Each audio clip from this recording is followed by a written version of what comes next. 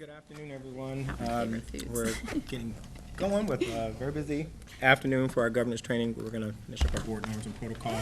But before we go any further, I do want to recognize our newest colleague that will be joining us shortly, Miss Tiffany Moore Buffalo. She'll be joining the board soon at Lowe's. Good to see her today. And so it's great that she's in here to be able to observe this conversation. And so with that, Velda, I'm going to kick it off. Turn it back over to you. Welcome back, I guess,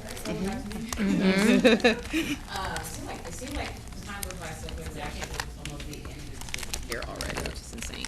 I'm excited because today we are going to finalize the norms, which I'm excited about that because I feel like that's what kind of was holding us up. It's going to really guide the rest of our work going forward. And it's actually good that the incoming board member is here and can sit in on that conversation, because oftentimes when you develop norms and you switch out members of that team, the expectations, you go back and you revisit the norms. So this is perfect that you're here for this conversation and can kind of, hear it in real time.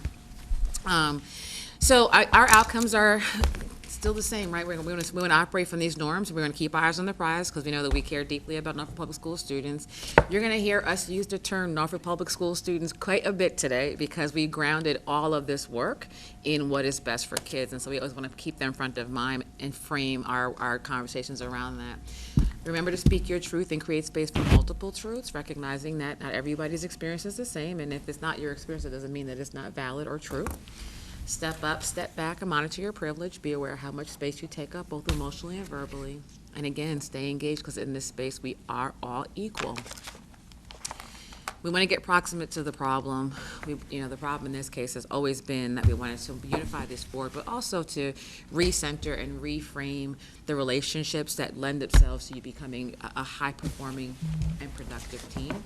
We want to change the narrative. If there's people out there who don't think that you all have the capacity to be cohesive and united and student-focused, this work will help them to understand how you're committed to that.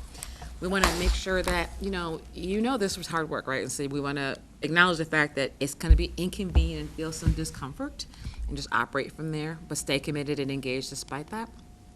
Respect the process, which I think you guys have done a great job of. I think we've been fluid and you've been patient as we go through this work. We're not rushing through it. We're not just checking boxes. We're taking the time and having the conversations, and we will do that again today. And we want to make sure that as we do so, we listen respectfully and respect confidentiality. And of course, my favorite one always, I say, we will always want to maintain hope, even in the face of brutal facts. So stay in a hopeful place. We're going to hold space and center on the experiences of those most impacted. Recognize the limitations of our own lens, because we all have blind spots that impact the way that we see the world, but also the way we make decisions and the way that things land on us. And we also want to make sure that we embody a posture of curiosity over judgment. When I come next month in January, those are not the norms we're going to use, because you're going to have your norms you're going to adopt, hopefully, today. And so that's your last time hearing those norms, which are general norms, because we're going to move to the specific norms of the board in our January meeting going forward. So think about it in that way. Overarching essential questions: how will you as board members live and advance the Norfolk Public Schools mission statement? And what's your responsibility, both personally and professionally, to dismantle, reimagine, and rebuild the policies and practices to meet the needs of each Norfolk Public School student? So again, staying very student-centered and student-focused. Your community of practice, and as such, you have common concerns, and we want to surface those concerns, and we want to problem solve for those concerns.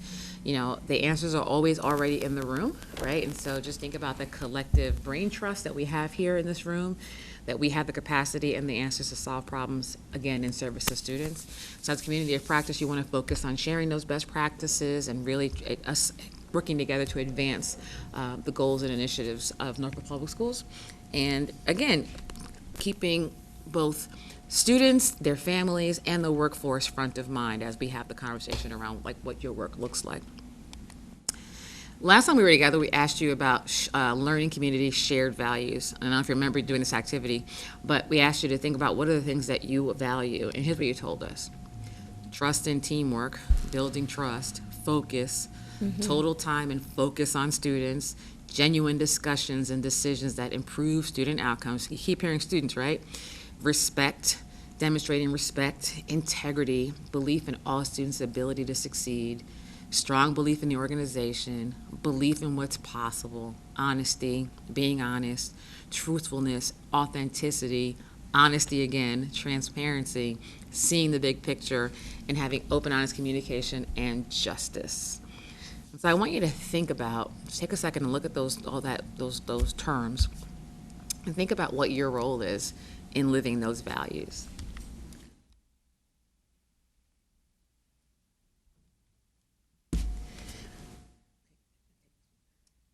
So as you're thinking about that, you know, we are approaching the new year, and oftentimes in the new year, we generate commitments, things that we want to do, things that we want to think about. So as you are thinking about those values that you share, I want you to consider this question.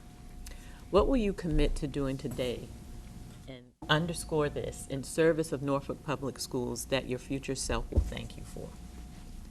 Because every day we want to be able to do something that our future selves are going to thank us for, whether it is something personal, whether it is something professional.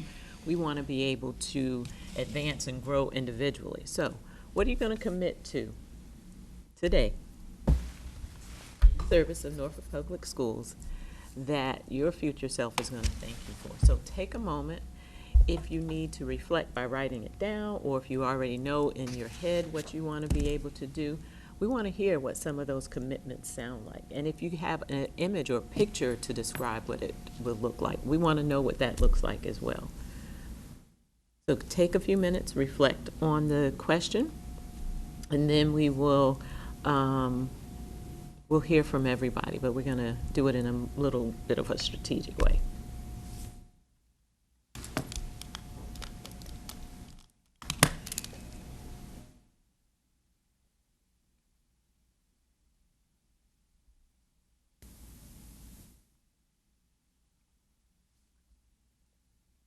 All right. Whose birthday is closest to today's date? It's December the 7th.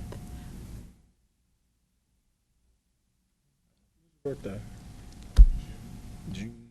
You all know when my birthday is. We meet on my birthday every year. I cake this year on your birthday. I know you had your birthday already went by. Oh, now you've got it started. We're probably going to have a party in a few minutes. No, we're going to have a retreat. An all-day school board meeting. Yeah. That's your party? Yeah. No, that's what we Every- do on every Adele's July. birthday. Yeah. So July, I'm September. But then it's July as September's well. 4 months out. That can't be me. February. Then You're probably the closest. I'm August. Yeah. Today's my birthday. I'm November. I didn't want to say that. Then it's you. All right. You'll start for us. kind of looking down. Sorry. So you go last. Yeah. How about you start us off, Dr. Rouse? I commit to recognizing that each child matters, because I think that's an important thing for me, is that each child matters. I mean, regardless of what our discussion is about or what it's in reference to, each child matters. And I do the each because I know how important that is. Instead of saying every, it's each one, because they have different needs and different backgrounds and different views and different situations. So each child matters. And I think that my future self is going to pat me on the back in 2035. Oh, love it. That's when my youngest graduates from high school. So we'll be looking for that. Okay. All right. Pick somebody else to go next. Miss Basine. Okay. Well, what will I commit to? To be truthful and courageous.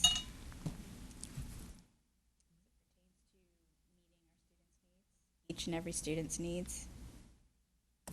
Powerful words, to be truthful and courageous. Yep. Thank you. You get to pick someone. Noelle. Okay. I wrote down that I would embrace and dive deep into the strategic plan and hold myself and others accountable. Dr. Birdsong. that I would strongly advocate for higher teacher pay as we go around. Those are the first two things. I'm also really committed now for the to the physical aspect of our students within the school division. So that's something that I'm going to definitely commit towards. So not necessarily a non-tangible belief, but like specific points that I can map out and track and follow. Yeah, I love the way this is kind of bouncing to the social needs, the emotional needs, the academic needs. So, yeah. Who's next? Rodney.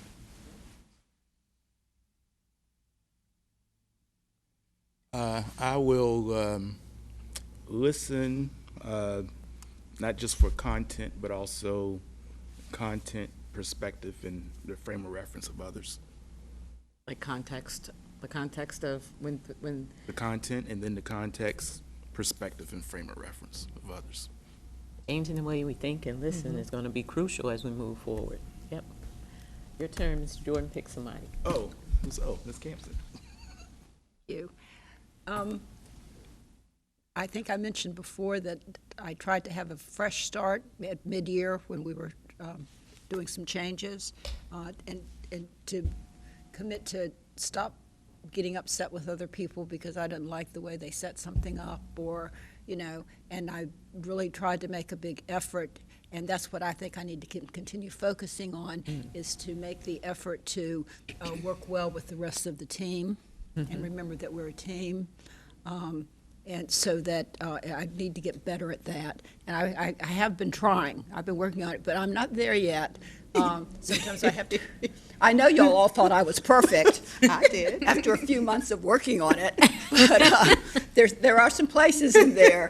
And I think about them, and when you lay down and I go to sleep right away, but I wake up in the middle of the night and I start thinking, that was inappropriate, or that's something I need to really work on, because I think we have so many wonderful goals that we want to make on the sport. Everyone on the board does, and we've already started hearing them with this. But they're not going to go anywhere unless we stop all the not getting along as well as we need to, or retaliating because something happened. So that's what I'm going to continue to try and improve. I know I have a ways to go, but I'm working on it. But I love the fact that you're so self-reflective, because we always talk about windows and mirrors, right? It's easy to look out the window and say what's wrong with others and what's wrong with situations and that kind of thing. But when we do mirrors and we say, well, how am I contributing to that, right? And so that's kind of a thing we did at my school. We always were looking at taking a brave look in the mirror and seeing why the kids aren't learning what they need to be doing, and it isn't anyone else's fault but your own for your part. And that was very big, and that was very popular. I guess I didn't learn as well as the other people in the building. When I moved in that situation, we were all really, really good at it because we'd done it so long and we could see the results.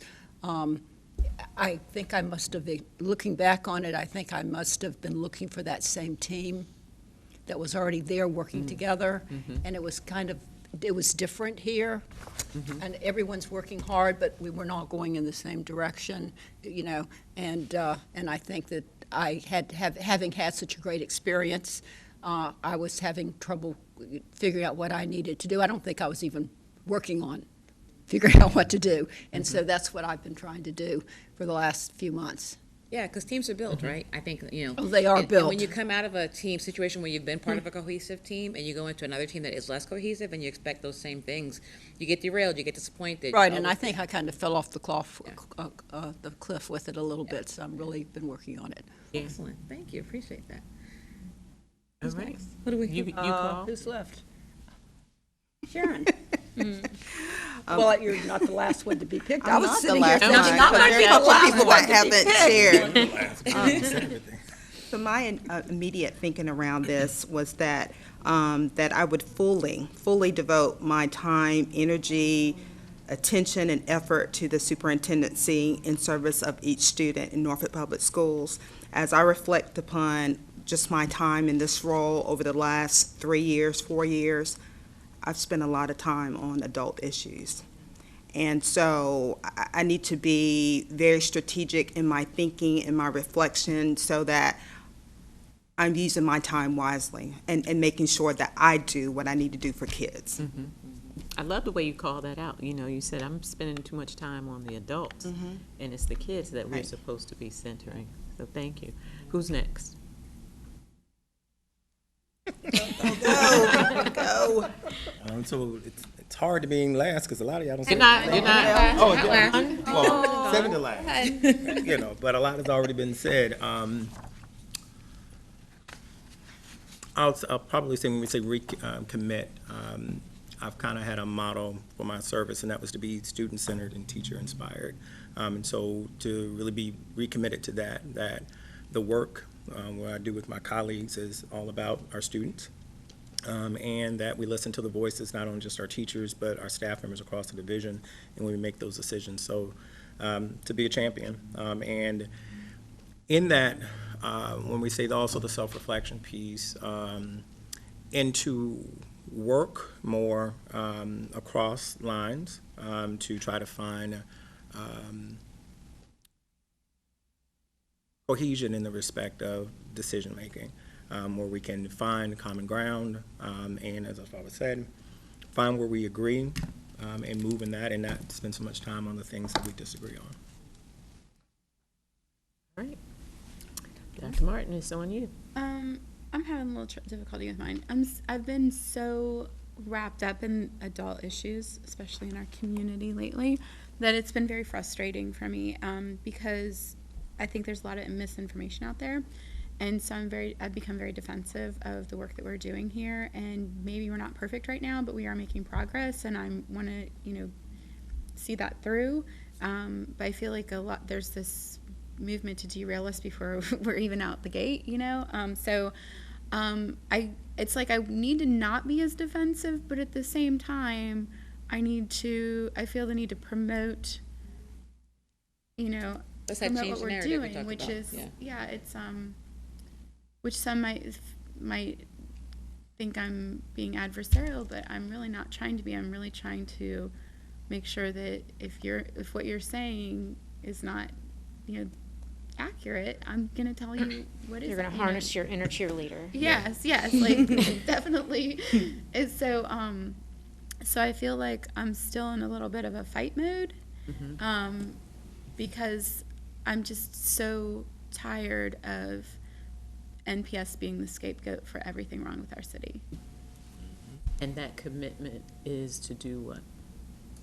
I guess I just have to own that I'm gonna, I don't know, like maybe try to find a new way to not be, I don't know if I shouldn't be defensive, I just take, I don't know, that's where I'm kind of like, well, not. I heard you say it though, right? So in the spirit of not being defensive, you're saying you want to champion, Yes. right? The Okay, work, that's good the good work, right? So the commitment could be to championing it in a less defensive way, right? Shed light on Yeah. on the reality. Yeah. So I'm gonna do. So what you all have said individually, collectively is going to move you forward. Collectively, it's going to shape the way in which Norfolk Public Schools is viewed, because all of you are really demonstrating that we want to do something different. We want to change a narrative. We want to center students, and we want to be able to do this in a way that shows that we're cohesive around that work. So I love that. thank you. And interesting, and I was listening to each of you, and I kept thinking that we have a norm for that. We have a norm for that. Like, we've got norm statements that you'll hear. So I want you to, as we do this norming, and I've shared with you the norms, I want you to listen for what you named, how it's exemplified in the behaviors that we're going to hold each other accountable to. So what you commit to is what others should be committing to as well as part of the norm. So actually, I listened and I heard every one of the norms show up. So listen for them as well. All right, so our outcomes for today are to continue to build the collaborative, centered, trusting relationship, but today we're going to finalize and adopt the norms and protocols for working together to memorialize these shared beliefs we've talked about, our values, the attitudes, the behaviors that are going to govern the superintendent and board relationship as you move forward. We really want to create coherence. We've been using that word a lot, create coherence around and set direction for the work that you all do. And then we'll talk about next steps as we move into January, which I'm still floored by that. Oops, I'm clicking on the wrong thing here. So this is the norm that I always reiterate for us, right? That we want to continue to build a collaborative, centered, trusted relationship for unifying this board and superintendent in the service of students of Norfolk Public Schools. Because everything we're doing as part of this governance work, every single thing, all of it only works if you all are in a spirit of collaboration for your approach to all this work. And so we always want to continue to center that. In the toolkit, I'll put the link up for you again, you do have a folder that says December 7. So I want you to pull that up because it will reference a couple of documents that are in there. I want to make sure it works for everybody.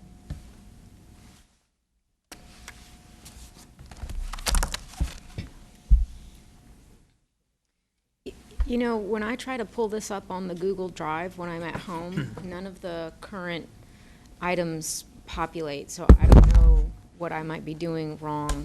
You know, and I was gonna say, because I've been, the last couple of days, have been going on there just to see what was available for You today. have a, What are you getting? you couldn't, And I got everything, like, to November, and then nothing for Yeah. today. Well, the December 7th one I put in there last night, so that could be why you didn't get it. Oh, okay, all right.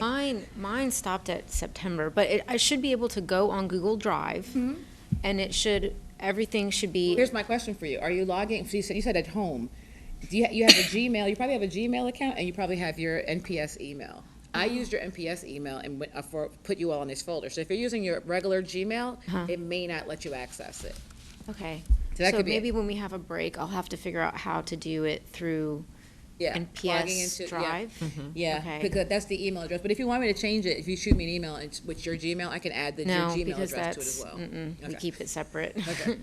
Yeah. So I'm lost. Go to your camera. That's an iPhone, right? Go to your camera, and you can just click. You can aim it at that QR code, and it should pull up. Yeah, and then aim it at the QR code on the screen. Do that one right there? Yeah, Thank you. like aim the camera to it. Oh. Yeah. And hit that yellow. Where it says- No, right below it. Yep. There you go. Yep. There you have go. it. And then it's a December 7th folder. It's like Did it work for you, magic. Mr. Wright? Oh, yeah. I was there. You sent us an email with the link, so I always go back to that. Yeah. Dr. Martin, you good? So if we aim this camera at, oh no, this camera's looking at me. That's what Okay. I said. Actually, if you just type in from the bit.ly. Oh, okay. Yeah, you can type in the browser, bit.ly. Oh, it'll- okay. Because I just pulled mine up. If you search for email on Valbrun, it'll probably come up. Okay, I'm gonna Yeah, just type it's the this same thing in link. I just there. add a folder each time, so you don't have to keep accessing the link over and over again. Thing caught me that I didn't do it till last night, late. Well, it's just It dawned on me. I was like, oh, I didn't put the folder in there. making sure when she said she didn't, maybe I was having the similar issue. Oh, said something's wrong here. So which one are we starting with? December Gotta 7th. type just like Yeah, this just with click the on that. capital You'll P. have it. Okay. Oh, today's date. I'll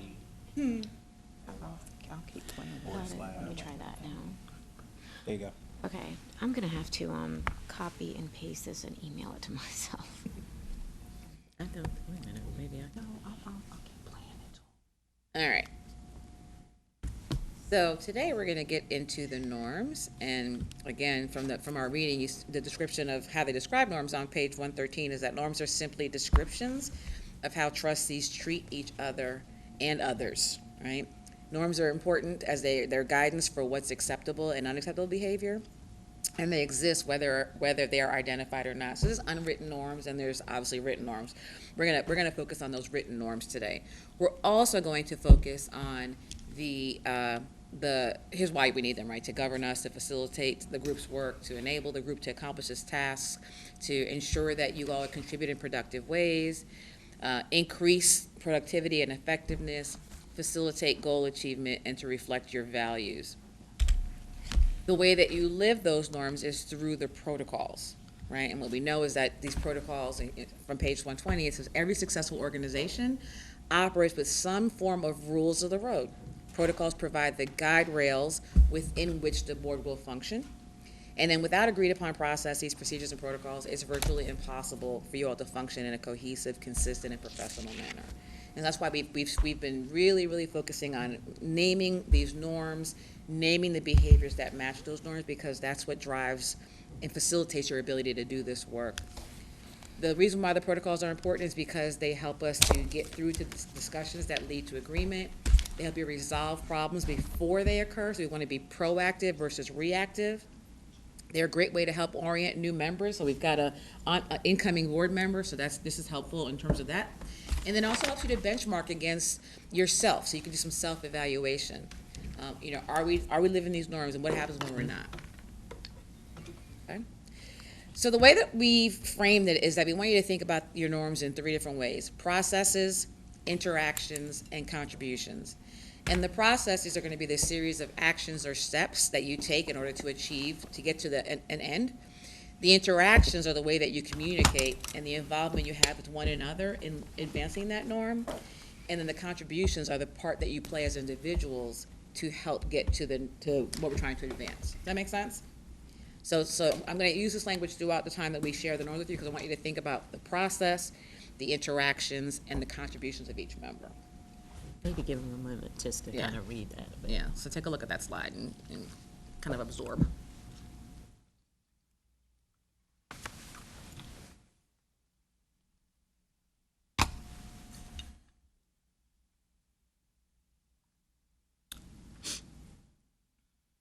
And the distinction between the interactions and the contributions is that the interactions are the way in which you engage with one another. The contributions are what the role you play in moving forward the work. So think about it in that way. And this slide is not on the Google Drive, I'm right? going to drop Okay. this whole Got this it. whole deck in there. And by the way, I don't know if you noticed that in each of the folders, the slide deck from that session, I drop it in after we're together, so Got you it. have the slides. Okay. So you don't have to take notes if you don't want to. You'll have this. You'll have the slides. All right. So we did 2 rounds of getting language from you all around what the norms could look like. And so we took it and we framed the language with your input. And so what you're seeing today is cleaned up language with a proposal for you all to react to, okay? So lots of language around being student-centered. And so here's the first norm that we're proposing. We value student excellence and will ensure that our governance efforts focus on student outcomes and center on that which benefits the needs of each student of Norfolk Public Schools. Okay? So hold that thought. In order to get to this, in order for us to live this and be student-centered and to live this norm, here are the processes, interactions, and contributions that would need to happen. See what I did? See what we did there? So we're trying to name it and then flesh out what needs to happen to move it forward. So I'm going to leave this slide up for a while. I'm going to talk through it, but look at it as I talk about it. So the first process. Okay, remember this is us being student-centered, so think about it in that way. We're going to identify SMART goals to define student excellence and monitor student outcomes. Do you remember saying that in one of your meetings? That was actually, Yes. That was Mr. Jordan, right? So that's a process to get to being student-centered. We will center the social, emotional, and academic learning needs of each student and align it to CASEL standards. We'll prioritize a focus on student outcome-related policies and align board actions to measure and monitor goals of the strategic plan. We're going to revise the monitoring calendar to reflect the multi-year and annual board priorities and goals. Align resources and provide equitable allocation of resources tied to the strategic plan and student outcomes. I'm going to stop there. React to that. Yes. So I think that this is all very good.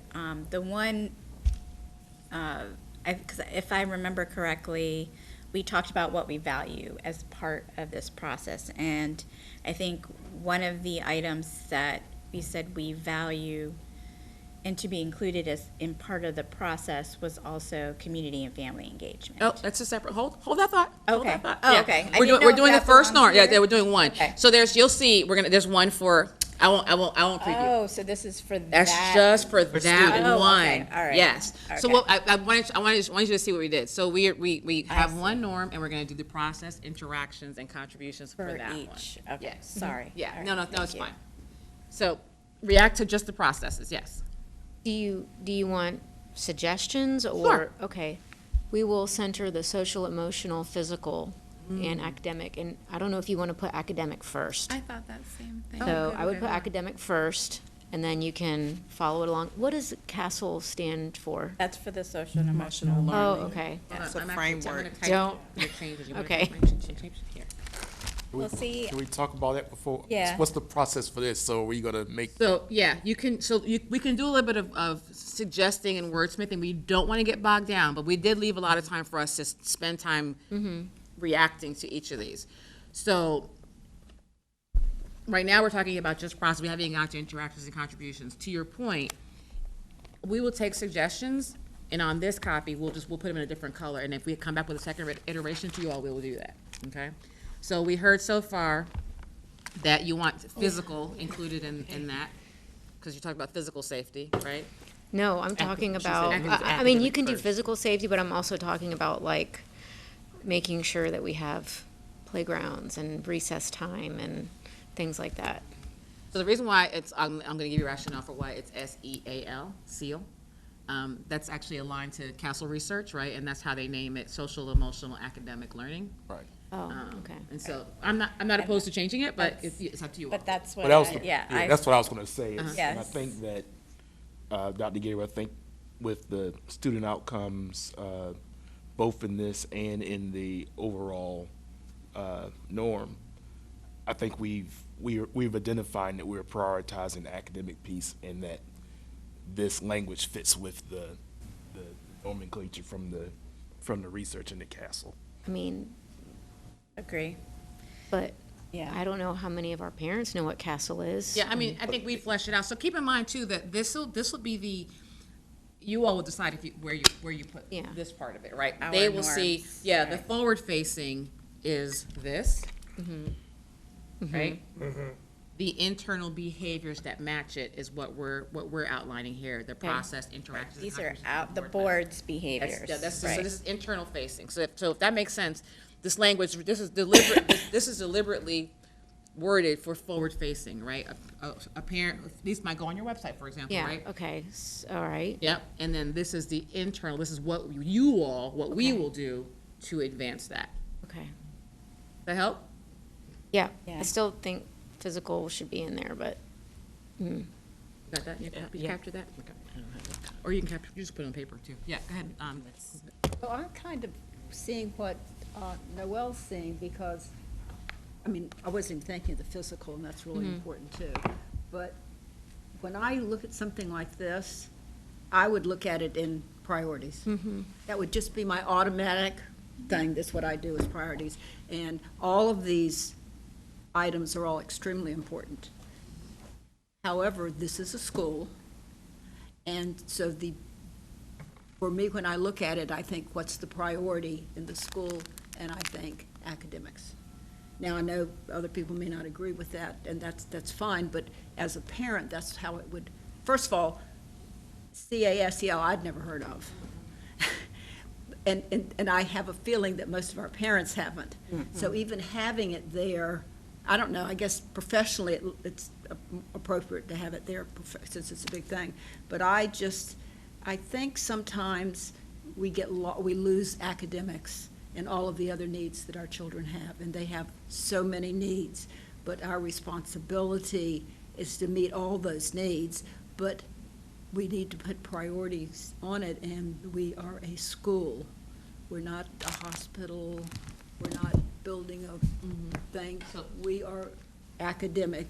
That's the responsibility that the world has given teachers, is that they teach academics. And depending on where you are, and certainly this is a city that has a lot of kids that we need to depend on where they are.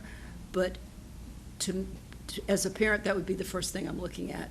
What's happening academically, and then all of the other things are important. I want to know, you didn't get any recess today? What's up with that? So let me ask you this. Can a student perform academically if, right, their social, and when we say social, it's not just the playgrounding kind of thing, right? But if they're, think about Maslow's, right? If they're emotional needs aren't being met, if they're coming to school and their mental health isn't being accounted for, if their physical health isn't accounted for, right? If their social and emotional well-being is not there, there's no learning that's going to be happening, right? Yeah, well, and my response to that is, I look at all those things, and I think the way I'm looking at it is, here's academics, and then here are all the things we're feeding our children, we're working, we have counselors in to work on their emotional and social things.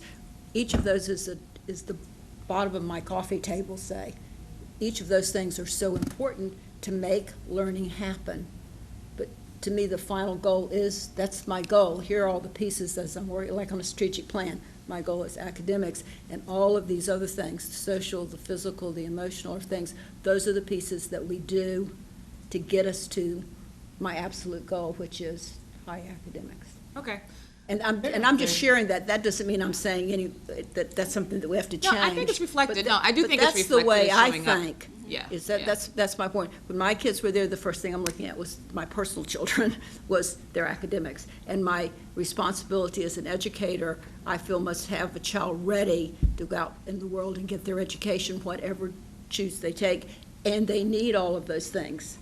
They need lunch and breakfast and all of those things. They need someone to talk to. All of those things they need in order to be able to do this. Mm-hmm. So I think of them as the foundation. Would you not say that that is part of this board's work as well, right? In order to ensure that they can meet the academic Absolutely, demands. absolutely. Yeah, and so I think that it's important for us to maintain that it's reflected here as part of the process of this board. I do feel like, and as we go along, we captured it, but as you'll see that we continue to center the academic pieces and some of these other things. So we've got that, but we'll put it here. It's not in the parking lot. It's just that we want to go back and revisit all the language and ensure that academics is really standing out. But let's continue to see where it's showing up. Okay. Mr. Yeah, I Dr. was just Atkins. gonna say, I was kind of piggybacking on Dr. Noel's and Campson's view, because I do think that the social emotional piece is very important, but we don't evaluate that. We don't put a score on that. That's not how no public schools will be evaluated on social and emotional. It will be academics. And so because of that, I do think it needs to be in the forefront. See, if we could somehow measure social and emotional, and that was part of our scoring and part of our schematics in terms of how we will evaluate no public schools, but it's not. We do know it's all connected. But the paramount thing that we're evaluating on in terms of schools and the superintendent and how people see us, it is academics. And yes, those other areas fall in. So I do sort of think that academics need to be the first piece that's out there. And I know when I train teachers, that's we talk about what is the purpose of a teacher? What is your role as a teacher? And the first thing is academics. Because, some say, well, I want to love my students and I want to make sure that I want to care about them. And all of that is a part of it. But your main role as a teacher really is teaching and learning. And all those other parts fit in. So maybe that does need to be featured, the academic part first. That's just my thinking. So would it meet the need if I'm thinking about just reordering these bullets, and again, this is the. That's how simple it can be. It's just, And I know there are a couple of hands, I wasn't paying attention. yeah, so. but I see, Yeah, go That's ahead. what I was going to suggest. And again, I agree with Ms. Campson. But at the end of the day, we're responsible for educating children. That's ultimately why we exist. All of those other things are very, very important. But I think as we message all of this, we have to make it clear that academics is, Yes. that's our priority. We understand that if our children are hungry, they're not going to learn. If they have emotional issues, they're not going to be at their best to learn. And so we do have to focus on those things. But I do think sometimes that language might get lost, and I think it would be important for us to make sure that academic piece is out in front, so everyone knows that is our priority. That's why we exist. But, if we don't take care of those other things, of course, children won't be able to demonstrate their best for us. Okay. And I think one of the things that you all now have an opportunity to do is really gather student voice. You've got two members of the board, right, that are students. I wonder where they would place that priority. Would they say that, academics should be That's first? a good point. Or would they say, you know what, that used to be the way that I thought about education, but right now, what what's most paramount for me is social, Yeah. is emotional. So engaging in student voice around this, I think, is going to be critical, and you have the resources right here. Yeah, so to that point, so one of the things, now that I understand, how we're doing this exercise with the original norm, I think, for me, when we started off this session, we talked about what we were committed to. I talked about what behavior I'm bringing to the table, not what I hope we as a division will achieve. And what I hope we as a division will achieve is that whole child focus. And I've said that countless times. And that's kind of, for me individually, like how I approach the decision-making process, is that I'm looking at the whole child. How do all of those things encompass and get us to a point where we're achieving academically? Because I truly believe, not only do I believe, but the research shows that all of those other things matter, and that districts in today's educational world have to prioritize those things. And then when we talk about what I hear from parents when I'm at community meetings and I'm at, talking to students and parents, they're asking about the social and emotional and the mental health needs. That is the first, that is where COVID, yeah. Well, not even post-COVID. Those conversations began before COVID, long before COVID. And of course now they're even more, like, I think some of the especially as, the Surgeon General's report came out, as soon as, every medical entity started talking about, the mental health crisis among our youth, I think it's at the forefront of everyone's mind. And so that is what comes to mind, because I think there is that recognition that you can't achieve academically if they're not in a space to learn. And what I've learned, going to conferences and things like that, through my own professional development, is that districts are prioritizing that, and there are ways to measure social, like SEAL standards, and that's what CASEL, they do provide indicators, they do provide a framework for which we can measure that. And that is something, I've brought up, like, could we have a goal around that, or interim goals around that, or however, or a priority around that where we could measure that. And we've had climate survey data. There are pieces Panorama of data does too. Is another What's you guys that? do Panorama? You guys did a Panorama survey? Well, we don't, we might have before I was on the board, but we have a climate survey where we've talked about, this board has talked about, and we had in our accountability plan, items around, sense of belonging.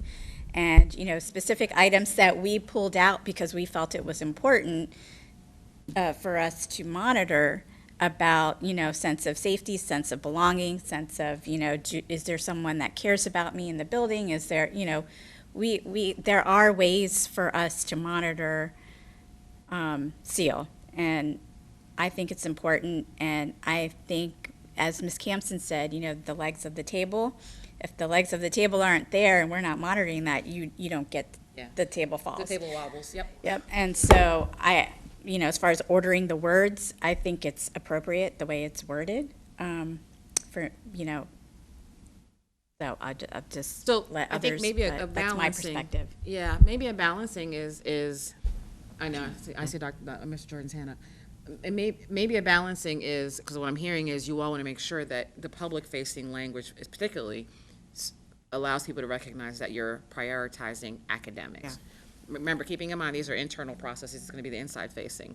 But I think where appropriate, we can go back, and I wrote myself a note here. I'm going to send you all the CASEL standards, by the way. I'll drop them in the toolkit so you have them. But I think that what may be required here is just a reordering of not the words in this particular bullet, but maybe moving it down so that the language that's more specific to student achievement is higher up, for lack of a better term. But I don't want us to get caught up in it. I just don't want us to get caught up. I disagree, but I mean, I made it the second bullet because the first one is identifying those SMART goals. The second one would be to also incorporate those social emotional pieces. But if you next one says we're going to prioritize a focus on student outcome related policies. Each time we're making the connection to the work of the board and how it impacts students, right? So identifying SMART goals, thinking about their social emotional needs, making sure that the policies that you all focus on are related to student achievement, revising the monitoring calendar, right, so that it reflects those priorities, and then aligning resources. All of those things, if done in concert, if those all become the processes that you operate under to move forward, that norm is going to lend itself to greater student achievement, right? So it shows the priority. These are, when you think of these processes as the behaviors, right, what we will think about as members of the board, the behaviors that we will focus on, that will lend itself to creating this, right? If we say we value student excellence and we ensure that our governance efforts focus on student outcomes and we center on the things that benefit students, the way that we do that is by doing these things. So go ahead, Mr. Jordan, you were going to say something. Well, actually, you summed up and did what I was going to ask. If you go back to the slide that you just went to, and I didn't know I was going to speak to context and framework based upon the question, to me, that's the norm that we're dealing with. Yeah, that's the norm. And This is the so- forward facing. Right, and so when I saw the and, because at first I was going to ask a question about it, but I just waited. When I see the and, it clearly speaks to student outcomes and student excellence. Then there's an and then it says, and center on that which benefits the needs of each student. So if you go back to the next slide, so to me, the norm overarching has already centered public and internal student excellence. And then in here, under process, it doesn't necessarily say that the bullets that are listed there are one priority to or over another. It's like the framework that you've talked to us about, and that's just part of the framework. So to me, this is just a process that is centered around the student Embedded, excellence. And on that second and where it says centered around the things that help, because I can't quote it yet, but center on that which benefits the needs of each student, part of that centering is social emotional learning. And if you go back to the slide, almost everything up here, we're just in the process, but when you go to the other columns, speaks to the strategic plan. In the strategic plan, we have a goal around safety and climate, and the second objective in that goal was around social emotional learning. Right. So I think we have done that, and but I do feel, and going back to something that Dr. Martin said earlier, I think sometimes because we have been in the battle and face things, whether it's in the public or in here, I think sometimes we're so sensitive about what we think we're public facing that we just, we're Get jittery. thrilled by it. Yeah, we're jittery by it. But I think that the norm, as you all have described it, captured it well, and all this is a process, and to me, I didn't interpret one as the other. You could reorder them all. They still all are, to me, part of the overarching framework of what we must do in order to achieve the norm that's there. And to your point, one of the things that I did was went back and looked for alignment to the strategic plan, right? So I had all the notes that you all developed, all of the iterations, and then I put them in, and I said, okay, now let me go back and make sure that it's aligned. So you'll see there's clear alignment in the strategic plan goals, because that's what's going to drive the work. So what I hear, well, we can keep talking. Was Dr. Martin, you can say something? Okay.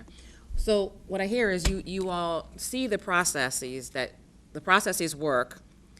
We may do some wordsmithing, and that's okay, but I'm trying to get some reactions as to, do you see this as aligned to being able to do, if we do these things, if these things are the priorities, the processes, will they advance valuing student excellence, ensuring your efforts focus on student outcomes, and center on that which benefits the needs of each student? Yeah? Yes. Okay, good. Let's do the same thing for the interactions. Now, the interactions, remember, that's your behaviors with one another.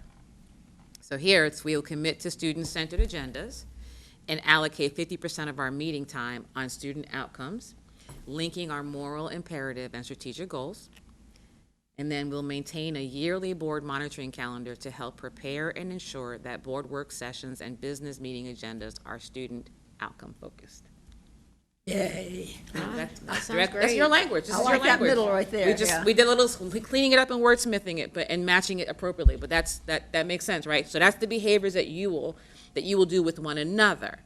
Now, the contributions are your individual contributions, right? So we will examine and understand accurate and meaningful student data and make timely requests for information from staff. I did a little, what do they call that, executive privilege in terms of editing. So we had some language there that was, we will trust that we get accurate data, or we will something like that. So I made a little executive decision. I'm admitting it to you all. Here's the thing, that it felt like deficit language, and I felt like if I was a member of Dr. Birdsong's Yes. cabinet and I saw that, I would be like, well, what do they mean by that? Are they saying that we don't give them accurate information? Right. So I wanted us to operate from a place of The conversation setting the about that. expectation, right? And so we're not saying we want to be able to trust the data. We're saying that we will examine and understand accurate and meaningful student data, which is the same thing, right? And make timely requests for information when we want more information. So some of these things that you're going to read on these slides may not be your exact wording, but I want to tell you like where I made those shifts and why, right? I appreciate that personally, and I know that when we have talked about that within this governance training, certainly members of my staff, that they're watching and they're listening, and there was a conversation about that, and people were offended. Yeah.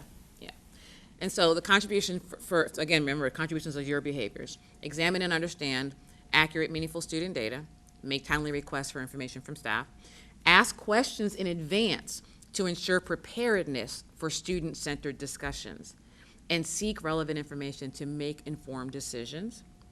And then you will gather and reflect on information relevant to and aligned with the monitoring calendar and strategic plan.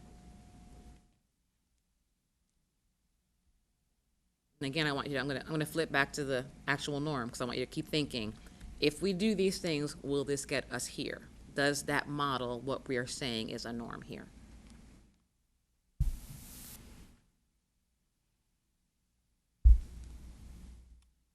Question. Yeah.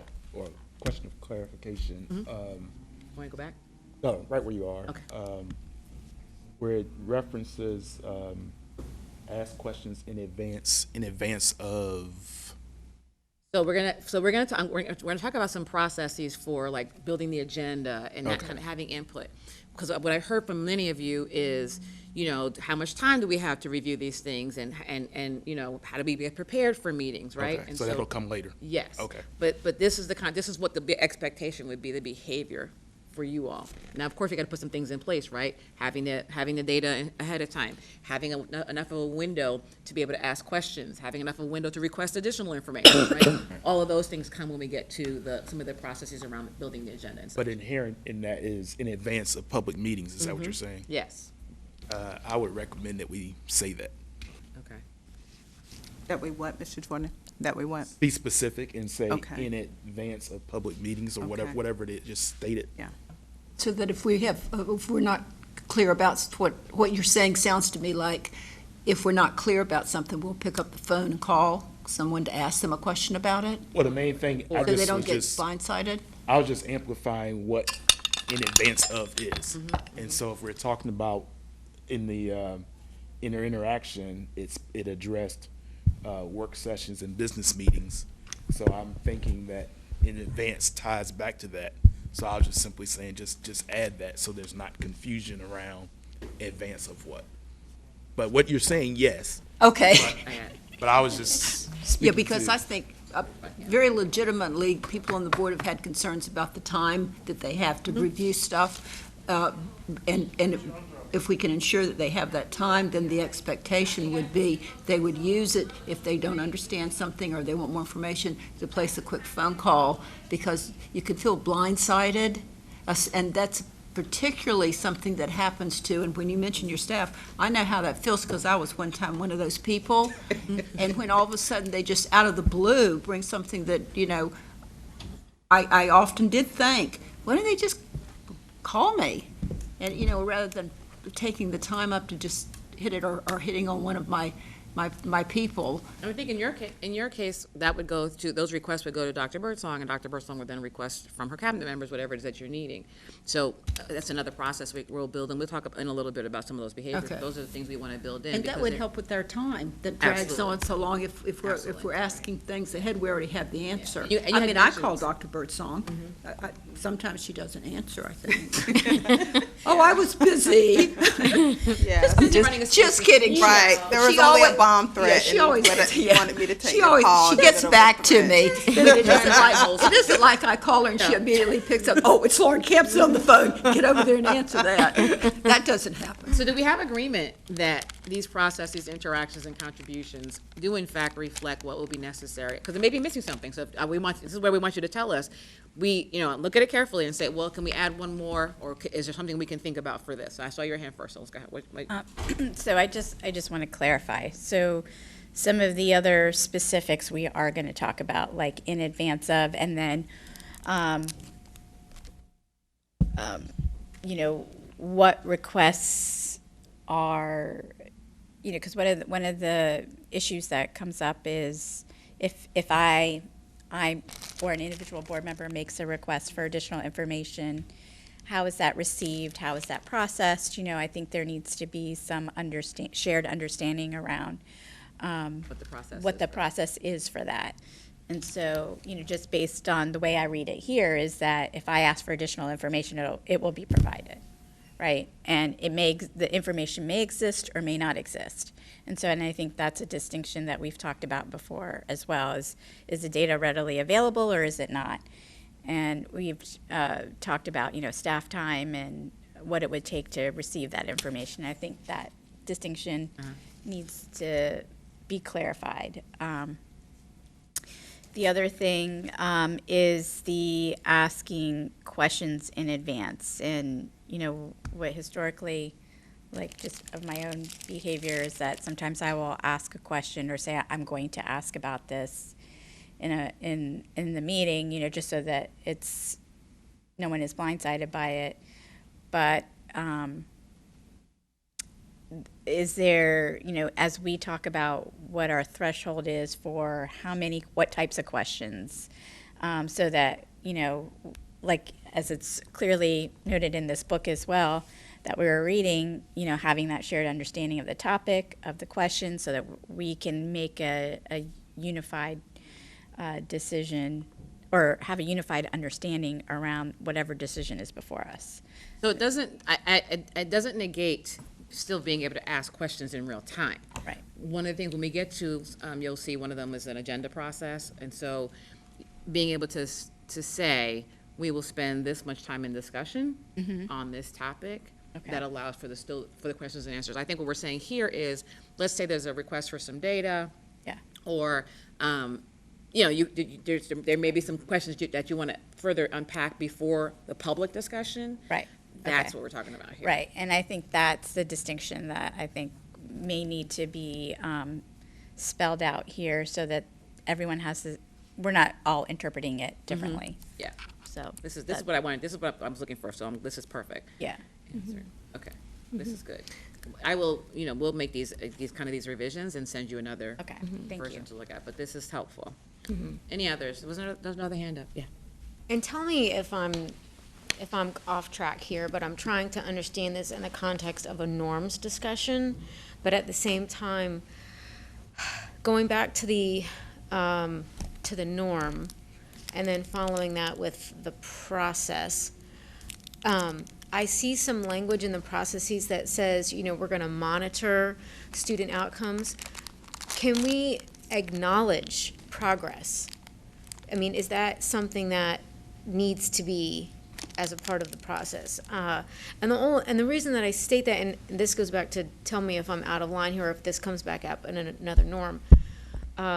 When we've been having our legislative conversations with the legislators, they always want to say, well, you got this, and you told me you were going to do this, but did you do it, and what is the impact of that?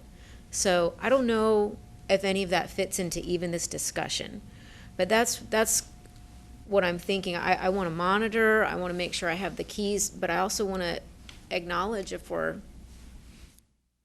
hitting the mark. And I don't know if that's the place for this, but that's just something that I have thinking about. I put in the notes and I put in my notes, monitor and celebrate. Yeah. Okay. I was thinking the same thing. Okay. That might be some wording I'll play with. Okay, that's helpful. Any others on this one? This is not an exhaustive list, right? Because we also don't want to have like pages and pages of what we're going to do. We only have, by the way, there's only 4 norms. Okay. Because I was wondering, No, just four.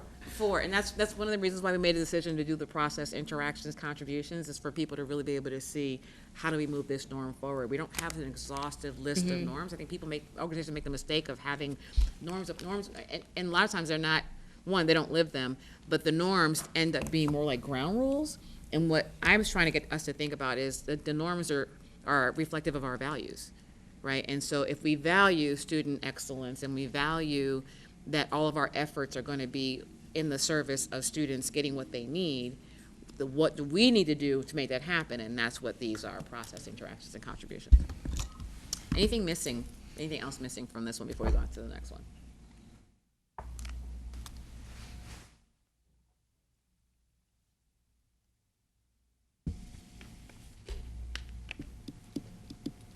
You see that the tactics are built in, right? The revise the monitoring calendar. That means that there has to be a monitoring calendar. Right? So inherent in many of these is you'll still see, okay, so here's some actions we need to take. If we're saying revise the monitoring calendar, we need to make sure that there's a monitoring calendar that's tied to the strategic plan. If we're saying we're going to align resources and provide equitable allocation, we need to be able to have a report that tells us where are we putting our money now? Are we putting our money where our mouth is, right? So there's some things that have to happen in order to move these forward, right? And that's the work of the board. Make sense? Yeah. Okay. Shall I go on to the next one, or you want to keep thinking, keep looking at it and thinking about it? We'll keep thinking as we move on, because then we'll be able to see, when you're talking Yeah, alignment. you'll see the I others. really like that idea of alignment, because sometimes we're all over the place without realizing it. So I think that'll help us as we go through. We can keep reflecting back. Absolutely. So the next norm is workforce-centered, right? So we did student-centered, and now we're doing workforce-centered. You value the Norfolk Public Schools workforce and ensure that your efforts prioritize attracting, retaining, developing, and fairly compensating, to your point earlier, Noelle, highly effective employees, right? So this is language from what you guys said you valued. It's also consistent with the strategic plan. And so now let's look at the processes, interactions, and contributions. So process, and this, again, not exhaustive. This is, I wanted to get you guys started because I wanted you to have input on this. We'll engage our workforce and gather input for division-level decision-making. We'll support recruitment and retention strategies designed to attract and maintain talent. And we will advocate and support a competitive compensation strategy. The interactions of this board will be that we'll commit to meaningful board member interaction with employees and staff to better understand needs and challenges and establish trust. Because I think that might be missing, right, between board and employees. And then we will honor our role as public servants, maintain accessibility and visibility, and attend district events and visit schools with a regular and consistent cadence. That one is from a couple of things. We, during strategic planning, folks said, I've never seen a board member, I don't, they don't come to my school, so there's that narrative out there. Then it's also, when we had the conversation, it was like, well, I do that. I visit schools, or I've done it, but well, I haven't done it as much. It's not consistent from person to person, right, depending on your flexibility and that kind of thing. And so we wanted to have some language there around having a consistent and regular cadence. And then in terms of the behaviors of individuals, you respond to concerns from the workforce in a timely manner and maintain neutrality. You'll speak with one voice and approach challenges and problem solving using we language, and you will serve in trust of the entire Norfolk Public Schools community. Take a look at those and say, tell me what's missing or where you want some language to shift.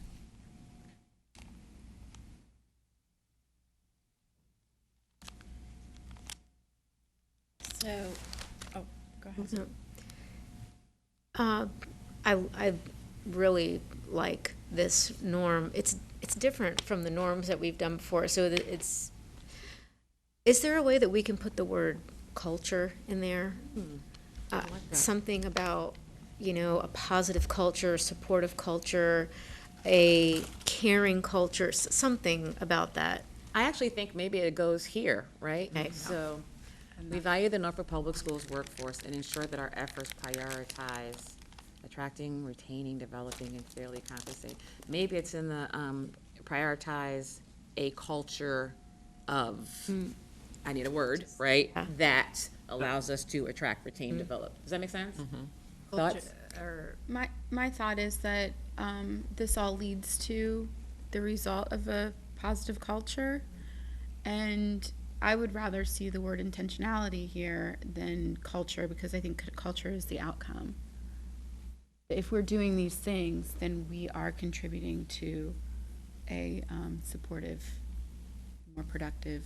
Where would intentionality? I'm just saying we don't have to use that word, but I'm saying like our efforts where you said to ensure that our efforts prioritize the culture of, like, I would say our intentional efforts prioritize, attracting, da da da. So I mean I think that's, it's just, obviously just my quick input about, I see all of this, we do this the way we intend to, that the culture will be more positive, productive, all the things that we aim for it to be. I wrote down, I'll find a way to wordsmith it later, but intentional effort and then positive organizational culture is what you're talking about, right? Mm-hmm. Yeah. How about What positive recognition energy you can bring in. of what they, somehow a recognition of what they're doing, the hard work or the results, something that recognizes, because we used to do that a lot in Norfolk Public Schools, where we had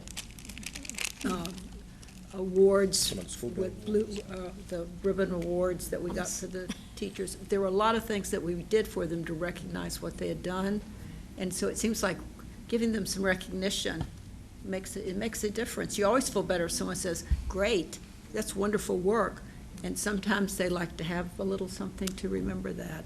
That was something that we used to recognize teachers every month, and they were pulled out and brought to the board to be introduced for the contributions that they had made. So kind of, I guess, recognition of contributions, something that I wrote recognize the efforts of the workforce, positive organizational culture, intentional effort. What I'll do is, even if it doesn't show up here, maybe it'll show up in the processes, interactions, and contributions, right? So I'll incorporate that language there. So that's helpful. And I like the specificity of it too. That's why we wanted to run it past you all and let you react to it versus us spending time wordsmithing, Yeah. Can you go back to the other slide? So can I make a comment on contributions? Okay, it says we will respond to concerns from the workforce in a timely manner and maintain neutrality. So I know there's, superintendent's work and board work. So I just want it to be very clear here that if someone comes to Dr. Gabriel, my principal is treating me unfairly, or whomever, that Dr. Gabriel understands that it's not her job to investigate, to ask me a million questions around it, but to trust that once it's brought to my attention, that I will follow up to ensure that there's a thorough investigation and that we follow up appropriately on that concern. So give me a suggested language. We will, because the we, in this case, is the board, right? So what do you suggest? Something about bringing it to the attention of and again, I'll have to wordsmith it later, bring it to the attention of the superintendent for appropriate follow-up, resolution, something. Maybe we will follow the protocol or something. Yes. I just put myself no, in collaboration with the superintendent. Well, I don't even know if it's in collaboration with. It's not. okay. It's not. It's not our thing. I would be doing this every day, all day. Give it to going the back and So forth. just superintendent. say We're in a time inform the Right. superintendent. Yeah. or- And Yeah. certainly if there are issues that need to be brought to the attention of the board, I would do so, like in a closed session to discuss personnel. But every day, just personnel issues, I agree yeah, with Dr. that, Birdsong, yeah, yeah. that's too much. All right, I wrote myself a note here. Timely manner. Don't have the information she has. Right, and right. And sometimes you don't all get all sides of what's going on, Right. And the right, history, right, Right. sometimes we don't know all of that. right, that's Yeah. right. And which is why we're already saying, when we read something, thank you for sharing that information. I am copying it on to Dr. Right, Birdsong. that's right, Who will that's have right. the appropriate person talk to you. Follow up, That's what that's I right. always put on those Direct things. it to Dr. Birdsong, the superintendent. Right. Got it. What else? Yes. So, I don't have strong objections to this norm.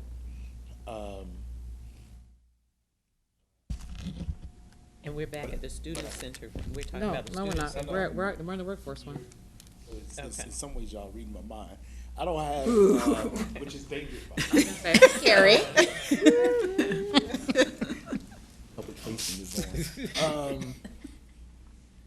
I don't have a strong objection to it, but I do have some unreadiness about it. So, on the norm itself, Back to it.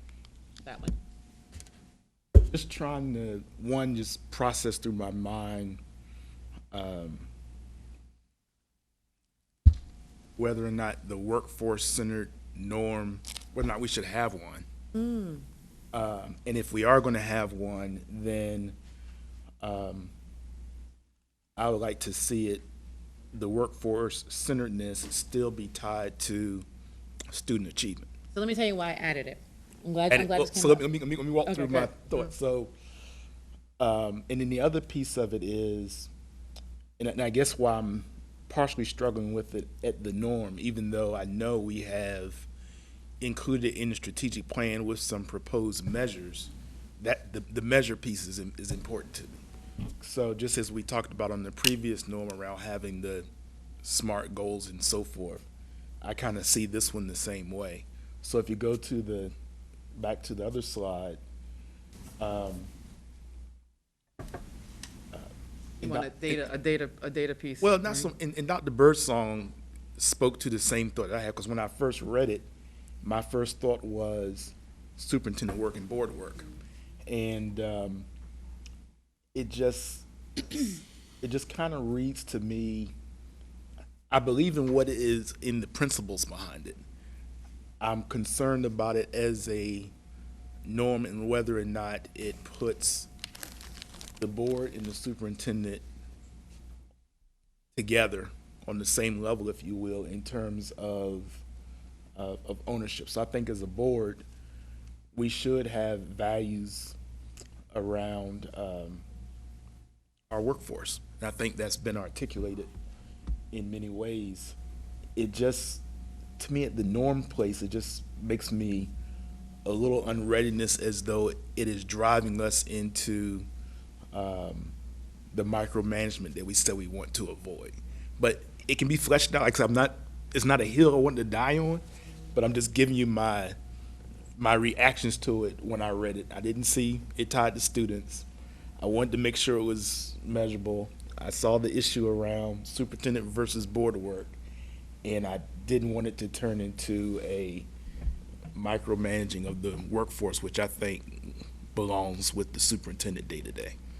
So the rationale behind adding it, because you guys did not give us language around the workforce, but what I noticed was, if I was a member of the staff here, I didn't see myself in the board's work, because we had a lot of language around students, we had a lot of language around families and communities, and there was very limited focus on workforce.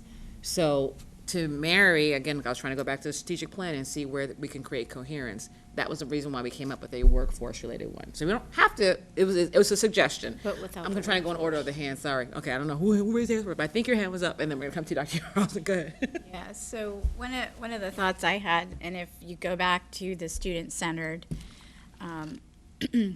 right there, so where I see the workforce-centered piece, which I think is critically important, is in our board priorities. So hopefully when we get to that point of developing those annual board priorities and goals, the board priority and goals, that is one of our key priorities. And that is where we can center our attention and focus on our workforce. So you think that maybe are you proposing, I'm not putting words in your mouth, you're proposing that maybe this becomes a priority and not a norm? Correct. I mean, that's, and I hope it sounds like, just based from the discussions that we've had, that we will likely get to agreement around that. But yes, that's what I'm saying. And that when we talk about, and we had talked about this as a board a year or so ago, that when we talk about engaging our workforce, family, and community in our decision-making process, that the workforce was included in that discussion. So I think as a priority then around the engagement piece, that's where that could come in as well. So we do have one that's family and community centered, and so we could, I want you to look at that one through the lens of, do we use language of family, community, and stakeholders, or do we name workforce there? So if you're ready for me to move forward, I will go to the family one, and I guess that could be a caveat that you guys think about. Can we fold the workforce centered into family and community and stakeholders into the workforce piece? So that's something to think about. I just think it's important to, if you're a member of the workforce and you don't see yourself called out with intention, then do you say, oh, are we not a board priority? But I think Or are we valued? yeah, but I think what your suggestion is, you're saying that it would reflect in the board priorities. But if so, we'd still need to flesh out, if you're saying it's a priority, what are the behaviors, the processes, interactions, and considerations for us to move forward on that priority? So let's hold on to that thinking, but I think this is good kind of interrogation of it. Dr. Allison. Yeah, I was just going to say, I do think it's important to, in terms of how I see it, and the time we're in right now, that workforce centered is very, very critical in the board work that we do, and that it is a norm because of where we are and the shortage and the compensations and the crisis that we're in. I think there's no way around the board can't be in that or have that as a norm and centered. And where we are now, 10 years ago, I might be saying something very differently. But right now, where we are and the things that we're seeing, I don't think there's any way around it. Yeah, and if I'm a member of the workforce and I see this, I say, oh, okay, the board is working really hard on making sure we attract, retain, we get compensated, right? And so that was kind of what I was saying. If I'm saying we're using language around students, we're using language around families, we have to have language around the workforce. So, yeah. I mean, and then we keep saying we're student-centered. That's what we're driving towards. So when I even look at this, we can't be student-centered or the student academic outcomes if we don't have this. This is the day-to-day in the classrooms, in our school buses everywhere, that makes the division happen. So to me, and I can understand, because I was always about to jump on what you were saying, Ms. Basine, because I saw prioritize in that statement. And I said, well, maybe, we could go with the priority. But I also agree with Dr. Rowson in respect that where we are right now, I think that it's important to elevate it. Just with the shortage across the board, and when we talk about that climate and culture for which Dr. Birdsong was talking about, and going back to even with Dr. Martin, with being intentional about it.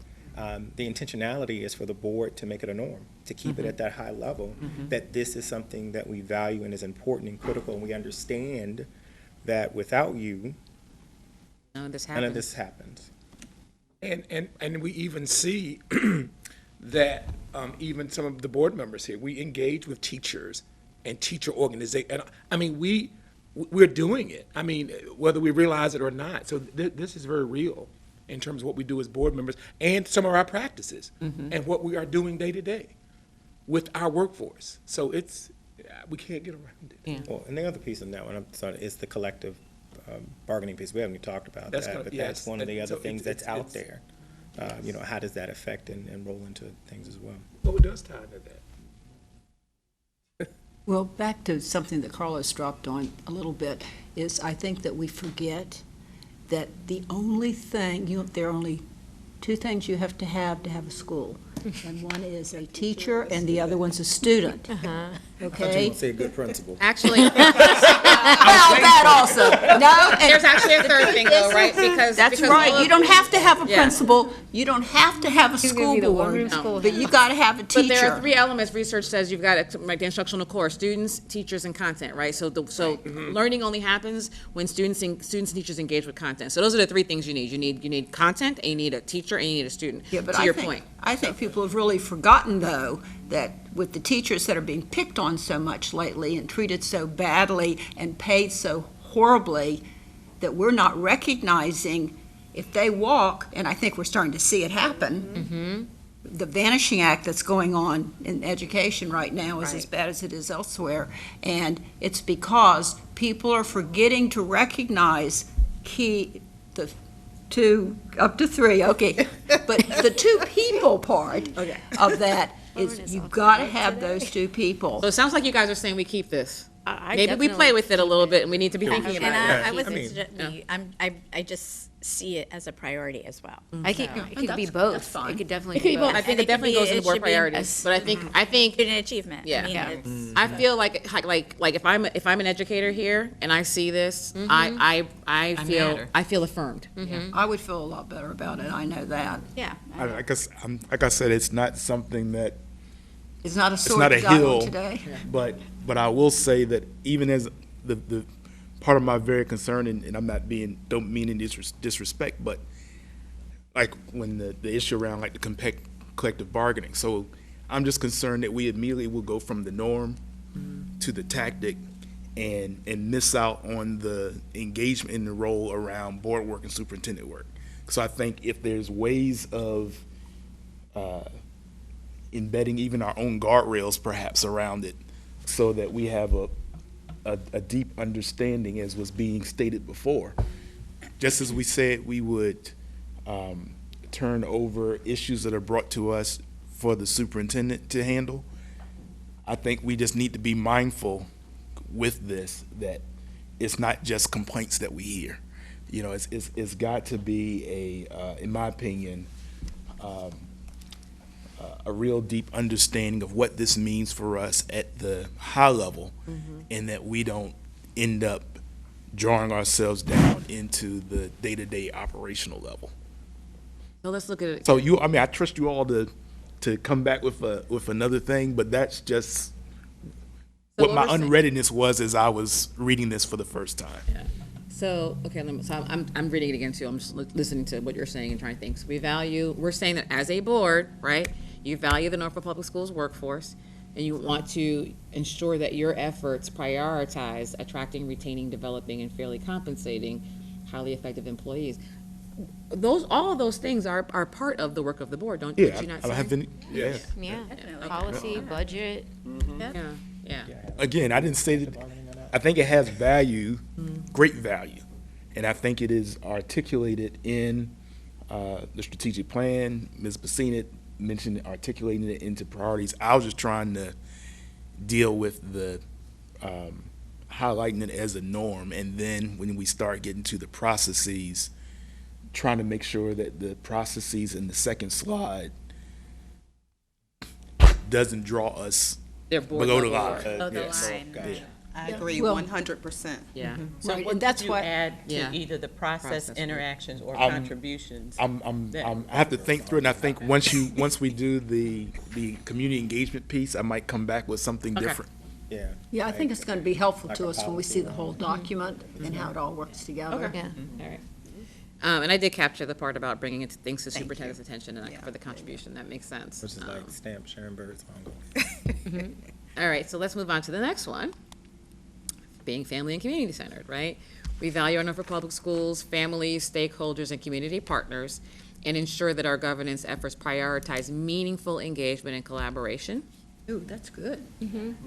So, Yep. Like it? and the reason, I like using the term families as opposed to parents. Yeah, because Because family dynamics look the different. families are so different. Caregivers, dynamics. Yep. we could say that too. You could say families, caregivers, stakeholders, Yeah, community partners. caregiver, that's a good Want one. to add Because caregivers? there are a lot of kids in that Yeah, situation. absolutely. Question too. Okay, I got it. You got it. All right.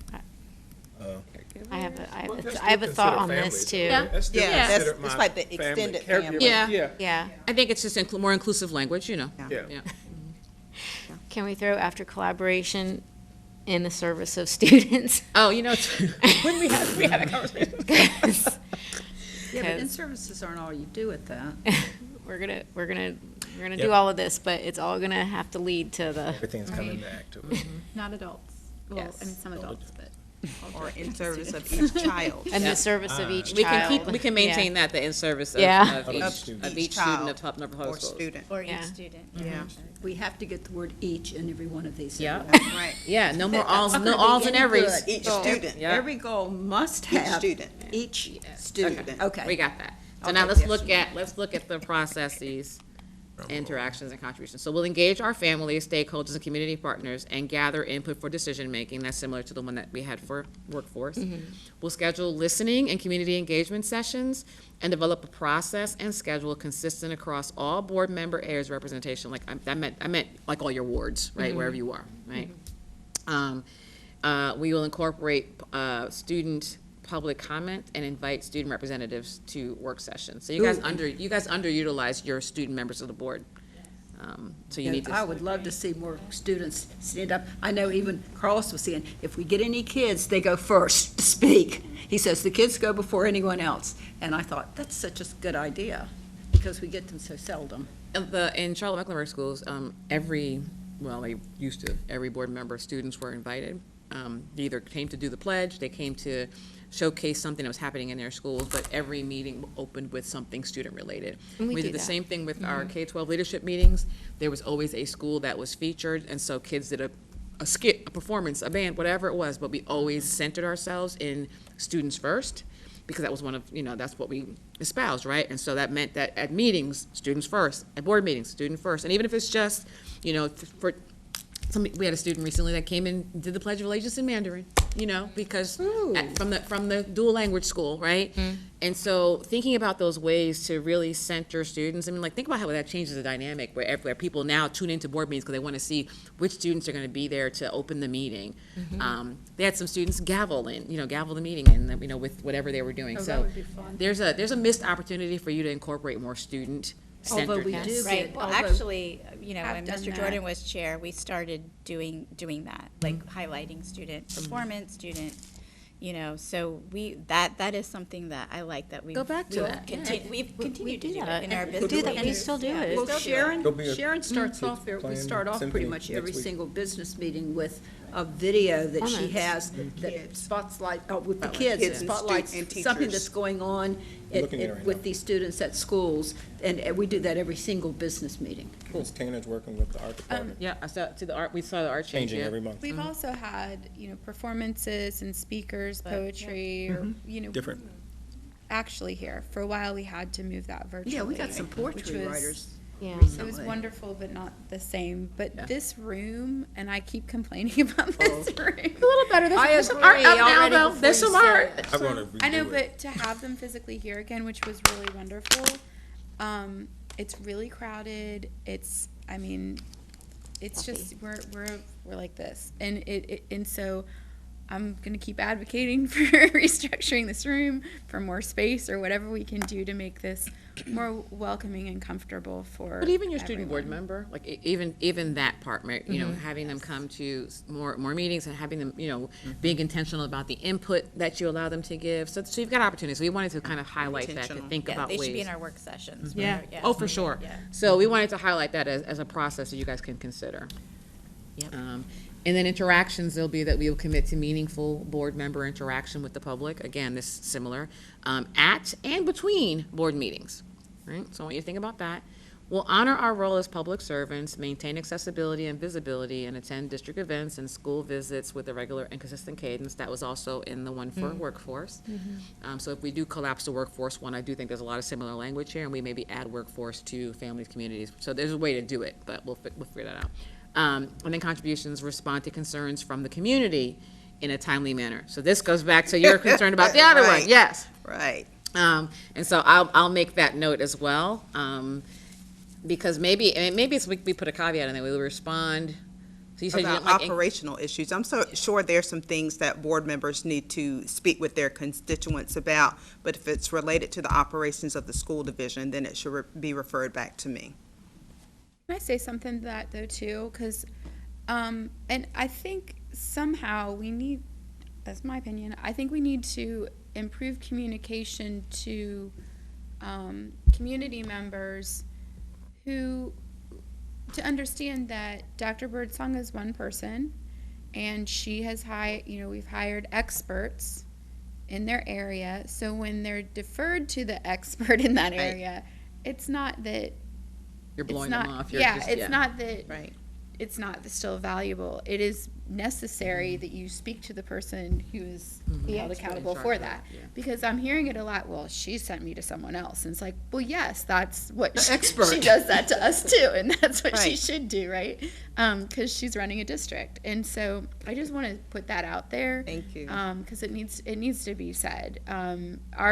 We have a very highly skilled, highly qualified, perfectly capable employees here, and that's why we hired them, and we need to allow them to do their job. But it's, obviously under the supervision of Dr. Birdsong, and it's not a slight to any organization to be referred. And to Dr. Martin's point, from my purview, from my perspective, I would say about 95% of the things that I get from board members and in the community, I should say the community, it can be handled at the building level with communication with the building principal. That for whatever reason, people feel like they have to bypass the principal, the executive director, the chief schools officer, and come to me to answer everything. Or even bypass the teacher, which is where I always would send mine back to the teacher. Do you have an ombudsman or chief of staff? I don't. So I personally respond, and that's been different, and I think that's why perhaps parents come to me, because they know I'm going to respond. They may not always like my response, but I may be able to answer them right away. But if it's a building level issue or a curriculum issue, they have I will refer them to our experts on staff. And so, no.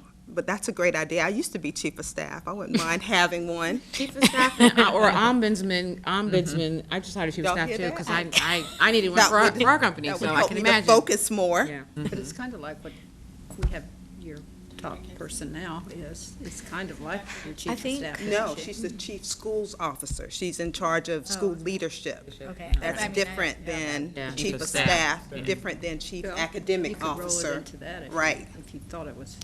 I think it's going to be important under the process where it says we will engage our I always families, thought you could stakeholders, fill and in community it. partners and gather input for decision-making, and then scheduling the listening community engagement sessions. It's going to be very important as we have our discussions about what is board, what are appropriate for board level topics with community discussion, and what topics will be appropriate for the division. So, for example, like Ms. Bassine and I were having a conversation about discussion of the strategic plan, or even some of the educational planning items that a lot of individuals have questions about, like at civic leagues. Is it the role of the board member to talk about these things, or is it the role of, maybe someone from the administration to talk about that? So I'm not going to say what is what. I'm just going to say there needs to be some clarity on that, because I don't mind speaking about it, but maybe there might be some hesitance or some confusion of the roles for that. And so I just want us to be clear on that. Sense. And maybe what it is too is that, it goes back to the unified voice, right? So if we say here are the talking points for us Yeah, on and have this talking topic, points. Yeah. that's what happens here, so that when you are out in the community and you're having those discussions, it's not like, Yeah. well, my friend lives in Dr. Martin's ward and she was told this, and my friend lives in Yep. it. Exactly. So Yeah. I think, again, that goes back to a process piece with us. Your internal work is that we like that whole singing from the we language, that you Yes. have processes in place for how we have the we language. I think that's really important. That's very important, and I think That'd be very helpful. that would be very helpful. For we language. Okay, this is good. This is good. Okay. Rodney, your hands up? Yeah. Going back to the comment Dr. Birdsong mentioned a moment ago, I think we should write down in one of the columns the hierarchical process, so that as board members, we know to ask when we hear concerns. Have you taken it to the classroom teacher? Have you spoken with the principal? Whatever that process is, that we identify it here, so that we can all be clear about what it is, and that the public can be clear about what it is, and not leave it to interpretation. Yeah. I think we should write it down. I got that. Okay. And I appreciate that too, Mr. Jordan, if board members want to do that, but I do benefit from hearing the feedback too. Oh, yeah, no, I'm not, Yeah. I think you know that what I try to do is when I'm contacted, before I even get to you, Yeah. I try to say, have you spoken to the classroom teacher? Have you spoken with the principal? Have you gone through this process? Because I try to communicate to parents and stakeholders, once I send something to the superintendent, it's going to take on a different level of attention. And so I don't want to unintentionally undermine whatever, what that process is, and I think we should simply articulate it. Doesn't mean that you may not get it, but I don't think that, as you said, As an FYI, if it can be addressed at the building level. so be it. If you're also saying, which I know I try to do with you, at least send you this is not, I try to separate. I'm not asking for any action. I'm just making you aware of this concern was brought to me. Right. So, and I sent them through the process. So if it comes to her, she's not blindsided by it, but I also want to be able to make it clear that I've not said to the parent or the stakeholder that this is something that the superintendent is going to take action on. I am going to inform her of our conversation. But then I think at that point, the administration can be better prepared to deal with whatever the chain of command or appropriate steps that they would like to have taken, so that every minute of the day is not occupied with concerns that don't necessarily need to rise to the level of the superintendent. Maybe it's an interaction, like to your point, right? Maybe one of the interactions, because remember, those are the behaviors that you will say, is that we will commit to informing the superintendent of concerns, right? And commit to when concerns are brought to us, that we inform the process. I'm just whatever calling it out, is, yeah. yes. But I think that gets to that. So we're saying that when there is a concern, we take responsibility as board members to bring that concern forward, but also address it. After it has gone through the proper communication flow. Right. I Something like think. that, yeah. And Something like in that. addition to that, and I appreciate that, Mr. Jordan, I would need trust from the board if they know that they've sent it to me, that I'm going to follow up. So I shouldn't get, emails about where are we with this, especially if it's an operational matter. Trust that I've followed up with my staff and they have followed up. But certainly if it comes back to the board and I haven't heard from anyone, that would be concerning. So I guess the question though is, how does that communicate it back to the board? So, because I'm guessing that Yeah. someone is coming back to Mr. Jordan and saying, okay, what happened, what happened, Right, what so- happened? So how does that communicate, that cross And I communication? will follow up with the board member to say, you go. thank you for this information. The administration will follow up. Right, but to that point,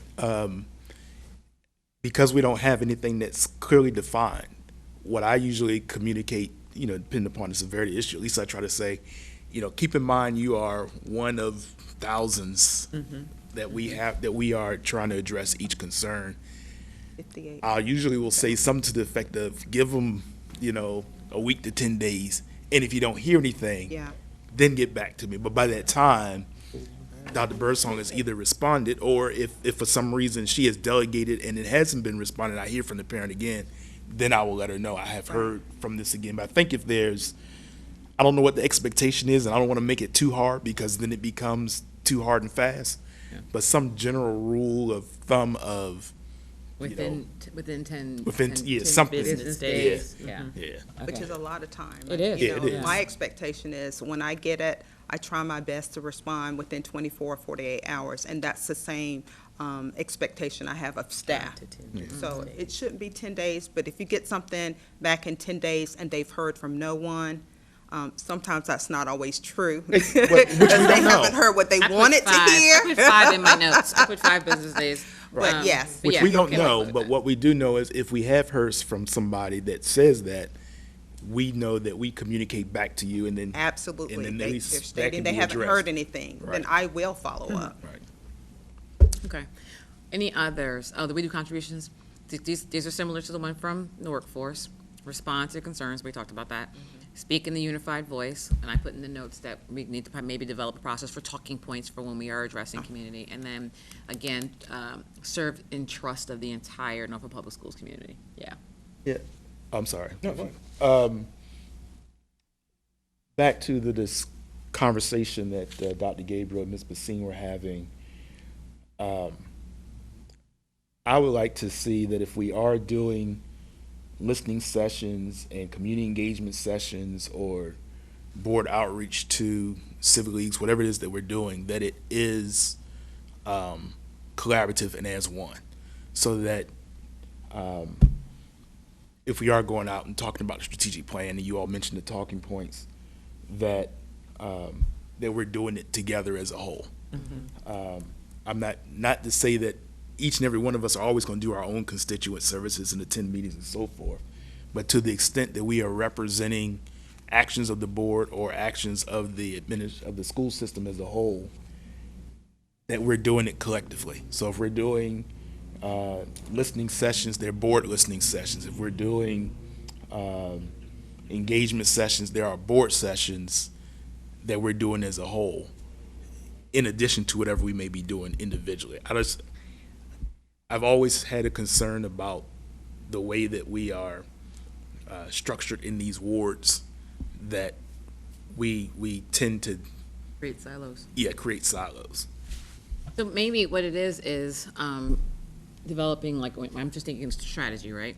That if you're doing these community engagements, that they're on the calendar. So we can see, you all decide, like, in the month of January, we're all going to do at least one civic engagement, and that one schedule, they're on some type of calendar that you all can see. Okay, I see Ms. Campson is going here. I think that helps. Then you can be more consistent in your messaging. That's maybe where your talking points come in, that kind of thing.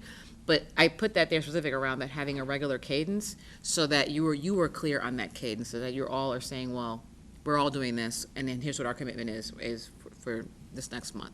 It does require additional communication, I think, but that's what's missing from this group, right? Is that, circling back to each other and kind of having things on paper and having a calendar and holding each other accountable. So some of these things might sound like, well, now that's another step, and I got to add to this calendar. Yeah, it might be, but if it gets us to where you want to be with being, coherent in your behaviors and collaborative, that may need to happen.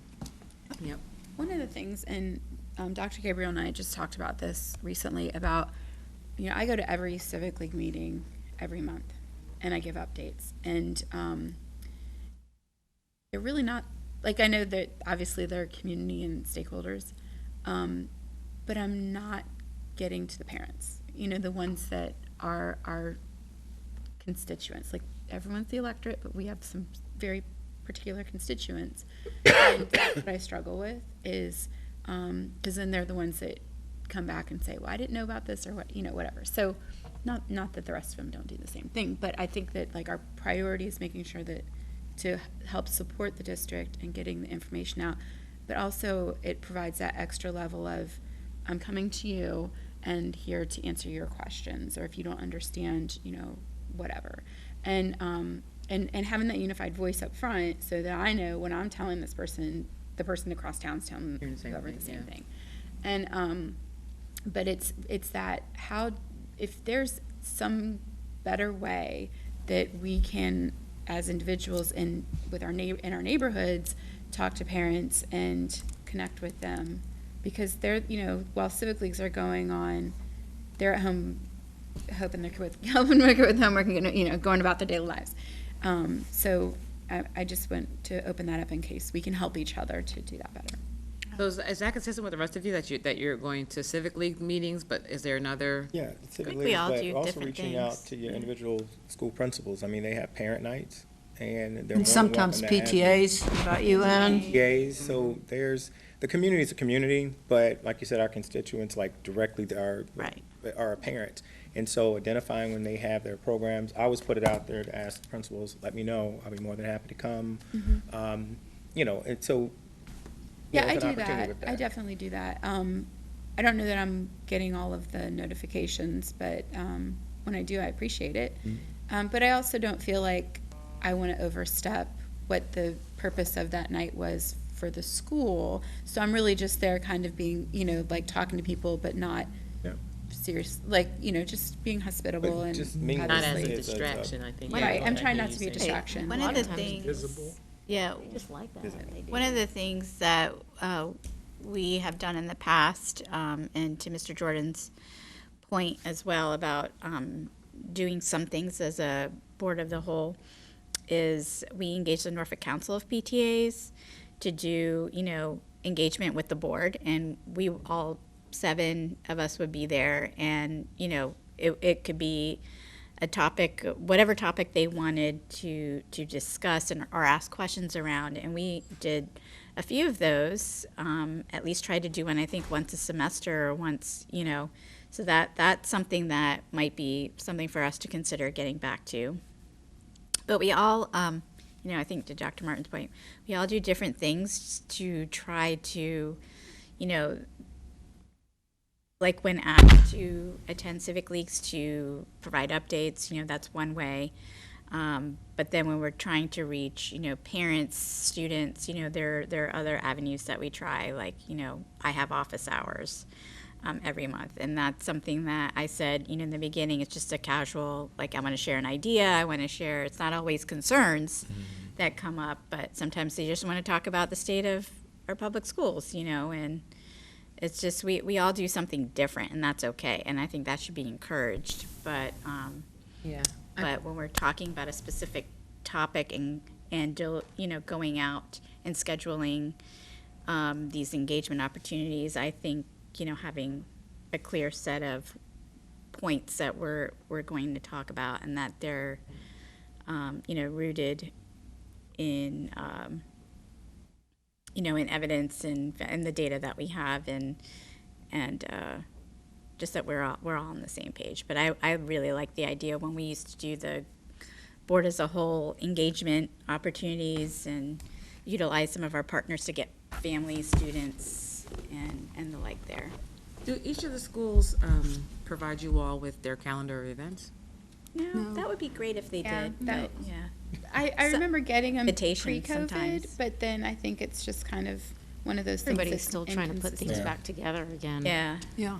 Yeah. They're rebuilding If they PTAs reached this out to year. principals, Yeah. they would have Rebuilding no civic leagues. problem Oh, yeah. with Oh, sharing yeah. What's That is going on in true. their When we buildings, reach and out that to they would love Yeah, for anytime But I you think show up. that- have access to that information. Yeah, But I think definitely. the difference, though, is everybody getting that information, not necessarily for the schools that you represent, or the districts, the areas, rather, that you represent, but, you may be driving through a community and like, I want to drop in, they're having this Oh, going on. I don't It's drop not- in on principals, though.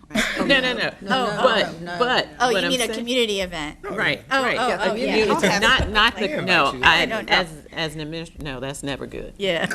All have That, or that calendars creates online, angst, that so if creates they, angst. Yeah, You know. true, right. they have calendars online. Yeah. Carlos, and then we'll go to Ms. Campson. When we talk about like the board as a whole, I was just sitting here thinking, one of those activities, and it really should be at the forefront, I think, as a board, that we should unifiedly going out, should be promoting the strategic plan. Should be educating, once we've gotten these norms and all these other things down there, what that, I think we're gonna have a discussion about, mission, vision, all those things down there, but those same thing, those talking points, but as a unified, as a board, being able to do that, even sharing, like you said, with PTA and others. The second thing that I kind of had on that one, though, and I don't know where it fits in this one, but where the board, and I don't know if it's at a policy level, whatever, but what we clearly stating as a board, what we feel is community engagement or meaningful community engagement to ensure that when we have to make decisions and things like that, that we've done all the necessary things that we need to do, and that we've covered all the things, so that the community feels as though, and that's just, both internally with our parents and families, but then also the civic leagues and business associations and so forth. So I don't know if it goes in here somewhere or if it goes as a policy discussion or something later, but I think that as a board, we need to be clear to the superintendent and administration what that looks like when we talk about engagement. What does that meaningful engagement look like, so that we know that we've gotten everything we need? That's one of the reasons why the language is intentional, like just a meaningful engagement, because we moved away from that whole family engagement, because I used to, that's been like, oh, they signed in because they came to our school. Yep. I don't know if you've read the book, Beyond the Bake Sale. Yes, Yeah. a long time ago. It speaks to Yeah. some of those strategies that gets to more meaningfully engaging, but I think that as a board, maybe there's some brainstorming that we do later on around, like, what does it look like for us to meaningfully engage with the community, and what are some strategies for us to do that with consistency? How do we engage with our schools, so that, you know what I mean? So some of these things we can flesh out, but I captured. And we can reverse it. We can say, and this is how you engage with us. Yeah, yeah, I think that, because that's This is how you that's engage part of with it, right? us. Yeah. So, Yeah, and I wanted to add one thing too that I've been thinking about, and I think kind of came up in the discussion that Dr. Gaber and I had. But several years ago, we also talked about having the superintendent be the face of the division, and how do we get back to that, and can we get back to that, and that is that. What does that mean? Because I feel So like that- I am the face of the division. Well, I mean, like when there are engagement requests, that the superintendent is whether it's media requests or Something that has a engagement. ball in it, she's always to I'm those. very visible. Very within the visible with community- athletics. Within this community. Yeah, and that's not to suggest that you're not. It's just So what does that mean? Because I don't understand. Well, like for instance, when Dr. Gabriel was going and talking about the strategic plan, and was going to that's something that could the superintendent do that to initially, because we're kicking off this strategic plan, and is that something going back again to delineating whether that's something that we talked about, like the board should support and also have those talking points and support that work, but to introduce the strategic plan, is that the superintendent who should go out and do that work? So I'm going to give you an example. I think this solves for both, right? Like, so in like Pueblo, for example, we just did their equity analysis. We're providing them with a report, but we're going to meet with the board, and the board's getting kind of the executive summary, and then they'll be able to champion it in their conversations, right? So I think it's important that you all as board members be able to speak to the major initiatives of the district. The superintendent obviously would at a board meeting for public consumption speak to it more broadly. But if people have questions, they should then be able to go to board members. So I think it's a both and, right? Right. Yeah. Right. And I agree with that wholeheartedly. And in fact, as we have been talking about the rollout of our strategic plan, one thing that I requested was like a PowerPoint presentation that board members can use as they're meeting with their different Absolutely. constituents. Yeah. There are a million Civic League organizations within Norfolk, and what I'm very careful about is picking and choosing the ones that I can attend, because I don't want to offend one group. Well, why was it important for her to go to Park Place but not to whatever Civic League meeting? And I think from everything that I've learned, the board has a role in that. Yes. You represent the community. Agree. And I do as well, but again, I'm what's sorry. board's work and what's the superintendent's work. Yeah. Ms. Campson, and then I'll come over to you. Yeah. Well, and this is a little bit of a jump back, but when we were talking about speaking as one voice or with the same information, I have, I think, 16 civic leagues. So far, I've only been able to get my hands on 10, and this is in my ward. But I think we all do try and hit what's right there in our ward, and then go, because how many have we done together to spread out the wards?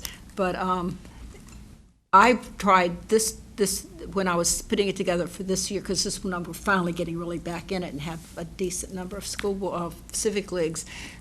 What would be something that they would all be interested in that was important about what was happening in our schools? And like I did introduce their strategic plan, it was bring them some, because I called and they gave me some other little books to have there so they could see it.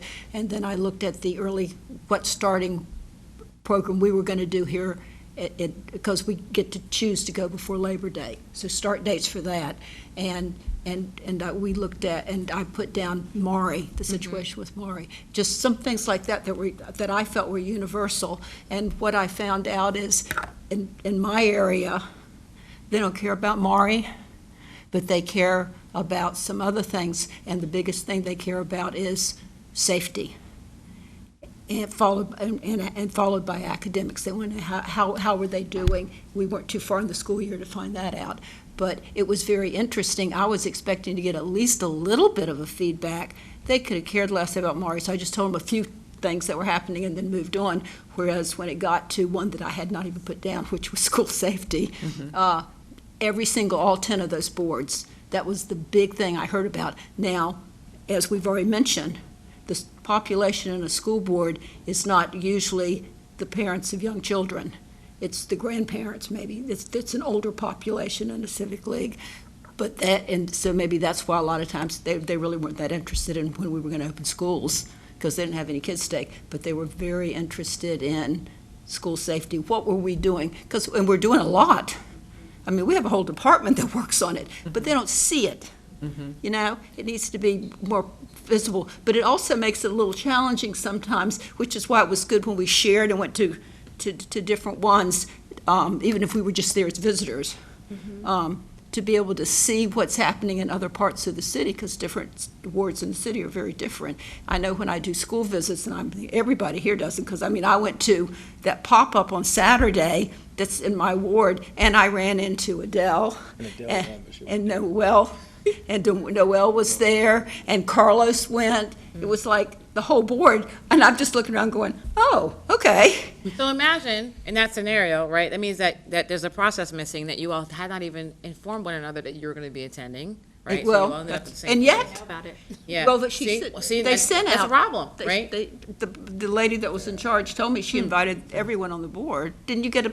Didn't all Talking get about Azalea flyers? Gardens. Yes, I don't think I got an email. I Send an email. Oh, I well, it was an email on it with the flyer was Aaron attached sent at the bottom. But I missed the one at Granby High School until I didn't know about it. Somehow I missed that announcement. With the Hall of Fame?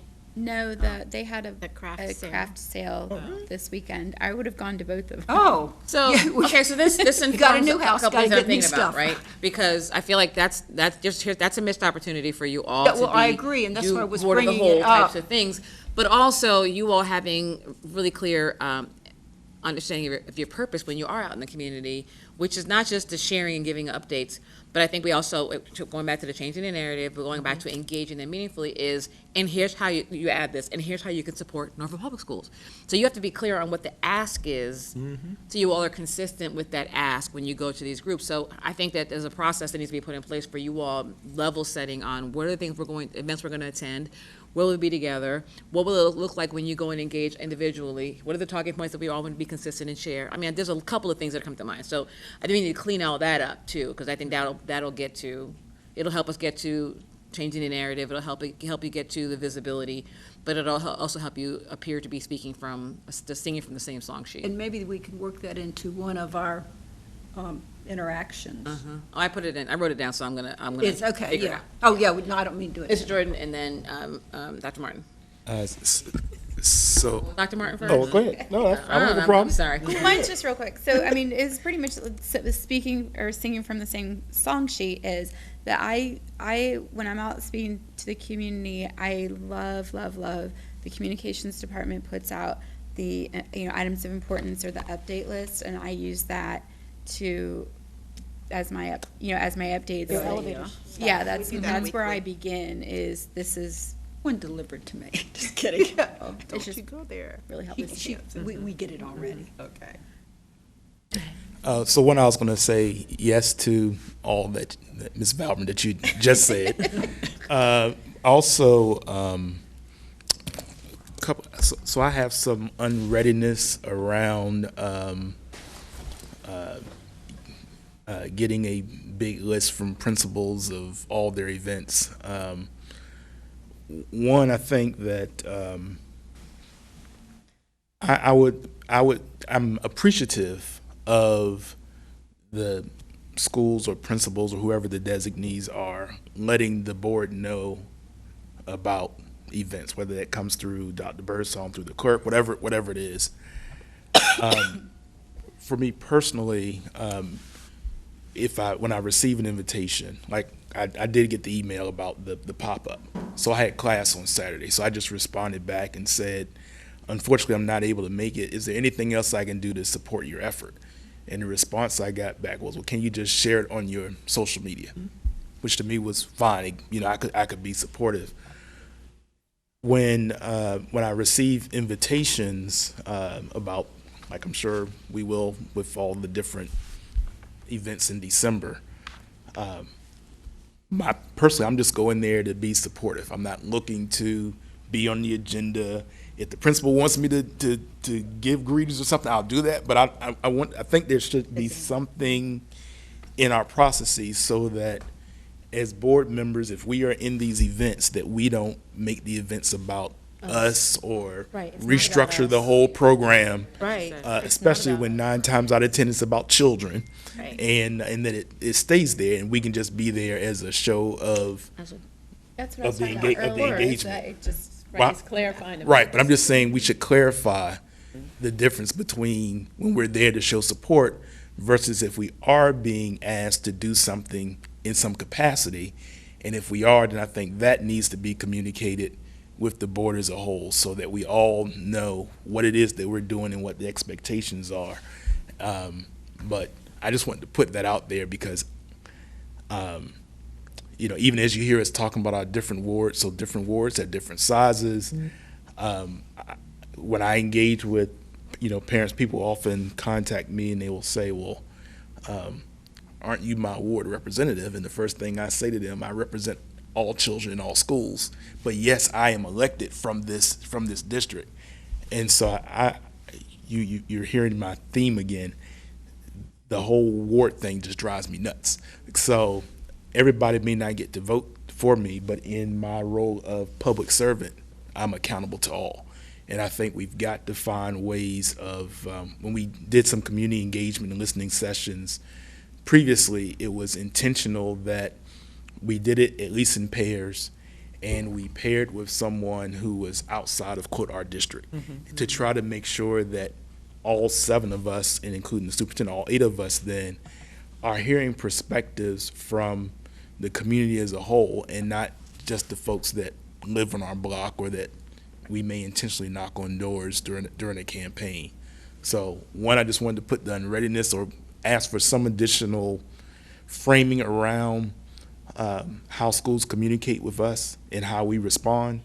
And then 2, that we have some commitment to the concept of if we're going to talk about each student, then that means each student. And then so in our engagement, we're finding ways to make sure that we are making ourselves accessible to all Norfolk Public Schools stakeholders and not just the ones in our ward.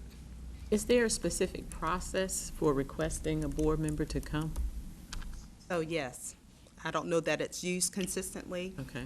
They should be making contact with our clerk, Okay. Never who happened. will communicate it to members of the board. And so my follow-up question was, just because I don't know, how did you get the invitation for the pop-up, for It was, example? and he came through an email. From a specific individual or from Ms. Tanner? No. No, from Miss the Arrington, school. Mrs. Arrington. Individual. She was the Yeah. parent volunteer that was in charge of putting it together. And I And that just should yeah. come found it. through the clerk. But then Well- that goes back to, does the community know? Yeah. And is I that don't readily think they visible know. that that's the process? Because I don't think that we should, Yeah. somebody's using the tool that they have to reach out to us. It was a community member that reached No, out no, to no, you. it's a staff member, but what I'm saying is that is it readily available that this is how you reach out? I know we may have something that's buried down there on the school board site, but if a person's reaching out, they're reaching out. They're not, I don't think they're doing anything. Or no, I don't think there's Yeah, any but- ill will, but if they've talked to their building principal, believe me, their building principal will direct them to Ms. Tanner, who will be in communication with the board. So there is a process, and maybe we just need to, Visit it. Right, and I think that's, because we should have random people reaching out to board members about, Yeah. which to me, I think is key. Level. So if there are internal protocols that the administration has established, then those should be the protocols. As for the community, anybody can contact us or email us about anything. Right. It's what do we do with it once we receive it? And so that's all I'm suggesting, that whatever the Go to it. processes are, that we're aware of it. I'm Oh, sorry. but if we receive it, like we did for the pop-up last Saturday, then we would not, then what? Can't we still go? No, wait.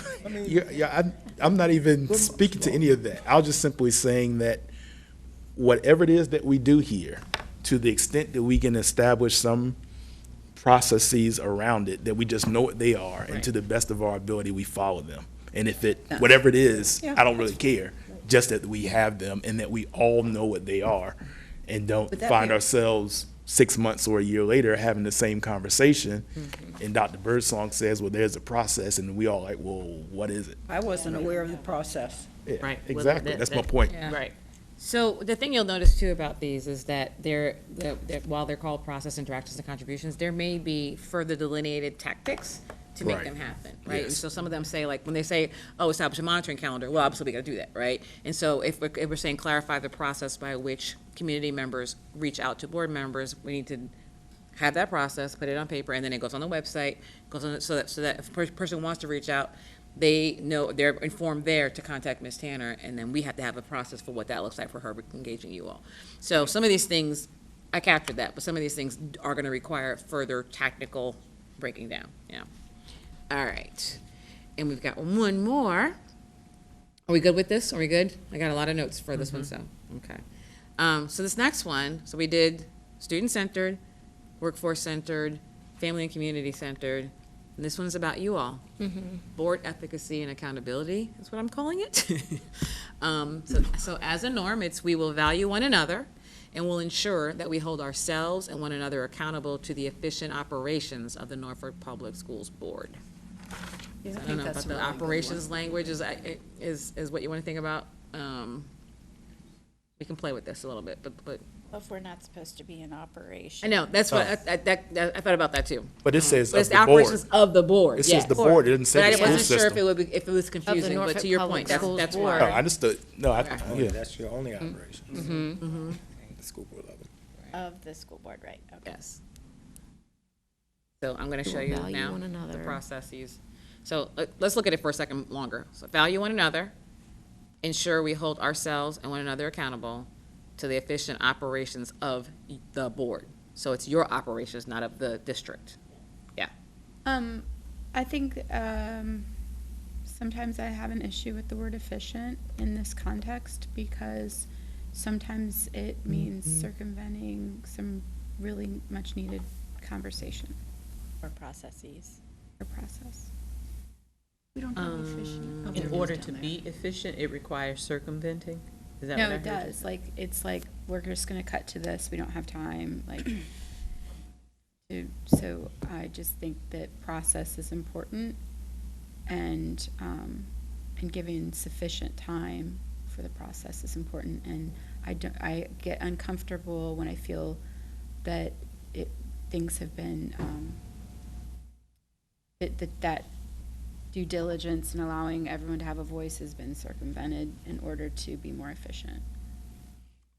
Oh, I follow you.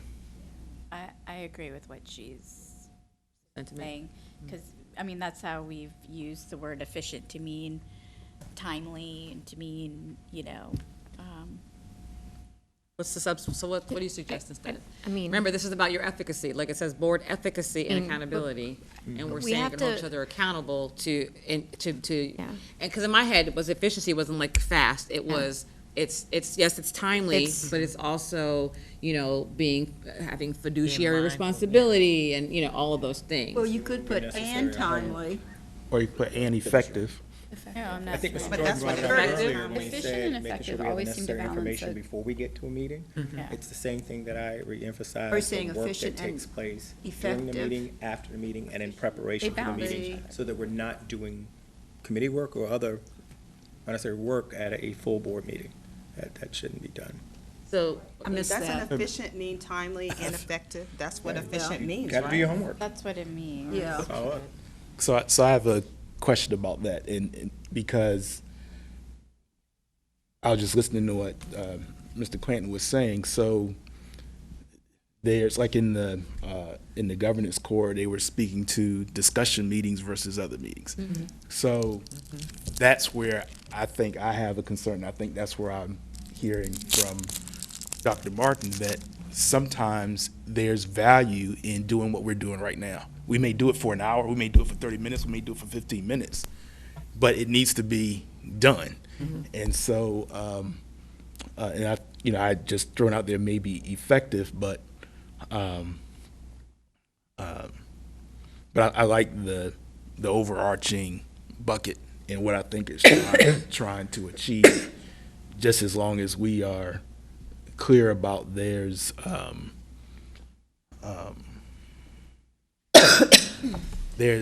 value that is achieved through efficient means of having discussion and deliberation, and then there's also value to efficiently taking action as a result of that work that we've done. And but I understand. I highlighted efficient. Yeah. I think we'll come back to it because I want you to see. There's a couple things that I think will help inform this, because I'm going to show you the processes, interactions, and contributions, but then also we're going to look at some strategies and frameworks for efficiency, like a sample agenda and that kind of thing. So hold that thought. I highlighted on my notes. I highlighted the word efficient, so we can come back to it. So this is going to take a little bit longer because there's a lot more on screen here. Huh? I have a break built in. We're going to go to a break after. Oh my. There's a break coming. Okay. So take a look. So process-wise, these are all things that you guys said, right? Meetings will start and end on time. Members are expected to be present, on time, and prepared. Align ourselves around identified shared goals of the strategic plan and board priorities. Decisions will be made by consensus when possible, and move for consensus on major decisions, but commit to the will of the board majority. I have 2 asterisks there because I'm going to show you what that would look like in a moment. Employ a parking lot to maintain commitment to the published agenda. We will have discussion and deliberation, but we ultimately move everything to timely action. I'm going to stop there for a second. This is from things you guys have said. This is from things that came up on the sticky notes. So those are the processes. Those are the behaviors we want to see, right? The interactions. We're going to treat each other with respect. We're going to help each other to depersonalize disagreements. We're going to listen with an open mind, practice curiosity over judgment, and discourage interruption. We're going to utilize positive phrasing and welcoming body language. We will not allow personal attacks. We'll provide one another with meaningful and substantive feedback for board progress. We will accept alternative perspectives and divergent or dissenting opinions. We'll confront issues directly and promptly, and we will share responsibility for group behavior during, between, and after meetings. Okay? So the book refers to this as minding your manners, right? Yep. And then the contributions, all members will participate and take ownership. Members will take responsibility for gathering information, honoring deadlines, producing agreed upon deliverables. So everybody will be responsible for their work, right? Seek to examine and address systemic causes rather than lay blame. I think that's really important as board members, is that we're not saying, oh, if the schools would just blah, blah, blah. You're going to always do the work of examining data to get to root cause. You're going to exercise confidentiality, and then you're going to think upward and outward more than downward and inward to examine, question, and define the big picture. So let's spend some time on this and look at them, and let's interrogate this. Carlos, your hands up. Yeah, I'm thinking in the contributions because that's what we do, right? I think one that's missing in there is that we will not monopolize conversation. Okay, that's there. Go back to, That, all right, let me find that it. on one of the other ones? Confront Discourage- issues directly and promptly? Well, Is it's that- also the discourage interruption. I was kind of trying to find ways to name it without, I don't know. Tell me again what you want specifically, that people will not Monopolize it. conversation. So I mean, honestly. you come in, person may have 1 or 2 questions, or you, versus someone who may have a list of questions. That can be seen as monopolizing, because we're gonna spend a lot of time with that one individual, and the precious time that we have in that meeting may only be with 1 or 2 or 3 different board members. So that's why I think that, to make sure that we want to value everybody's voice around the table. And I think sometimes some people just don't speak because of the time situation. It's like, So maybe prioritizing the concern and yeah. allowing all voices to be elevated or heard. So is it monitoring privilege? Does that go back to the monitoring privilege and voice? Because the thing is, too, if the other piece happens where people come prepared, people had opportunities to ask questions before, we've done all the Q&A and all of those things that we mentioned, if those occur as they should, when you come to a meeting, you should not be at that point monopolizing the meeting with all the questions and to tell me more if we've built in processes for that to happen. Does that make sense? I mean, and that other part to that one, and I kind of, in our last session, we talked about it, because right now we get agenda and everything's released on that Friday before a board meeting, and we were talking about the possibility of allowing more time and getting that information earlier to board members so that they have enough time to be able to really ascertain the information that's in there and ask the necessary questions. So it doesn't feel like it's a rush weekend, or when we get a holiday weekend, then that becomes a whole nother thing. So I think reevaluating the time that we get information out to the full board to be able to really look at the information and to ask the necessary questions to get the information. I actually have I'm going to show you the agenda in a little bit, the samples, and there's something where I'm suggesting more time. So you'll see that, so you can choose to adopt it. But for what you're saying, one of the contributions would be the monitoring privilege and voice, which I think will be solved when you build the agendas in the way that I'm going to suggest. So I think some of that will address itself, but I did put a note for the monitoring privilege and voice. So was there a hand? Oh, yeah. Well, just to tag on that really quickly, I think that's why we do need to contact people ahead to get some information.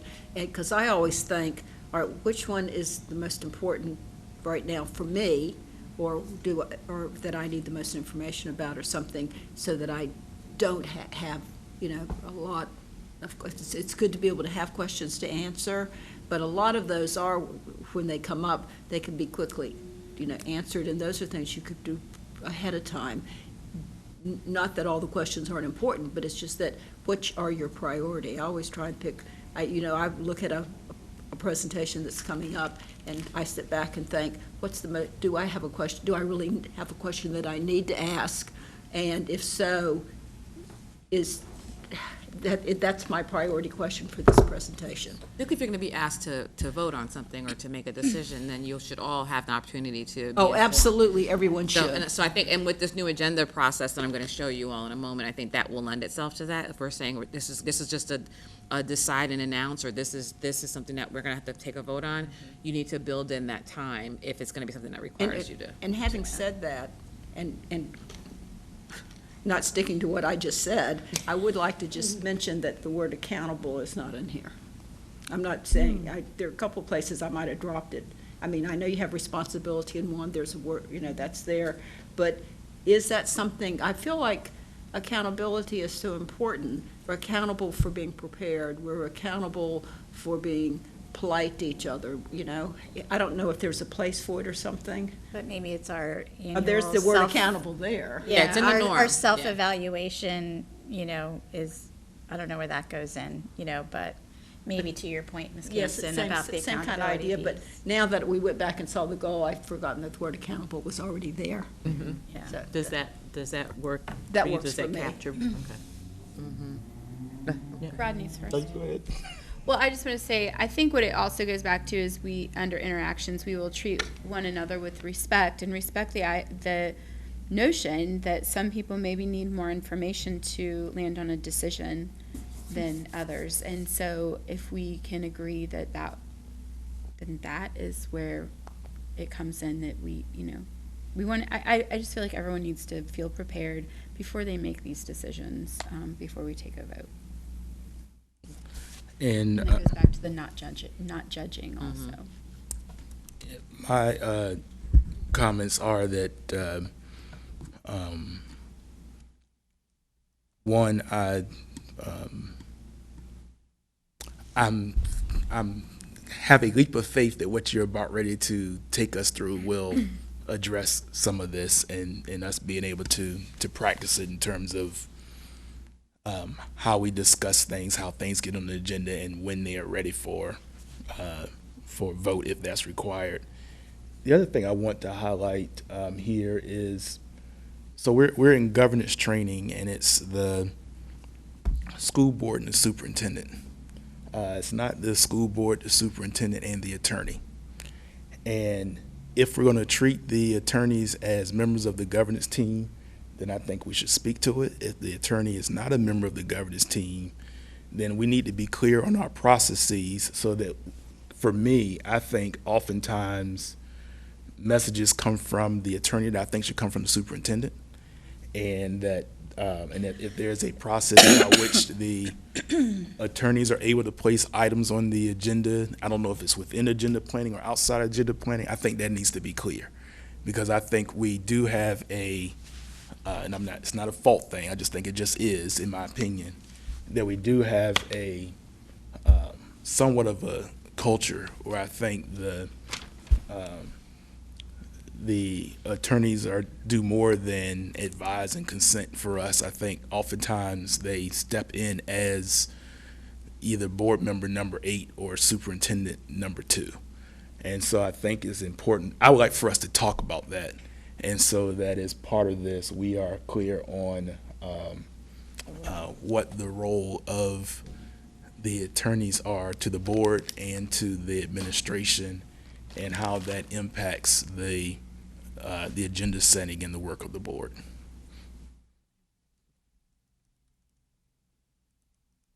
And the other thing I'll mention under the process where it referenced the parking lot. So the parking lot is not intended just to have, it's a parking lot, not a parking garage.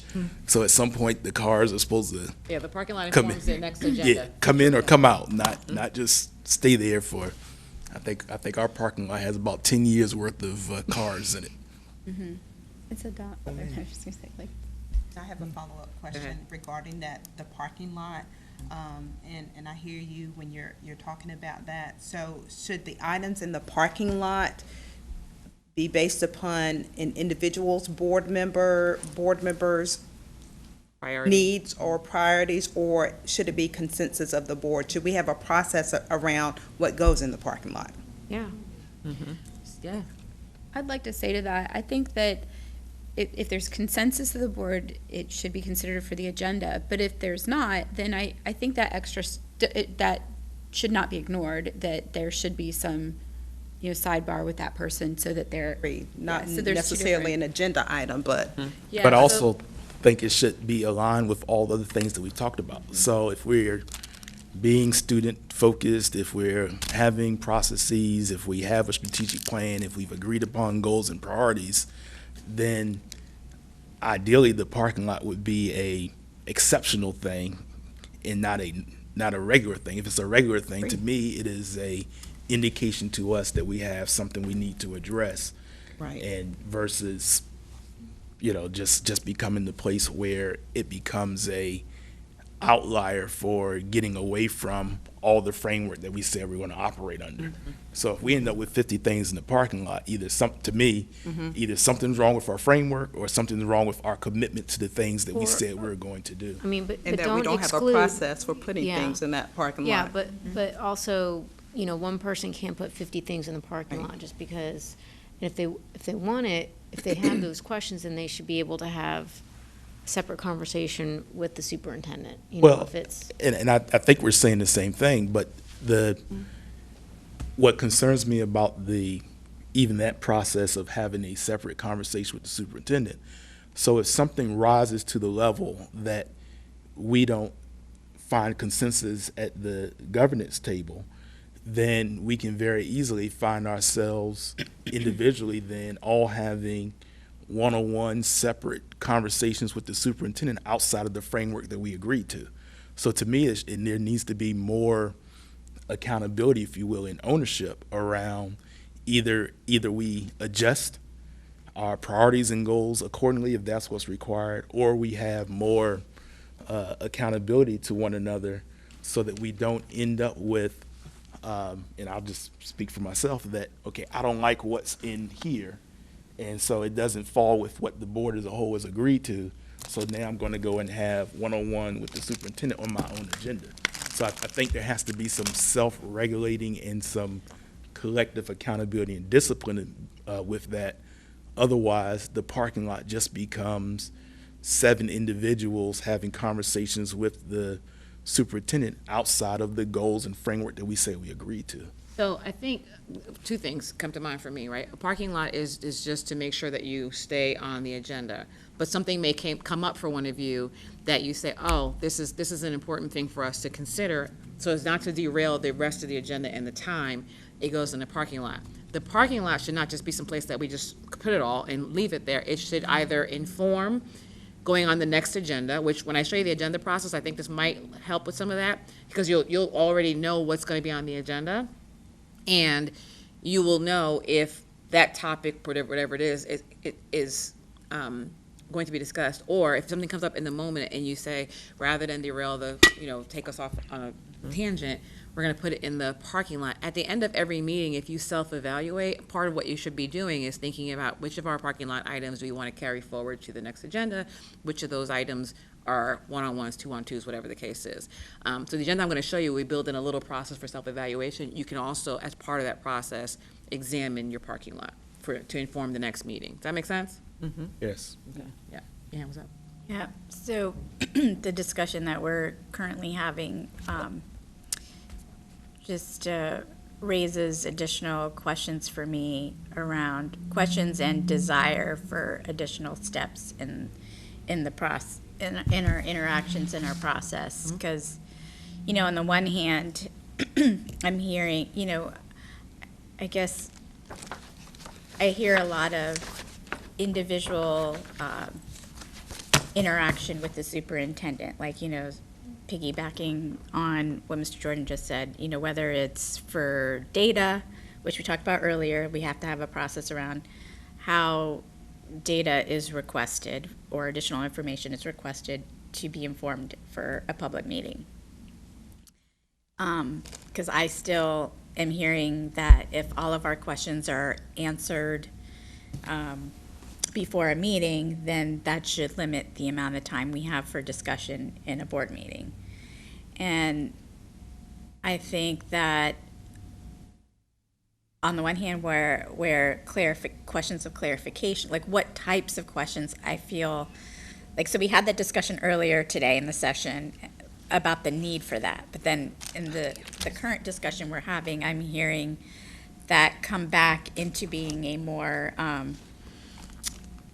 it's creeping back up into having all your questions answered before the board. I mean, at least that's what I can see how that's being interpreted.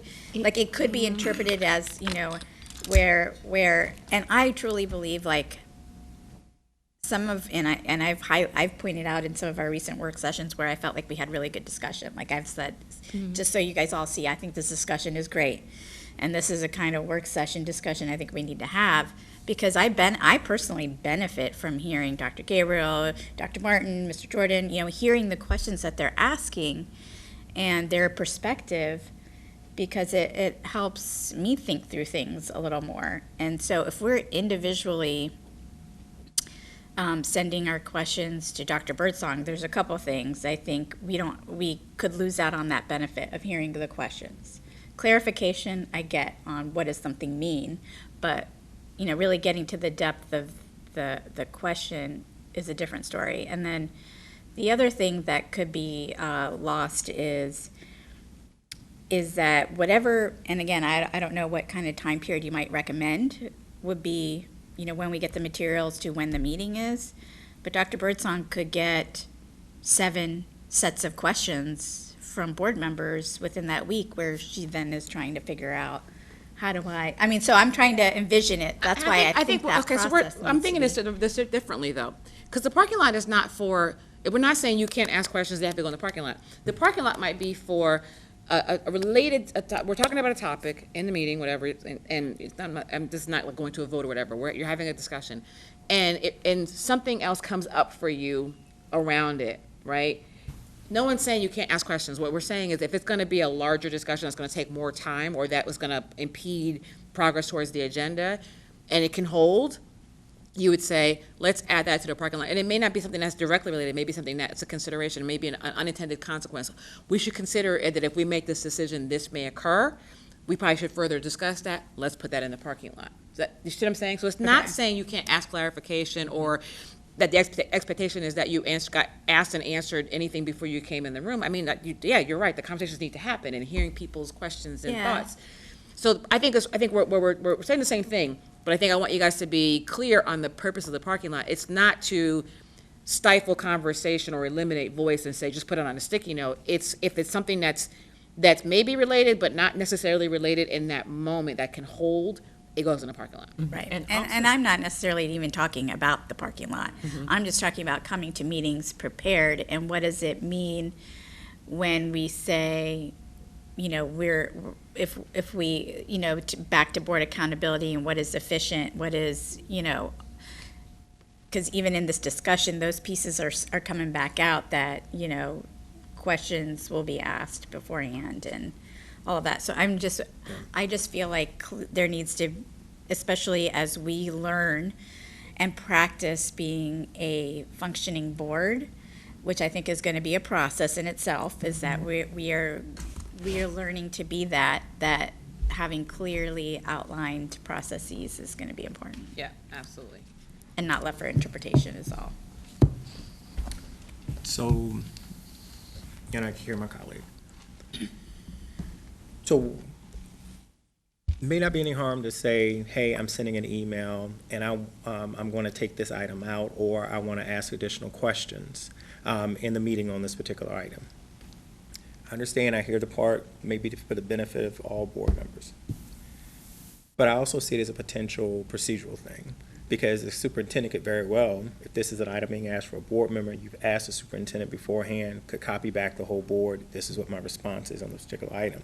Doesn't necessarily mean that it needs to take time in a board meeting. And so I kind of feel like sometimes it's an intentional thing or not. I'm not saying that at all, but I just think sometimes there's certain things that, or we could come and work through processes, does it really require in the open of a full discussion here if it's a clarification? Because I often say, they may not need the same clarification that, you know, you may need, but it's kind of finding that balance, and as a board trying to find that balance of, you know, every minute, every, you know, piece of time that we have here is precious, and we say moving to meaningful action. Definitely, we want to have discussion. Definitely want to make sure that everyone has an opportunity to have their voices heard and ask clarifying questions. But it's like almost the thing of, but there's certain things that could be asked ahead of time, and we could come up with a procedure where the superintendent's responding back, she's responding. But I've also, as the chair in this piece of time, have been copied on multiple emails that the superintendent answers consistently back on. So, Mr. Jordan. Well, I just want to, you know, I've shared this before, and I almost regret that we ever came up with the protocol for it. But the original intent behind the Friday, Wednesday thing was not to have board members drag the superintendent down into addressing a series of questions prior to the meeting. The intent was the principle of not blindsiding the superintendent. So all the original intent is if we get, whenever it's released, and if we're reviewing something, that we may send a heads up to the superintendent, say, hey, in the meeting, I reviewed the presentation, I have some concerns about that. I just want to let you know that I may be asking about unexpended funds as part of the financial report. It was never intended for the superintendent, between whenever he or she receives it, more than likely Monday, since it's right now the current process, we get it on a Wednesday, to then try to answer questions and go back and forth with the board or individual board members from the 2 or 3 days prior to the meeting. It was just a notification of a heads up, a courtesy, as was said earlier, that I may have this question or somebody may have this question, and by sharing it with the board as a whole, others may have the same question, and you just be aware of it. It was not intended to drag into this back and forth 2 or 3 days prior to the meeting. It was a courtesy heads up. And I think if in this processes, if there's something that gets integrated into that, that's fine. But I do think we need to find a way of getting out of the feeling, if it exists, that if we submit something based upon what we've received in the presentation, that there's an expectation of the superintendent that they have to respond, or it's an expectation of the board member that if the superintendent doesn't respond within 24 hours, then there's a problem. But I'm hopeful again that what you're about ready to take us through, and based upon what the governance core and other books talk about, ideally through our discussions and our work sessions, we would have worked through 99% of stuff, so that we get to the decision point, we would have had questions and concerns answered. And some things may take 6 months worth of discussions, and other things may be one meeting, just depending upon the complexity of the issue. And I think that's some of the maturation that I feel you all are trying to take us through, and I hope I'm right. You are. Yes. And to kind of piggyback on what Mr. Jordan just said, now Mr. Jordan is good about sharing. Like if he is going to, I just want you to be aware that I'm going to be asking whatever question, maybe not for clarification, but letting me know that he's going to bring it forth to the board. But it's also been my experience that multiple questions can be asked. I take the time to answer, and then they're still asked during the board meeting. So to me, it comes across as your intent is not to get clarification, but it's somehow to blindside me or to make the administration, to make it look like we haven't done what we needed to do. So it goes back to trust and all of that as well, if I can be clearly open and honest with that. And sometimes it may even be like, well, you should have, presented that question to the superintendent. Well, I did. Well, yeah, you did at 3 o'clock, right before 4 o'clock, walking into this meeting. I mean, so just, these are my experiences I'd also like to share. You mean collectively? Okay, because yes. Yeah. And I was very clear. Mr. Jordan will let me know. I have these questions, but I'm going to bring them forward to the full board. He has consistently done that. Okay. Dr. Gabriel? I'll just say that I appreciate the meetings will start and end on time. Time for our employees is very important for them. It's important for us for several different reasons. And I'm just thinking back to myself and what I do. If I'm seeing a patient, and if they come in knowing that it's their wellness check, but they have a laundry list of things to do or questions to ask, I have to pause them, and I have to say, this is really important to you, and I understand that. I'm going to need you to make another appointment for that, because I have 20 other patients to see that have scheduled an appointment that I have to get to today. It doesn't mean that it's any less, but I have to focus on the one thing that we are here for. If I can address some of it quickly, we can do that. And we have to respect that, others might need more information on one topic, less information on another topic. But when we come to this meeting and we say we are going to achieve X, Y, and Z, and we're going to start on time and end on time, if it means that it shifts a little bit in between, that's great. But I don't think we should get into the habit of let's extend, because then it doesn't become a habit anymore. It becomes routine.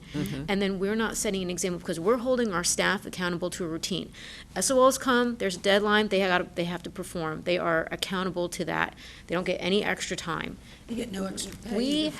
We have to demonstrate that we can do the work efficiently with appropriate discussion, but at the same time, get to the matters that we are set here to do, and that's all that I want us to try to focus on in that context of those things that I've kind of heard from my colleagues here today. I'm going to jump ahead real quick. I'm going to circle back, but this agenda development piece is what I think will address some of this. We're saying that meetings, board meeting procedures ensure meetings are conducted in an orderly, efficient, and fair manner with a minimum of confusion, misunderstanding, and dissension that could result from inadequate preparation. Right? All what you're talking about, just more time to prepare, more time to ask questions, all those things can be addressed in how you develop the agenda. So, board members have access to, tell me if this is true, I put this up here for you to think about. Board members should have access to draft agendas on board docs. Does that occur? I do, yeah. And how much time in advance? Your question was, does that occur? I've heard contradictory. I don't. What was your question again? Do The board members have draft access is to draft sitting. agendas on board docs? They do, but sometimes the draft agendas are like, because they're very general and, or They're the sometimes outline copy and and we're waiting. pasted from, a previous, We're waiting for data to be uploaded, the actual documents to support. but the topics may not always be in there either. So final agendas are posted for the public 48 hours before each meeting. Is that correct? The Friday, more than yeah, that. before, Yeah. yeah, more than that. It's more than The that. Friday Yeah. before the Wednesday meeting. And agenda items to be voted by the board are accompanied by executive summary and the data and all that good stuff, yes? Yes. So I have theirs, okay, so you have background information. So a normal agenda for the board, my 1 through 8 is your normal process, correct? I hear some questions. So I think that,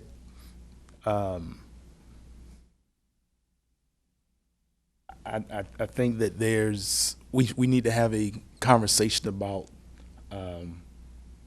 what that means, what these things mean to each of us. So, for example, the draft is on board docs, but you clearly hear that it might be different perspectives on it. I don't think my involvement on this current board that we've ever done a board docs training or session. So I don't know how different people use it, or if it's being used, or if it's something that we're doing collectively. So I do think that what you have here are good things, but I think we need to do an evaluation of to what extent that we're doing it.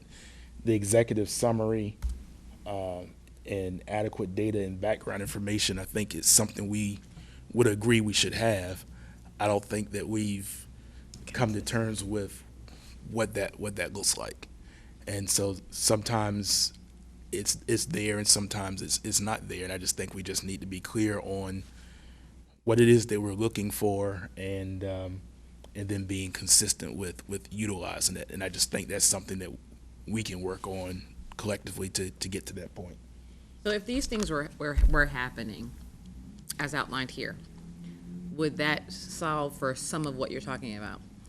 If they were happening? If they were happening with consistency. If you had access to draft agendas with consistency and knew how to access them, if before they were made public, you've seen them, you've gotten executive summary and adequate data, and had background information, would that solve for some of what we're talking about? So could you elaborate on the have access to draft agendas, as in like a certain period of time that's accurate with reports uploaded to it, or to what? I guess if you can expand on that, that'd be helpful. My thinking here, like, this is obviously best practice. You can obviously change out the times and add more time or whatever. But what I'm hearing is, and I've heard this from you guys more than once, and I'm going to show you a sample in a moment. But what I'm hearing is that those who are not on the agenda planning team feel like, and I'm not putting words in anybody's mouth, you tell me if I'm wrong, feel like you don't have enough time or input on the actual agenda. And is that what leads to some of the consternation around agenda items in real time? Does that make sense? Yes. I think it does make sense. And I think part of it, I think the things that we've talked about earlier, and what we said we were committed to will get us there. I do think that the framework provides a template for us to work from. But like, if you board docs to me is just a tool, and that can be helpful to us. But if we're doing the things that we've talked about earlier, strategic plan, monitoring, goals, planning in advance, then in theory, the draft agenda is just going to be a reflection of the work that we've done. And then I think from a technical standpoint, like, for example, I just pulled up board docs. So currently on board docs, for example, we don't have the strategic plan, goals and strategies and things that we talked about instituted on board docs. And this hit me when we were having I think it was at the last meeting, and we were having conversations about whether or not we had a strategic plan before. Mm-hmm. But if you look at what's on board docs, it has old strategic plan stuff that was from 2013 to 2018. If you look at our executive summaries and we check off what it is that we're going to be discussing as it aligns back to the strategic plan, we haven't taken the time yet to update it to the strategic plan that's been adopted. We're still tying it back to strategies and priorities and things from a long time ago. So I think that we need to take some time to align this. Otherwise, That's one of our next steps. yeah. Otherwise, what happens? Stuff just gets added, and you lose that focus. Let me share this sample agenda planning template. Do you guys want to take a break now? I have a break built in, but it was going to be in a while. You want to take a break now? Yes. Okay, let's do 10, please. It is 2:47. Come back at 3. Oh, you're so generous. Yes. I'm gonna give you a little bit more than 10 minutes to get. So we've been talking about how we can create this space around being efficient and effective. And one of the ways that you probably read in the research and in the text is really how do you organize your meetings? How do you organize the time that you have together? So this is a template from Interaction Associates and Facilitative Leadership. Facilitative Leadership is it's now Facilitative Leadership for Social Change, but it's one of the courses that we teach. And it focuses on how do I kind of tap the power of participation from the individuals that I work with versus not really incorporating and engaging folks. So with this agenda, what we are going to share with you is how do you go about creating some specific agreements that the group will support? What should we be talking about? In other words, our outcomes. When we walk away from this meeting, what is it that we hope to have accomplished? And then how much time is it going to take? You all recognizing how each person engages, the topics, the level of importance, all of that determines how much time you'll spend on an agenda item. And then, what's the process? Am I sharing information because I want to get an agreement, or are we voting on something? Are we brainstorming this, or are we simply just raising some specific questions around it? So knowing what it is you want, what process you're going to follow is important as well. And then making sure that everybody has an opportunity to chime in. I am a big proponent of student voice. I think that is where we should really spend a lot of our time, but that student voice also has to be supported by the voices of the board members as well, and how that happens. Mm-hmm. And then what do we do? How do we know whether or not we met the mark in terms of what we had hoped to accomplish? Building in time for that self-evaluation, and that evaluation can include, did we meet the outcomes that we had shared, and also did we meet the group agreements that we talked about? So it's that duality of evaluation, and that duality of evaluation kind of falls into a results space, a process space, and a relationship space. But we're going to talk a little bit about that as well. So when you look at this agenda template, what I hope you'll see is that there are designated times. Typically, when you start a meeting like this, there's some things that are just going to happen. You know you're going to have a welcome. You know you're going to have a roll call. You know that there are just procedural things that have to occur. Think about how much time that takes. If it's about 5 minutes or 10 minutes, you build that into your agenda. And then focusing on, all right, now let's talk about what our outcomes are. Being very intentional about stating, these are the outcomes for this meeting. We're going to do X, we're going to do Y, we're going to do Z. So by the end of the meeting, we will have done this, or we will have heard this, or we will have discussed this, or we will have agreed upon or voted on this. Again, being very intentional about what it is that you want to accomplish. And then the time frames. just observing today's conversation, there was a lot of investment and a lot of talk, which is good. If you're adding that to an agenda, though, you got to be careful, you know, and really determine what it is that you're going to have as an outcome. If the outcome is to discuss, that's fine. You can have a discussion, but set a time when we're going to discuss this for 35 minutes and then we're going to move on. However, if it is to discuss with an outcome of getting to a vote or to an agreement, then you're probably going to have to present some information so that everybody is aware. You may have to have set aside some time for some questions. And then you get to the place where you need to clarify some of the information that's presented.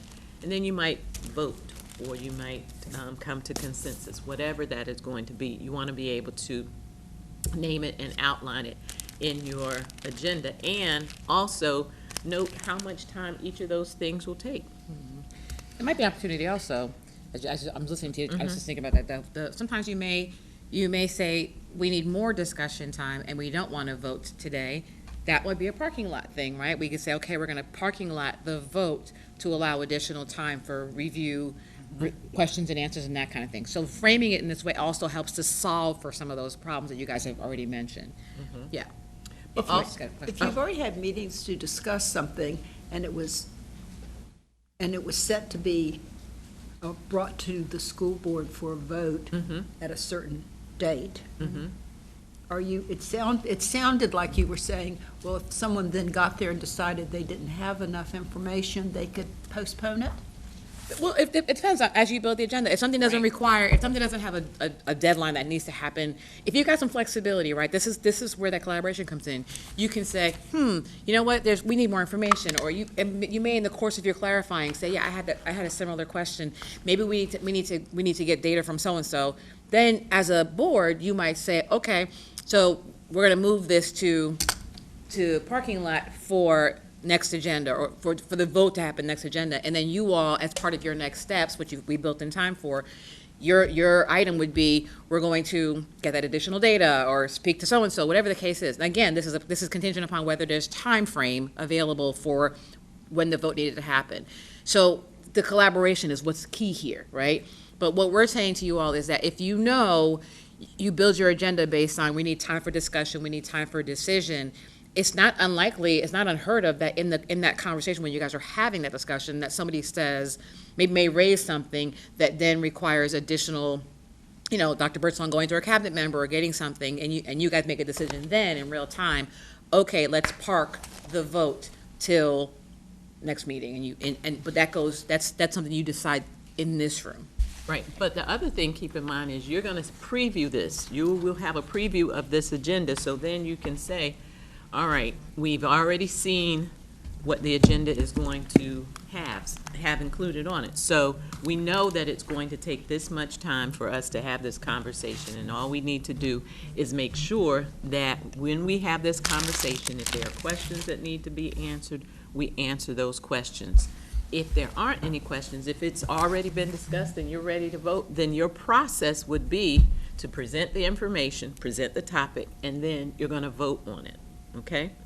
So for the most part, though, because of your governance function, you're going to find that you do voting. So there are different levels of involvement. There's consensus, there's decide and announce, but for the most part, you all in a space where you vote.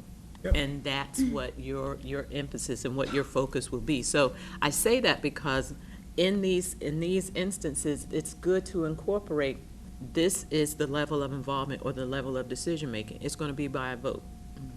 Lauren? Well, I guess I'm still a little stuck on this, okay, because I think to myself, we've got all the information about this. We've had it at past meetings and discussions, and now someone needs more time. And then it becomes something of a pattern. They need more time because they don't see the vote going their way.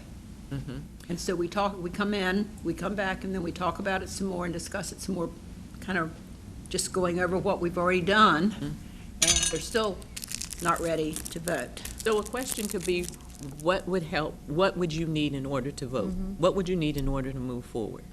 And I'm going to add to that, because I kind of feel like it also, that what you just said is Goes back to the norms, too. It goes back to the norms, but it's also, if we're operating from the assumption that people are acting with fidelity, then they should not be saying, I'm just going to continue to hold this up and keep asking questions. So that's a behavior that you need to check, right? Like the whole holding each other and holding self accountable. If that seems to be the pattern that's arising, you should be able to say that. We've had this, okay, this is the second time this item's on the agenda.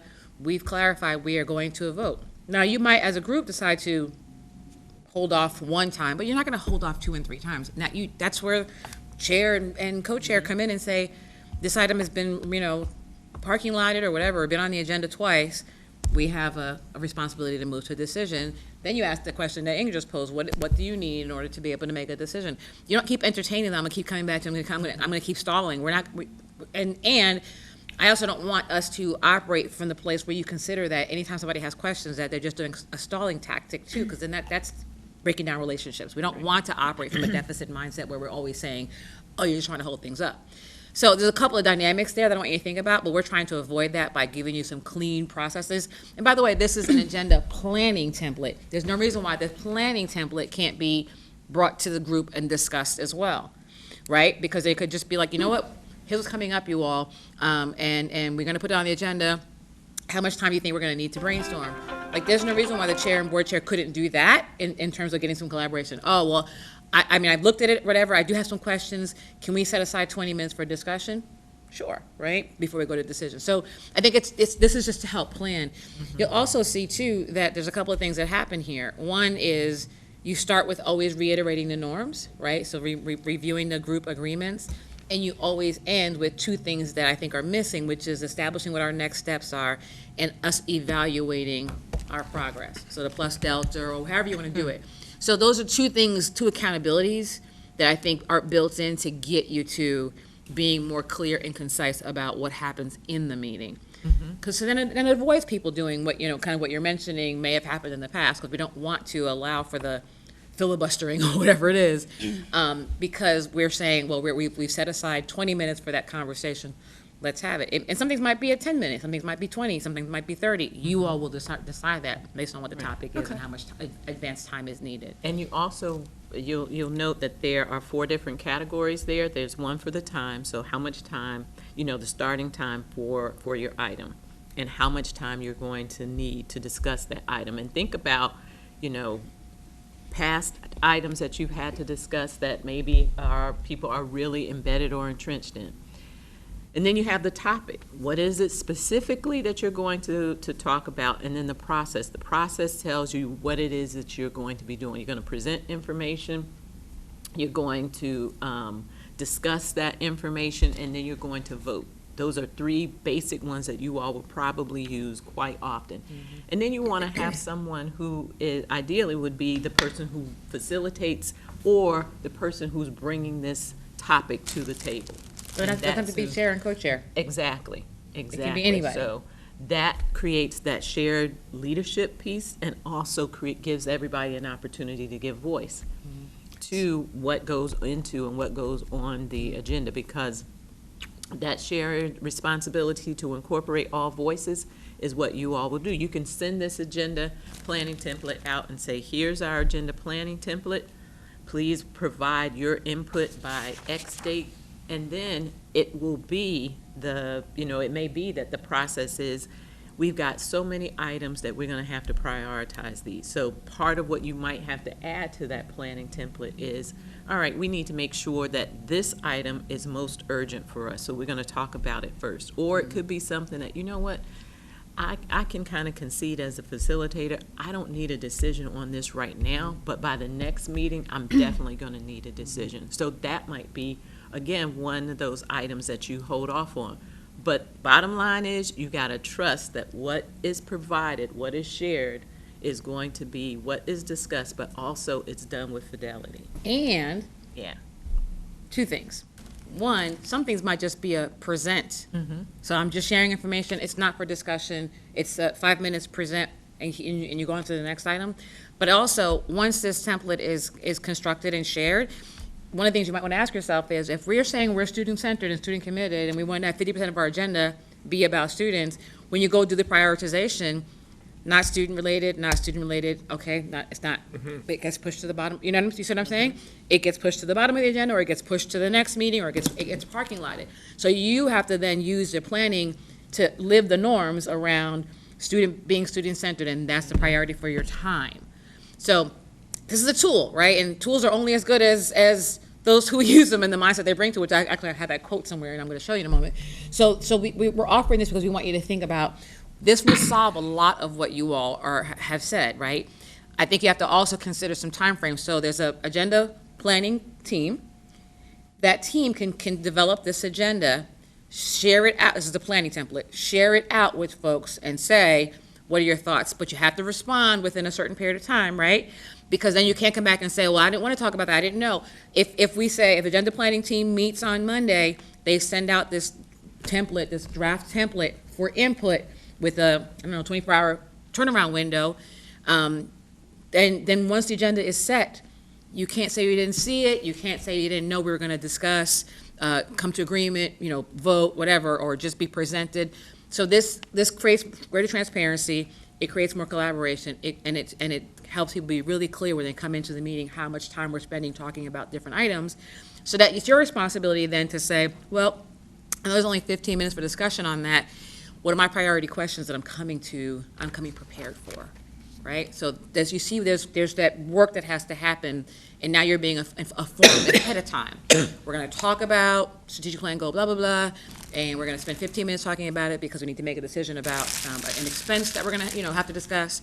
My homework is, because I know it's on the agenda and we're spending 15 minutes on it, my homework is to make sure I'm clear on what that goal is and what we're going to need to talk about, what questions I have, to come prepared. This solves, I think, a lot of what I heard were some concerns. Mm-hmm. You agree? How far in advance do you like to do the agenda planning template? 3 months? Do you like to plan it out for 3 months, 2 months? No, I wouldn't even. I mean, you can, but the way we're doing agenda planning now, you do it once a month, correct? Mm-hmm. And so and you're planning for the following month. That's the intent. For the most part, yeah. And I'll just share that in the district that I worked in, ours was planned pretty much for the year. You knew when your topic was coming forward, and you had to get everything ready. Yeah. So you know that you're going to be presenting in front of the board on February 23rd. Well, everything gets back mapped to that February 23rd. So by January 23rd, the board already has all of their information. You've already submitted it. They can give you feedback, they can do whatever they need to do. But by February 23rd, you will be in front of that board table, and they will be, ready to respond to questions or hear the presentation. And the other thing that was important for us is the present part, the informational piece, was very limited. You had maybe 15 minutes to present, and you had 45 minutes of questions. Yes. Because that's where we spend the bulk of our time in meetings is, I need clarification, or I not understand this, or I want to compliment what has happened here. So consider, you may even do a little homework and go back and watch some of your previous meetings to see how much time are we spending on instructional items? How much time are we spending on those items related to social emotional learning? So that you can gauge the amount of time that you'll likely need to discuss some of those topics. Now, some of them, it's going to be different. There are things that happen in the moment, and so you may find that I thought this was going to be an item that was only going to require 45 minutes of questions, but you know what? It's going to require 60 minutes now for us. So you could negotiate 15 minutes of time from another item, but if you do that, just know that it pushes everything else back, okay? And then eventually, one of the things that will probably happen is something's going to go in the parking lot where you have to come back and address that. So the other thing to consider too is this is more for the internal plan. That's why I asked about whether you had a chief of staff or an ombudsman. Like, for example, I work with Charlotte Mecklenburg Schools. By the way, Elise says to say hi. And we just work with her chief of staff to map out when all of the community equity committee will be presenting for their pillar. So it's mapped out through June. So I sent each of those chairs their template and their slide template for how they get one slide, right? And they get a one pager and one slide. And so it has to look in a certain way, and then they submit that to me. I give it to the chief of staff. It goes into the board docs. So the committees know, they already know now that they're presenting at the May board meeting, for example, right? So that agenda is built in that way where as people who are coming to you. So that's that piece. The internal for your planning, for your business meetings, for your time, this could be helpful for that. So just think about like what's the process that's going to tighten up your ability to get through your agenda items in a way that is both collaborative but also is going to be efficient, so you can actually have the conversations that you guys are saying you're missing from having. And I don't know that whether or not you already had this in place, but designating we had a certain template that we had to use for any board presentation. So sounds like you all have something very similar. We could revise it, but we have something. But you have a guide. I'll say that you have a Yeah. guide in terms of what you could use so that everything is very uniform. Yeah. And you know what you're going to see. You can give some guidance to those people that are presenting and say, make sure you cover this, make sure you cover this, and make sure you cover this. Because that's important. And especially when you have folks who are coming to the table that have never presented for, you can be intimidating, very intimidating for someone who is new to the board table and they're like, I don't know if I'm going to be able to do this correctly. You want to make sure that you provide as much information for them because, again, going back to that workforce-centered norm, it's not to intimidate people. It's not to make them feel like, you're not in partnership with them. So The other thing to consider too is, I know we're going to talk about this at some point too, your committees, even building in time for what committee reports would look like, right? So thinking about that. That would be great. Yeah. Yeah, so if you build in as part of your monitoring calendar, policy committee or this committee, this is the month that you're going to present, you already know that we have to build into the agenda both present, discuss, and all of those things. So you got to be thinking about those existing structures that you have in place. So we want to tighten all of that up. And we have time to do those pieces, but we want to get the tools in place. So this is one of the tools. Oh my gosh, it's already 3:22. Okay, so there's agenda development, but I want to go back. I want to circle back to two things. Most of your decisions are made by majority rules, essentially, right? You guys make a vote and you kind of go with the majority. So there's ways of thinking about decision making, and so it's consensus. There's getting consensus that's everybody coming to agreement. There's small group where only some members may be involved in a conversation that then leads to a decision. I think what you all need to be level set on is: are we going to always operate by consensus? Are we going to always operate by majority for every decision? And if that's the case, that's fine. But you need to articulate that. Or are there going to be some things that we don't come to the full board for because we trust that Dr. Birdsong has talked to a couple of board members and has had to move forward with a decision? Does that make sense? And so this outlines that, what's the impact of my decision, but how much time do I have to make that decision? And in which case, how much time am I spending either speaking to the entire board, coming to consensus, or is it, in some instances, okay for me to speak to chair and co-chair and then move forward with the decision, right? And then communicate out to the rest of the board. So this is what this outlines. So I want you to think about it in that way too, like is everything going to be by majority ruling consensus? Because that will also help you to determine how much time you're going to spend in that discussion. Make sense? Okay. Okay. And so we have in the toolkit, you've got this that kind of outlines that. So it's decision, if you're going to do a decide and announce, then obviously on the agenda, it'll just be announced, right? If it's gather input from individuals and decide, you want to build in time for the gathering input and the conversations, and you want to, have time for that. And the worksheet in the toolkit gives you the advantages and disadvantages of each of those methods. Yeah, but if you're doing that gather input and then decide, you've already gathered the input, and you're just sharing what the process was. You're saying, I gathered input from 3 other board members, and this is the recommendation and the decision that we're going with. If they are gathering input from the entire team and then making a decision, then you involve everybody who's around. Sometimes it's going to be by consensus, where you want to make sure that people can at least support the decision. Not at least. everyone should be supporting the decision, the final decision, because again, you all are operating with one voice. So that consensus is we all support this. We all are going to do what we need to do to make sure that it happens and it's implemented. Delegating with constraints means that essentially you've been given some guidance around what needs to be decided upon, and you're going to share that, all right, this is what we're going to do. You've got some constraints, you've got some guidance, you've got some parameters. Generally, though, one of the things I want to throw out is when you can't come to agreement on either of these, then you might find we're going to just go to a vote. Because if you can't get to come to consensus, if you delegate with constraints and people are not in support of it, and you're going back and forth and the item is coming back to the table again, then you get to a space where you say, let's just have a vote.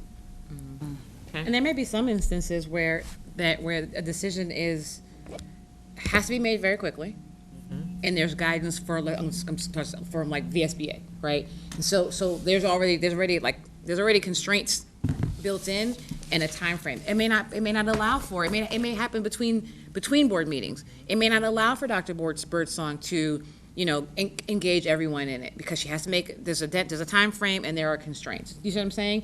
And so you as a board have to trust her. So she may, in that instance, on the agenda, it may just be a announce. The district was approached about doing such and such by such and such date. Here's what VSBA said we had to do. We did it, and I'm informing you, right? And you all recognize that. And so that whatever that action is, didn't have consensus, but it could be because there were constraints that didn't allow for that level of engagement. Does that make sense? And so you have to be able to trust that happens too. But it also has to be communicated that this is what has happened, so that no one feels blindsided and no one says, well, I didn't get an opportunity to say anything. Just be transparent and say, these are the things, these are the factors that I had to consider, and this is why we moved to this decision. Questions? Yes. All right, so we're talking about time limits and how much time we have to do, and we need to plan things out. What do we do when we don't finish at the end? Do we just keep going and going and going? Or do we wrap it up if we're supposed to be done at 9 o'clock at night? And we can see it's a quarter till and we got half the agenda left, or a big do we just go on and keep going? And No. Remember the norm, start and end on time? Wow. Remember the parking lot, right? Yes. Remember the sticking to the time frames that we've assigned for each of those items, because we prioritize the agenda. You have to actually do those things. I mean, that's the thing. And That's the accountability. That's the accountability, right? So you're not meeting ad nauseum. You're not filibustering one another. You're saying we allocated this much time for this item. If we're not able to complete it, you have to make a decision in the moment. Can we table this? And you get agreement, right?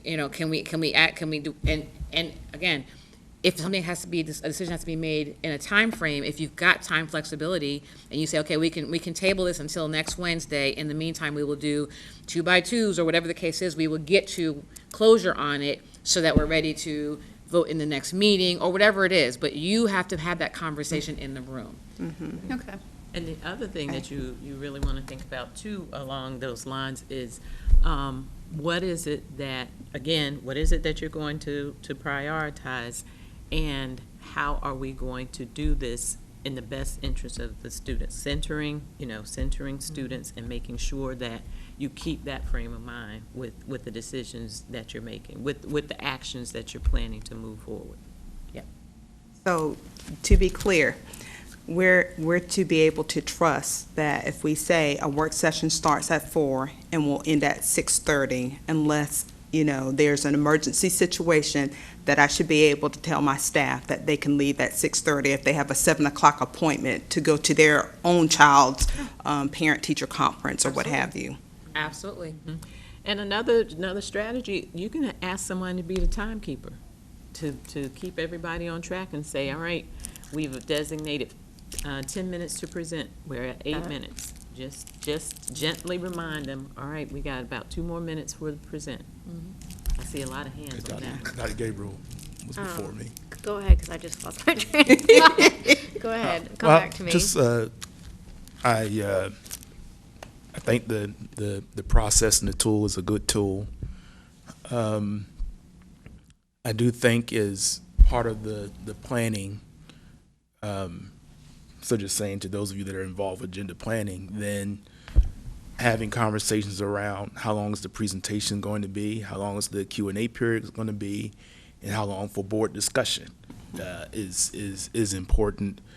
The other thing, Dr. Birdsong, you just mentioned that's been swirling in my head is both at business meetings and work sessions, I'm not sure that you have to make the determination, but you just mentioned about when the meeting ends and your staff being able to go to other things. I would ask that you consider whether or not you need all the staff at every meeting. And so, like when we have our business meetings, half the room is taken up by staff, and rarely do they have to address anything. So it could be that whether it's your chiefs or whoever you know is going to be addressing something that they may be required to be here, but maybe everybody doesn't have to be here, whether we end on time or. It doesn't. So I'd like to address that. I think it's important, if we're meeting twice a month, it is very important for my team to hear what the discussion is between the superintendent and board members, because at the end of the day, I can't do this work by myself.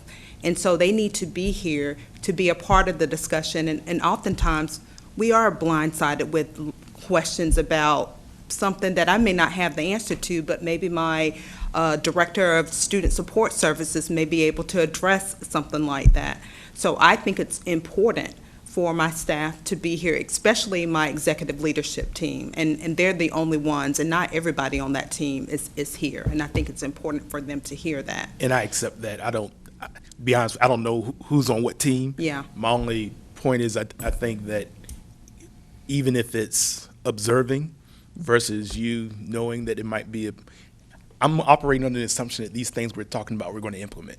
So over time, I'm saying that maybe what we are doing today, if as we do this and implement it with fidelity, conditions may change.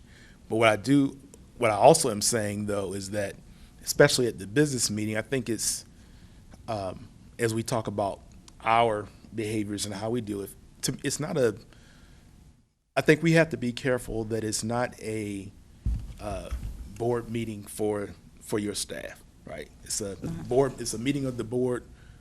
Ms. Cancer, why are you making the face? Well, because I don't know, this question came out of nowhere. I was asking about what we do, and I'm not sure why now we have a conversation about whether she has her staff there or I think not. speaking to the efficiency, like the use of time and people's time and talent, So who don't necessarily need to be. Can I just pause for a moment? So I'm going to have. I want to sit next to you, because I think when I sit across from you and I'm just having what I think is part of the conversation, and then you make faces, it throws me off. Well, it's And not. so- wait a minute, no, It's seriously. interesting to hear I'm that, just but having Make it's not faces the too, Mr. intention. I know I do. I know I do. It's not the intention. I'm just trying to. I'm just Come sit next to me in anyhow. the spirit of love. We haven't known about positive language. Yes, in the spirit of right. love. Mr. In Jordan. the spirit of love, Dr. Birdsong mentioned something. I had a thought about it, and I was responding to the thought. So to me,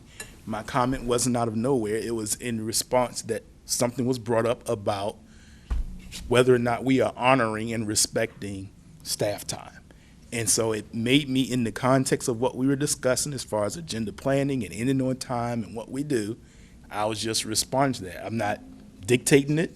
I'm not mandating it. I was just giving some feedback in that context. And so if there's confusion about why I'm asking it or what my intent is, I welcome being asked for clarity, which I think Dr. Birdsong, at least I think in our interactions, tends to do. But I just wanted to say why I was speaking to it, because it is something that I've heard before, and in honoring this concept of being respectful of staff time and also honoring the principle of us spending And no your less. time. Yes, Yeah, we have no children less and than- families You get too. dinner too, yeah. So it was just in that context. That's all. I mean, I think it's That's why we simple need to, it. I think it's Respect people's time. yeah. When we say start and end on time, Yeah. There you Right. go. you don't need to qualify This that, is right? what this is Start and all end on time. about. I mean, And, start and, we and, end and on we're time. saying that the meeting is 4 to 6:30, we frame do the it. agenda, the template in this way, Yep. from 4 to 6:30. We don't put 25 items in there, we only That's cover the other the key, 3 or right. 4, that we Right. say are priorities, Right. that are tied to student outcomes, right, all the things Yeah. you said. So it's Yeah. really about living all those norms, and here's a tool to do it. Go ahead. And I'll be really quick. So that doesn't mean in order to discuss 25 items, all of a sudden now we're meeting work sessions, we need to plan from 4 to 9. No. You know what I mean? Right, and you don't stuff everything into your 4 to 6:30. Right. And That's- you only give everything 1 minute, and then everybody walks away feeling like we just did No speed dating discussion. through the agenda, No. right? So that's why this is a planning template, because you're gonna plan for, we say we're gonna start and end on time, we have from 4 to 6:30, our priority items are these 3, 4, maybe, items that fit our criteria, tied to student achievement, right? 50% of our agenda is tied to student achievement. That means the other 50% might be some operational things or whatever, but you plan for that. And I think that you just have to hold yourselves to that. Otherwise, you're gonna have these long meetings where Right. things don't get done. That's and- right. and People like, you didn't give enough time to things, and you're having to keep circle back to them. If you give them the right amount of time, they don't keep carrying over. You won't need as much parking lot because you committed to discussing these things with fidelity in that time frame. Yeah. And definitely getting on the monitoring piece, because how do you get 24, 25 different things on an agenda out of the parking lot? Because random things are being brought up that are not a part of the monitoring schedule that the board has agreed upon. So getting to that particular point so that we are clear about what we're gonna cover, when we're gonna cover it throughout the year, helps us to better plan. Yeah. And initially, it might feel uncomfortable for you because you're going to be so structured, but in order to get through what you need to get through, you're going to have to be structured like that. And You're you'll gonna feel have much to better about it designate. after the fact. Yeah. And again, go back and do that self-evaluation. Were we able to get through what we had intended to get through? And did we do it with fidelity? Do you want to hit those slides real quick? or No. So look, page 135 says tools are only as good as the mindset using them. Tools help you focus. They provide guidance in dealing with complex issues. They're not things to be implemented, but rather a catalyst for changing the culture that you have in mind. This requires a culture shift for, the way you guys have been doing business, right? And so it's gonna be tough at first, but I want to challenge you to try to develop the agenda in this way. I think the step that we're adding to that does not currently exist is sending the template out to the larger group to lay eyes on it, to say, oh, well, can we have a little bit more time for this topic? Can I negotiate 5 more minutes for this, because I know I have some questions about it, right? That way is more collaboration into how the agenda is built too, and I think that that's a missing piece I've heard. One last thing before, okay, go ahead. No, I'll take It a was, question it on was that. on the agenda, so, I would ask if we could, have something like this planned out for 3 months in advance. So That's I would doable. say that would be very helpful, because I have tried to make it a point to use board docs a lot more, use it, and it definitely needs a lot of updating, because it is not, it's very outdated with the information that it has. I do try to go to the draft meetings to see, like, I try to look up policy, kind of like keep myself informed of what else is going on. But if we have 3 months in advance planned out, knowing that this is a draft, that it is, with it, things can be changed, and it is not used to say, oh, well, you said you were going to talk about this and you didn't talk about it, so what happened? What? So it's, I would say the 3 months. The other thing is, I would ask of the superintendent, Dr. Birdsong, when the presentations are made, I really like the idea of like a template. That way we kind of have an expectation of how we're receiving information. But at the end of the presentation, or however you feel it best, Dr. Birdsong, timeline. Okay, this is the point where we are discussing. This is the time that we need to take board action. This is when it's going to come up for policy review. And then that way, it can help our clerk, who helps us in agenda planning, to try to put these things in here, because, all of these things take a lot of time. And that's what the clerk can help with. She can start putting these things into the queue for the templates.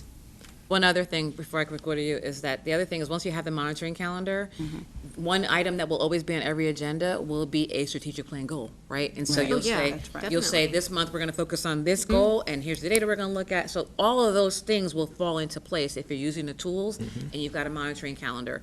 it'll be easy to create 3 months. You could create 6 months out if you've got the monitoring calendar.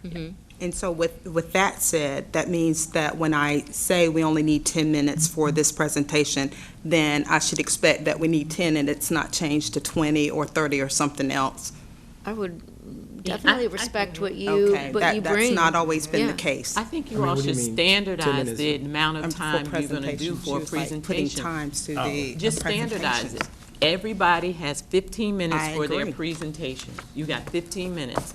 And the people, trust that the people who are gonna be presenting, they know what they need to Right. share in that 15 minutes chunk of time. 15 minutes is a lot of time to And that's what share I've information. shared with my staff, 10 to 15 and sometimes 5 to 7. Yeah. But just Yeah. just I mean, 10 standardize minutes, it. 10 minutes is good. But get agreement, as a board, get agreement. If do, 15 like we minutes used is to. the presentation time, then set 15 minutes regardless. And that way, they have the full, use that full 15 minutes. Yeah, no more And than.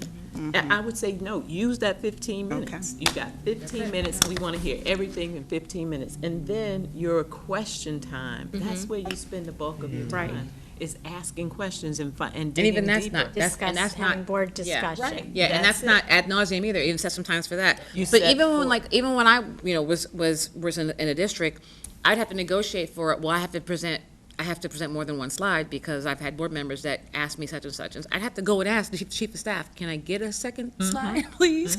Yeah, as long as you keep it in your time frame, you can have 2 slides if you want to, you know what I'm saying? So it's about tightening up, because it's about also your time, right? So when cabinet comes before you all, you have to build in time for you all to digest and ask questions and all Right. kinds of things. So you drive that agenda. So there's no need to ask me about how much time, because it's 15. It's That's how much 15 time my minutes, staff will. And this is the Need. Well, format.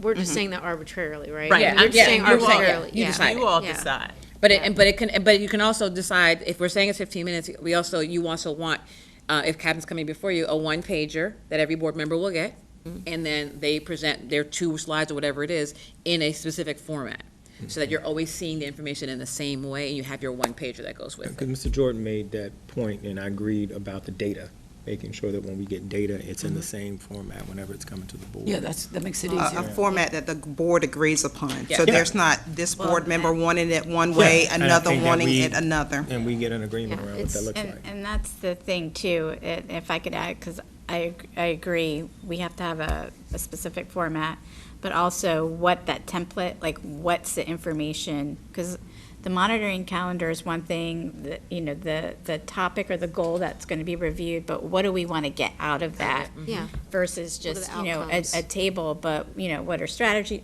all of the things that go with that are informing us about the progress that we're making and decisions Fiscal that are coming up. responsibility, policy decisions, et cetera. Exactly, Yeah. right. So, I want us to reflect on one thing before we leave, because I don't want to let this go, is what happens when these norms are not followed by board members, right?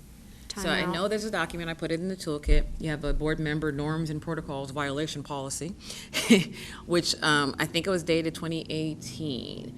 So you all need to make some decisions, we don't have to make it now, but I want you to think about how you're gonna hold yourselves accountable, hold one another accountable, and what you need from each other, and then what happens when norms are not honored. Now, I know we're just starting to do this, and we're trying to put this, we want you to start practicing with some of these processes. So there may be some norms violations in the meantime, but I want you all to start thinking about how are we gonna hold each other accountable. So this document, as part of your homework, would be to go back and say, does this still work for us? Do we want to still operate with this first offense, and second offense and censure and all those different things? I mean, the document is older, so that's why I wanted I put it in the toolkit, because I want you to review and say, does it still work for us? Are there other, are there other processes that we want to incorporate in it, given what we've talked about? So I want you to think about that. And I don't think you've ever really enforced this either, have you? Let's be honest. Was there any enforcement of this? No. So it may not be that it needs to be changed. I mean, it may need revision as well. But I think you also need to ask yourselves, what can we live with if we are truly going to hold each other accountable and have a process for, addressing norms violations? Yeah. I never understood what the point of this is, because there's really nothing we can do. Like, ultimately, they're still here, or say I violated, I'm not just gonna point to everyone else like maybe I violated, but you can't like get me off the board, right? Like, I'm just still gonna be here and still doing whatever I wanna do, or whatever, In theory. In theory. Well, that's pretty scary. All right, I'm already afraid. So, Right, like it just doesn't have real teeth. Well, it's funny because when I saw it, I kept thinking the same thing. I was like, no wonder they haven't followed through on this because it doesn't. You're right, but I think it also goes back to if there was trust, if everybody's holding themselves accountable. Like I'd rather see when I read it, I was like, protocols for violation like you're not doing anything. It's not really a policy for violating because you can't do anything about it. To your point, but I do feel like you all need to be having. Go back to windows and mirrors, right? Mirrors, how do I hold myself accountable to live these norms? Window, what will I do when my colleague, has violated, I hate that word, right? But has not lived up to our norms. And it could be as simple as we agree to have a conversation, or when you do the self-evaluation, the question you should ask is, how do we do this meeting with living our norms? And you guys can just rate yourselves. Yeah, we were an 8 today. We kind of got off topic, or I didn't like the way Ms. Campson looked at me, and so that whole thing, right? And so, it could be giggles, but it's true. You want to always do the self-evaluation and say, how do we? And to me, that would be the way that you enforce, right? That you're holding yourself accountable. And you're also checking in with each other. Now, one of the norms is, address issues in the moment and with the individual that you had that issue with. So it could be, hey, Dr. Bursong. Yeah, Dr. Bursong, I need to touch base with you before we leave today because I don't want, they say couples shouldn't go to bed married, shouldn't go to bed, married couples shouldn't go to bed mad at each other, right? They should go to bed married. I'm confused. But my point. I'm all over the place. But what I'm saying is that you have that conversation. So you might say, if for me to live the norm, I need to touch base with you before you leave today, Mr. Jordan, right?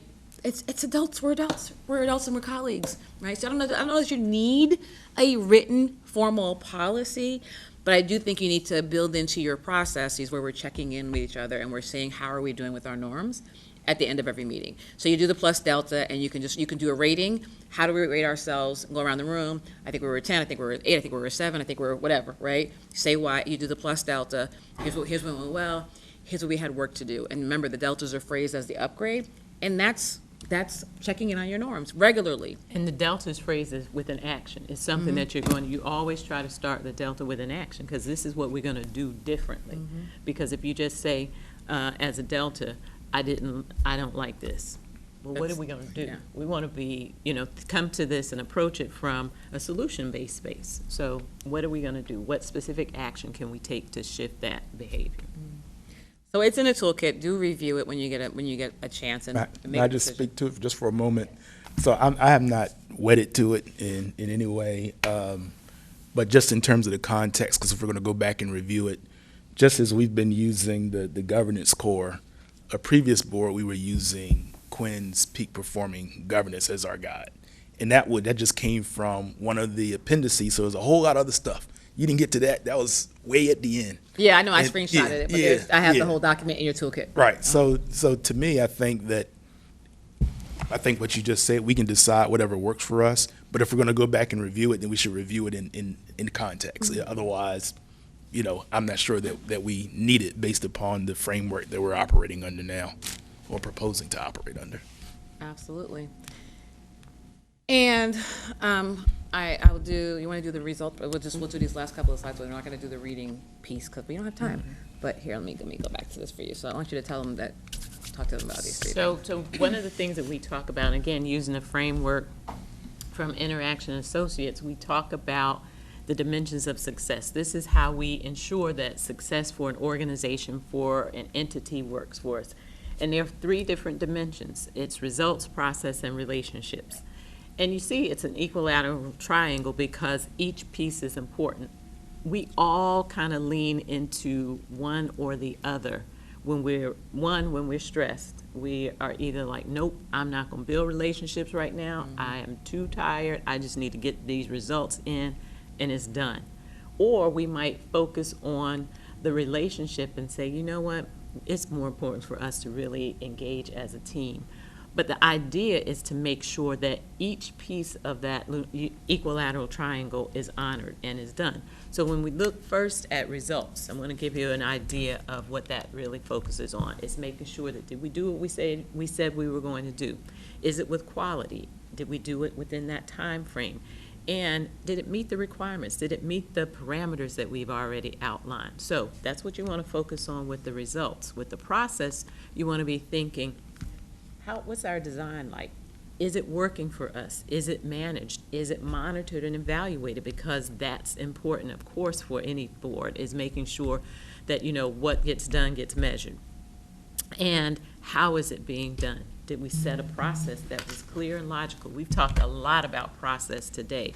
And then that level of involvement, those decision-making pieces, are they transparent? Have we said, this is going to be how we're going to decide or make a decision, or how we're going to involve people? And the relationship is how we are experiencing each other and how well we're relating to the group.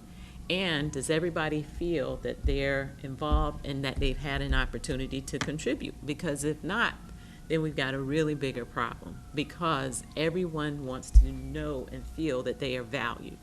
And so you look at the questions there in red. How much do team members trust one another? Do team members feel connected and committed to what we're doing, to this organization?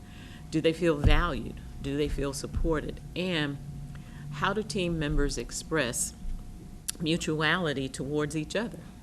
How are you going to do that? That I see you as a colleague is the way that we look at mutuality. I see you as a colleague. I don't see you as the chair and me as a board member, but we're all colleagues. So keeping in mind that this triangle, if one piece drops off, then it's out of balance. And when it's out of balance, something is going to suffer. If it's the results, it might suffer, the process may suffer, or the relationships. But the intent is to make sure it stays in balance. So keeping that in mind as you're thinking about all of the things that we've talked about today, the norms, the way that we go about the process, the interactions and the contributions, keep those things in mind.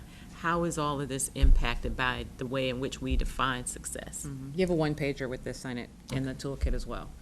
So again, lots of things for you to consider and think about. When we are back with you, we will bring the revised, I'll wordsmith based on what you shared with us, but we want to move into a couple of really important things as we head into January, because it's already a new year, believe it or not. We want to start talking about the strategic plan monitoring, developing that calendar. We want to unpack and apply the PELP coherence model, which is really going to help inform how we move the work and think about stakeholders and resources and all of those pieces of the PELP. So you have that in there. I put that in. I moved it into the toolkit for this month too. I know we talked about it a couple months back, so I moved it into the December toolkit. So reread that. We have to get the board priorities updated on the websites, because what's on the website is different from what's on paper, and so I want us to have that conversation in January. We need to revise the vision and mission statement, another thing that needs to go on the website, and developing your theory of action, not for 22-23, but for 23-24, because it's already that time, right?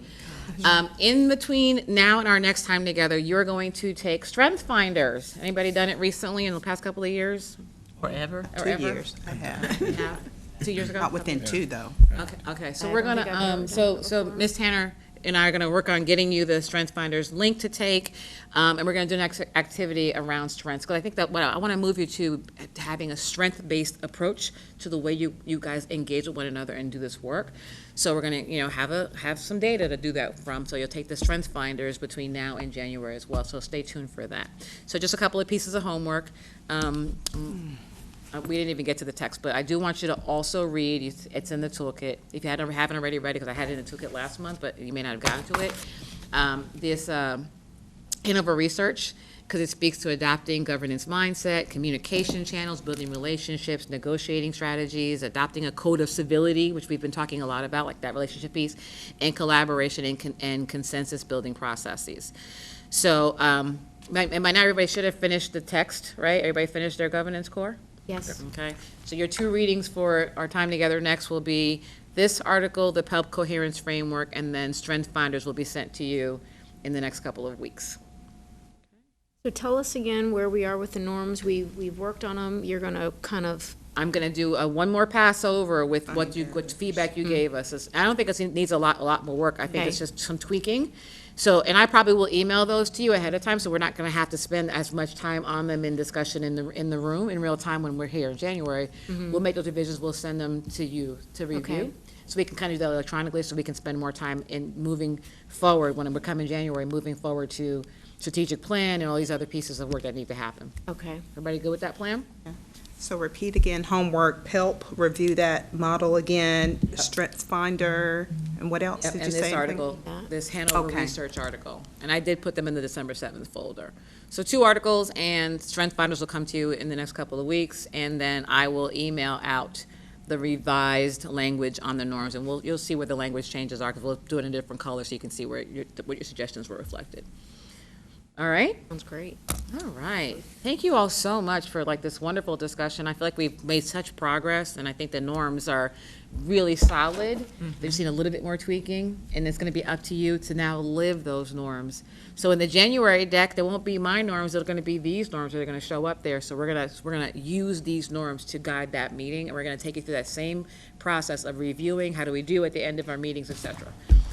Okay? All right. 3:55, look at that, 5 Great. minutes. So I'm not sure why it's not reflected. We're going to start at 4:15. Okay. Give everybody a break. We'll start at 4:15. I have just a question for January before we Okay. adjourn. We're meeting, the retreat is the 10th and the 11th? No. So it's just going to be the 11th. Everything is going to be on the 11th. Dr. Birdsong received notification that they have a state superintendent's meeting, and so she's got to go to Richmond on that day. And so we never meet the first week coming back out of the holiday break.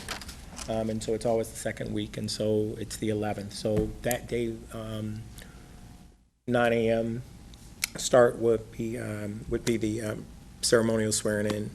10:30, we'll have organizational meeting.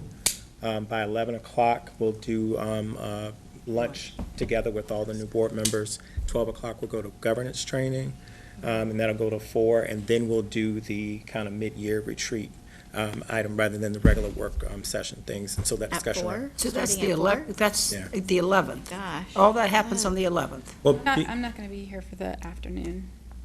I just raised it because it came up and I was looking at the draft. So in the spirit of the template and all the things that we talked about, can we get an opportunity to just talk about that, or at least even if it's using the template about what we will do retreat-wise versus what we had originally talked about doing, just so we can be in sync? Yeah, I have no problem Yeah, about the retreat items down there. I'm just giving you all the other things that have been talked about for, But the retreat will start at 4 p.m., like It's- work it's- session time. it's a mini retreat. We're having to condense. It's not ideal, but what I wanted. So it's really at like all. a work session. Okay, let me propose this. I'm gonna put a proposal out there for you. Do you need to move governance, do you need to move us off of your January so you can fully, I'm just offering, because it sounds like you, go ahead. I was gonna say can we just do governance training the first week? I mean, it doesn't involve all Like a of the different date? staff. Yeah, it doesn't involve staff Right. to, It's not like a meeting, a board yeah. meeting. So what's that, 3rd, 4th, January? No?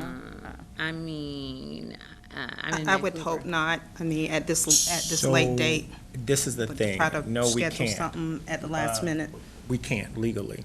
Oh, The okay. first thing that has Oh, to happen true. is Right, I guess. the organizational meeting. The swearing in is a ceremonial thing, so that's why everything's kind of condensed. I was really trying to do the 10th and the 11th. We'll already be We'll sworn be in, though. sworn in. Yeah, everyone will be then. sworn in. It's next week, right? Yeah, Yeah, on the 15th. But we're doing the ones for your family and everything else ceremonial here. my family can't be here because they're in school. Yeah. I So, mean- But here's my, understand. well, what I'm saying is this, if, I know that all those things have to happen, is it and you're not gonna be there, so that 4 hours with us, if that needed to be moved, I'm okay with that, it's just to tell me, so, But you're not available the first week, right? I'm not, I'm So in the- Vancouver. Yeah, and then we can't do that until we've done the other item that are there. I think the more pressing thing of anything is to finish these particular items that we have here, and to work with Dr. Birdsong and the team to find out when we can have more time. You know, if we can't do it on the 11th, or we start to broach certain things there on the 11th with that discussion. Yeah, I didn't know all this. The reason I was just asking, I saw the draft and I saw the 11th, and I know originally we had the 10th and 11th. So if we aren't doing the 10th and 11th, now I know, so they can get freed up. And then we're discussing about what it is that we're going to do on the 11th. So I just wasn't sure. And that's I why- will do a test trial and send out the Yeah, templates so I we can kind of appreciate talk it. about the topics Yeah. outside of the other things that we got to do. Right, because as I'm looking at it now, it's really governance training, and that's what we're going to do. Then let's just do governance training, and we can figure out the other strategic and retreat stuff we need to do. We still haven't dealt with the goals. I mean, it's just a lot of stuff to me that's in that parking lot. I just want to make sure we don't carry all that stuff over if we don't necessarily have to. Okay. So, just, I don't want to let you go. So Mr. Jordan is putting on the floor in the respect of just do the other ceremonial stuff that we've got to do, swearing in, the organizational meeting, lunch, governance training, and that be what we do on the 11th. Is everybody cool with that? I think what we do is we'll send out the template and see how everyone feels about that. We know that we have to have the organizational meeting before any other business takes place. That is legally what has to happen. I understand. Yeah, we're just And talking about I think things after everything 4 else o'clock. can just be at this point in time. I tend to agree with what Mr. Jordan's suggesting, because I think that just makes for Really long day. a We don't very. even have to do a ceremonial thing. I We don't mean, have to do that. I personally, but My family can't be here at all. either will Oh, mine, guys- but Why wouldn't it be at a Mine time won't when our either. families could be here? Like I said, I'll send it back out there. I think we've heard the respect of just maybe potentially doing governance training. Yeah. We'll talk about it then. So we're not doing anything on the we're gonna- 10th now? No, nothing on the 10th, just the 11th. Well, someone needs to correct it then, because it's in my phone from when it was sent out to begin with. I don't know how to get rid of it. Ms. Tanner, can you take that off the calendar invite for the 10th? Just put it, and then put down the 11th. All right, everybody, we're going to be in recess to 4:15. Okay.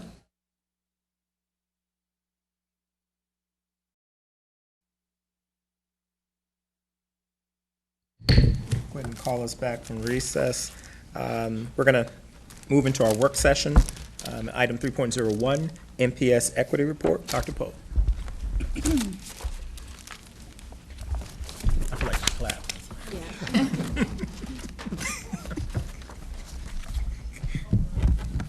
All right, thank you, Mr. Clanton. Good afternoon, Chairman, Mr. Clanton, Vice Chair, Dr. Gabriel, members of the board, and Dr. Birdsong. This afternoon, I'll be presenting information on the annual equity report that is included in policy DAB, which focuses on equity. The presentation will focus on the policy requirements, an overview of division-level data, and information on how the school-level reports are formatted. As a reminder, all of the data is end-of-the-year data from last year that's included in this report.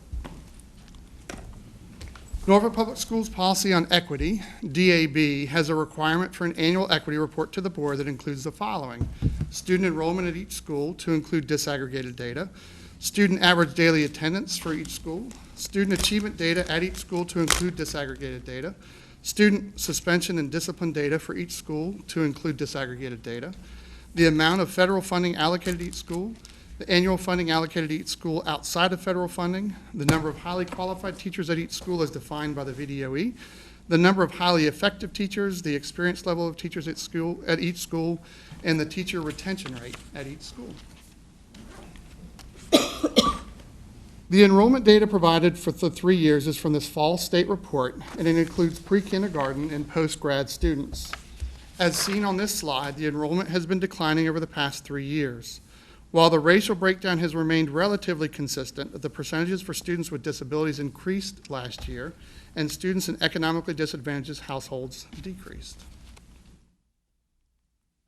This slide contains student attendance averages for 3 years. As previously reported, the attendance rates for last year saw a decrease because of days of school missed due to COVID. As the student achievement data has been presented to the board for STAR and tonight for PALS and SOLs, it was last year's data for PALS, and for SOLs, over the next few slides are an overview of what data is included in the equity report. The data does not include the 2019-2020 school year data due to no spring testing due to COVID. English reading SOL data is provided at all levels for the division report. All of the SOL data is from the annual pass rates reported by the VDOE. Since the SOL reports from the VDOE do not include gifted students as a group, this part of the data was locally calculated. The mathematics SOL data is provided by pass rate as well, as is the science data. PALS data is provided for kindergarten and grade 1. Grade 2 is not included since STAR assessment data is included for second grade. The empty parentheses signify too few students took the assessment in that grade level to report. STAR mathematics data is included for grades 2 through 8.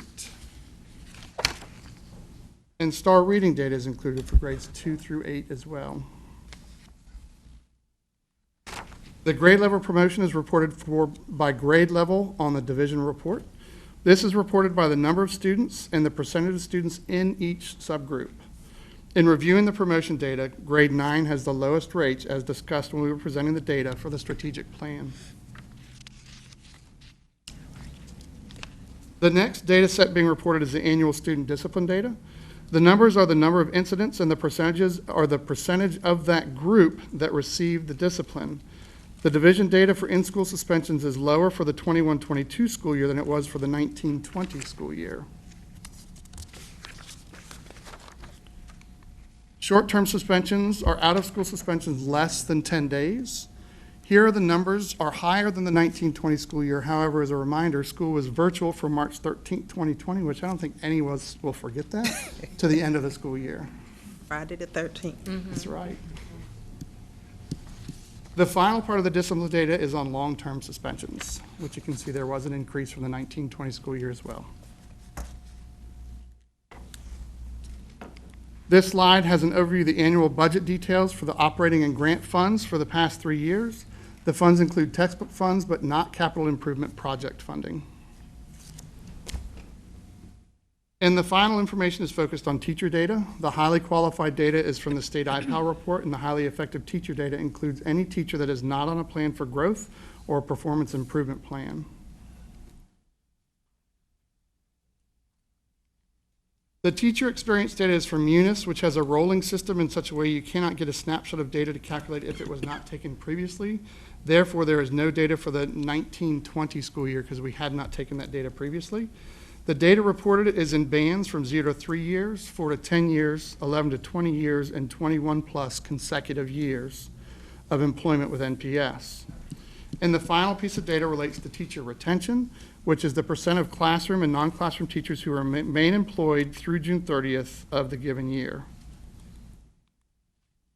And not that you can see that image up there, but the individual school reports are laid out identically to the division report with a side-by-side comparison of the division data and the school data to make comparisons easier to the reader. Additionally, the school reports will be given to the principals and reviewed as a part of the regularly scheduled data meetings. And additionally, to make it easier to read, on the left-hand side, if you click the bookmark link, each school is bookmarked so you can go right to that school. And that's the conclusion, and we stand ready for any questions you may have. Great, thank you, Dr. Pohl. Anyone? Question? Ms. Campson? Oh, not really a question, just I'm amazed. I don't think there could be any other data that we're missing. I know. When I was looking at it the first, I couldn't hear you. when I was looking at it to begin with, it just kept going on, and I thought, did you do anything for the last few months? Have you just been? I had a lot of assistance from ARA on this one, that's for sure. Anyway, very great job. Thank you. Thank you. Anyone else? Ms. Jordan? Yeah, I appreciate the report. I think as board and the governance team, we should revisit the policy. So the report is part of, was one piece of overarching policy that also included the opportunity for community and workforce engagement with the establishment of equity task force that would allow for this team then to review this information, look at what it's telling us. There's some some overarching goals and expectations around trying to have economically diverse learning environments, making sure that all students had access to high-quality curriculum and other things that are beyond just the Section 5 piece that is this report. And so I think as a board, we should revisit the policy as to its application moving forward, and whether or not we keep the task force, modify it. If we do, then operationalize it so that we have the benefit of some of the things that we talked about earlier with the governance training around community and workforce and student voice in what this means. Because it's one thing to look at the report, it's another thing to talk about how do we build board, administration, and community action towards equity, however we define what that looks like.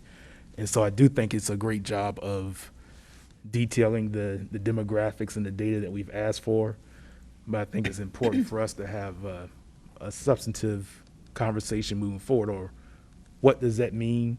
How far are we from it?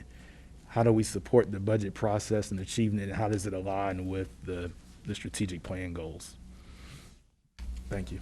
So I'm hearing revisit equity policy. That's for the parking lot, so we can figure out when we're gonna do that, because it'll probably just go to the, you also mentioned the task force, that's a part of that policy. Yeah, Norfolk was the second division in the Commonwealth to adopt the equity policy. Roanoke was the first. The Roanoke task force that they had, they've since evolved or modified. Their original task force was one that, as I recall, reported to the board. It was like a task force of the board. Mm-hmm. And when we discussed it in 2016, 2015, when we were adopting our policy, we were shying away from that because our governing framework that we were looking at was not to have a report directly to the board, but have it be something that provided support to the superintendent, who was then providing that input back to the board. So I'm just saying that based upon the policy, we are doing what the policy asks in terms of an annual report, but we're not doing the other pieces of the policy. So either we should, I understand we should revisit it to say, do we still want to have the comprehensive policy, or do we simply want to have the report? But in any event, once we receive the report, what does it mean to us, and how does it align with our goals and priorities that we've discussed? Okay, thank you, Mr. Jordan. Ms. Vassim?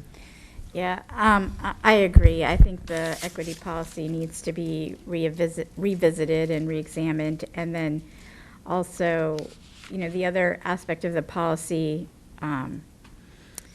is that, to be a little more specific when we talk about access to educational opportunities, as is indicated in the policy, but then later in the policy, we say that we want to monitor and measure these specific items, which is exactly what Dr. Pohl has presented to us today, which is great. But it's making the policy a little more cohesive so that it provides clear direction. And then then what? As Mr. Jordan just said, what do we do with, if we see inequities in the data that we're given, what are we going to do about it?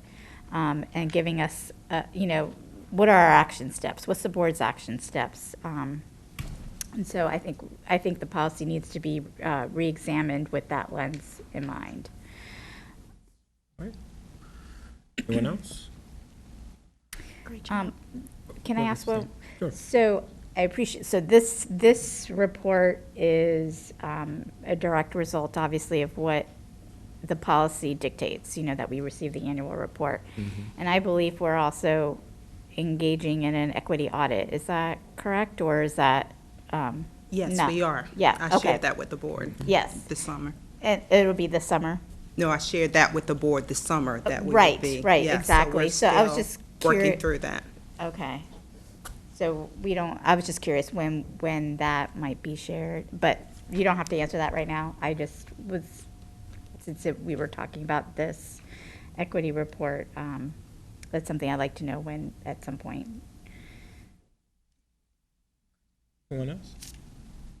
All right, thank you, Dr. Pohl. Dr. Pohl, before you go into the next one, I'd be remiss if I didn't recognize, we have our school board member-elect, Ms. Tiffany Moore Buffalo, who will be the new member for the Ward 4 seat, and she's been with us all day, so we're glad to have you. Dr. Pohl. All right. Good afternoon again, everybody. Chairman Clanton, Vice Chair Gabriel, members of the board, and Dr. Birdsong. Before we do the presentations on the board, the next item is this afternoon I'm to discuss is, excuse me, with the two policies, IIA, instructional materials, and IIAB, supplementary materials, selection and adoption for the board's consideration. Excuse me. The proposed edits, right, it's not the presentation up there, it's the policy that we're on next, correct? On the policy now. Okay. It's policy review. That's all right. Oh, thank you very much. The proposed edits follow the VSBA's suggested edits, which align with the Virginia Department of Education's model policies concerning instructional materials with sexually explicit content. Updates to policy IIAB direct teachers to follow the procedures related to policy IIA and delegates the responsibility for the selection and use of supplemental materials to the individual schools. Updates to policy IIA outline the requirements for the procedures that must be in place to support the implementation of this policy and the law that go into effect as of January 1, 2023. Included with the policy recommendations are documents that support the implementation of this required change. The procedures for notifying parents, which include a timeline being followed this year that starts in January, or actually started in November, as well as a timeline for next year that will start in August, and then we'll repeat that timeline each year and revisit it each year as part of this procedures. This timeline includes the professional development of all teachers about the policy and procedures to follow the policy. Next, there's a list of curriculum and instructional materials that fall under the definition for sexually explicit materials. Please note, of all the novels listed within the English curriculum, there is only one novel that is required reading for all students within the class, which is All the Light We Cannot See by Anthony Doerr, and that was chosen very conservatively as well. Next is the form to inform parents and guardians of the use of sexually explicit materials in their child's class. This is an opt-out form for parents and guardians and will be sent both by email and via the student at least 30 days prior to the lesson being taught. The final form is one that allows teachers to request to use materials outside of the curriculum with principal approval. And this form must be completed at least 45 days prior to the materials being used so that teachers may send the sexually explicit materials form home by the 30-day window if the materials fall under that category. I'm prepared to answer any questions you may have about this policy. Colleague? Mr. Jordan? Just on the, I guess the supplementary material selection and adoption document, just want to make sure I'm reading the red line correctly. So there's, I guess one of the pieces that was added says that the school board delegates the responsibility for the selection and use of supplemental materials to the individual schools. I'm reading that correctly? Correct. So can you just explain the thought behind that and how in the process of individual school selection, we also maintain some level of consistency across the division? Sure. So one of the reasons for that change is when you have the variety of possible AP courses or dual enrollment courses, as well as some of the electives at the school level that might be academy-based or program-based at their schools, and to allow some level of autonomy at the teacher level as well to bring in materials. We've previously had the form that was for teachers to adopt materials or bring materials in that might be controversial to get approval for. So our process is similar to that, to where if a teacher is bringing in materials that might be anything controversial or that included in the definition of sexually explicit, they have to have permission from their principal. And if their principal is unsure, then they reach out to the C&I senior coordinator to find out. Follow up. So on the sexually explicit or what's appropriate piece, I get that, but almost like we were just talking about with the equity policy. So we know that, like I said, we have specialty programs in some schools. One of the things the equity policy was trying to deal with was trying to make sure that we have opportunity and access to rigorous coursework for all students.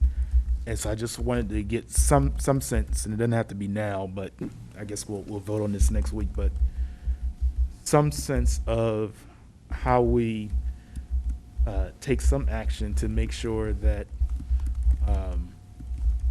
that supplemental materials that are offered at schools that may have a specialty and a school that doesn't have a specialty still has some means by which we are encouraging rigorous and advanced coursework at that school, so we don't end up with, more inequity around access to supplemental materials that are aligned with rigorous coursework. Right, and I think we're talking possibly about two different items. The rigorous coursework part, we've started to solve that with concurrent teaching. So we've started to offer AP or dual enrollment courses where there are schools that may not have either a teaching staff or the number of students who have registered to take them. So we're offering them concurrently, where a teacher at high school A may be teaching students who are actually live and enrolled at high school B concurrently with their class, to make sure that we can offer the rigorous coursework.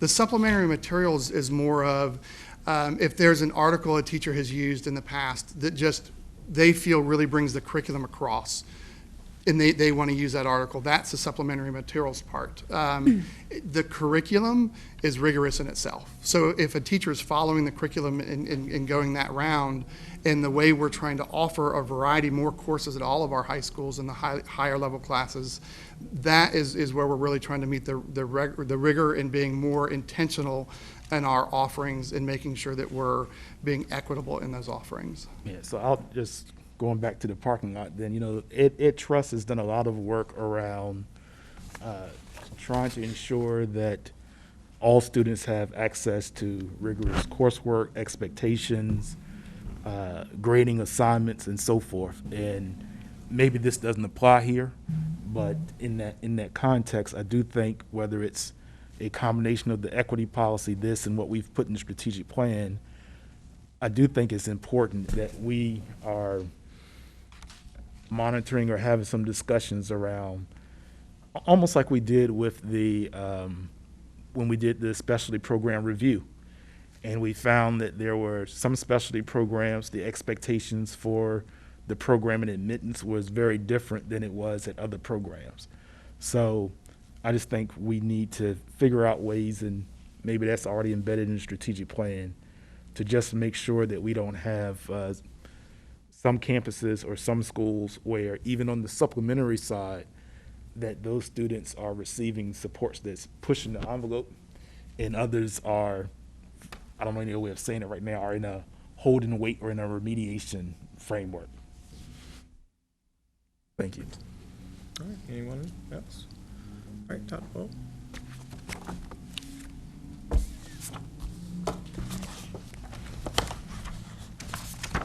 The grades PowerPoint.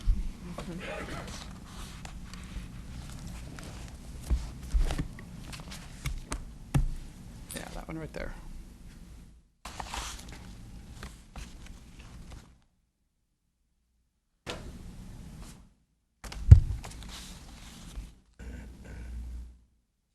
Thank you very much. All right, good afternoon again, everybody. As scheduled on the data monitoring calendar, I'm here to present data on first quarter grades, attendance, and chronic absenteeism. The presentation will begin with grades, then move to attendance rates and trend data, followed by attendance and demographics, as well as students at risk of being chronically absent through the first quarter. This graph shows 4 years of data for quarter one and the percentage of students failing 2 or more classes by grade level. Most grades are close to levels they were at this time last year, with the exception of 9th grade, where there's an 8% increase in the amount of students failing 2 or more classes. When looking at the same data by demographics, each subgroup has a slight uptick in the percentage. Students in the English learner and Hispanic subgroups had the highest increases. And with that ninth grade uptick, this slide is the same data focused only on ninth grade students. And this was pointed out here as a measure in the strategic plan as well for our ninth graders successfully getting into 10th grade within a year. So we're focusing closer on the data. Although our SWD students are below the pre-pandemic rate, there has been an increase of just over 6% from last year, and with every subgroup showing increases over last year, focused tutoring with university instructors is being continued, while the use of Admenum's courseware to target specific student needs after each unit assessment is being implemented at each high school with a specific focus on our ninth grade students. Moving to the attendance rates, the data showed here represents 4 years' worth of attendance rates through Q1 at the elementary level. Although rates are not as high as they were pre-pandemic, they are improvements from last year.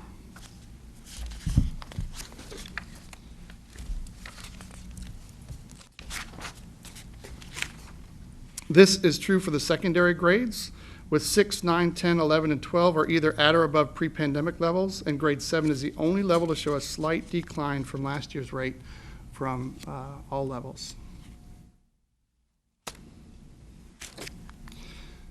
This slide is only this year's data, but it's by demographics and by level. So the lighter orange bar is our elementary students' attendance rates by demographics. The reddish bar is middle, and the brown bar is high school.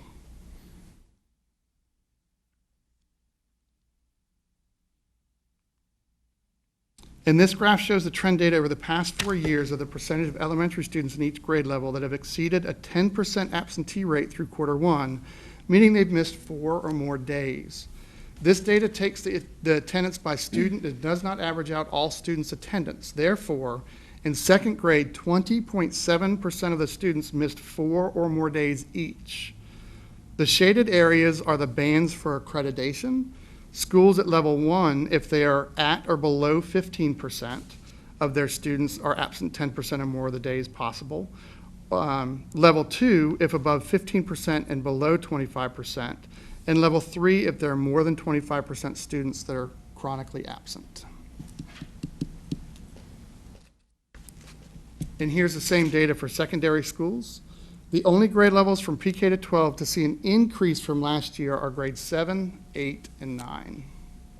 And as a reminder, pre-K does not count towards accreditation, but we do like to track that data as they're going to be our kindergartners soon enough. Right.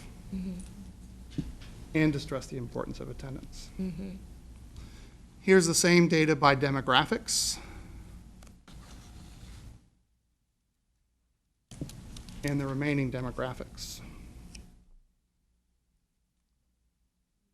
Additional information included for your reading pleasure with this presentation are the chronic absentee report by school, the students failing 2 or more classes by grade level and demographics, and the percentage of students failing 2 or more classes by school.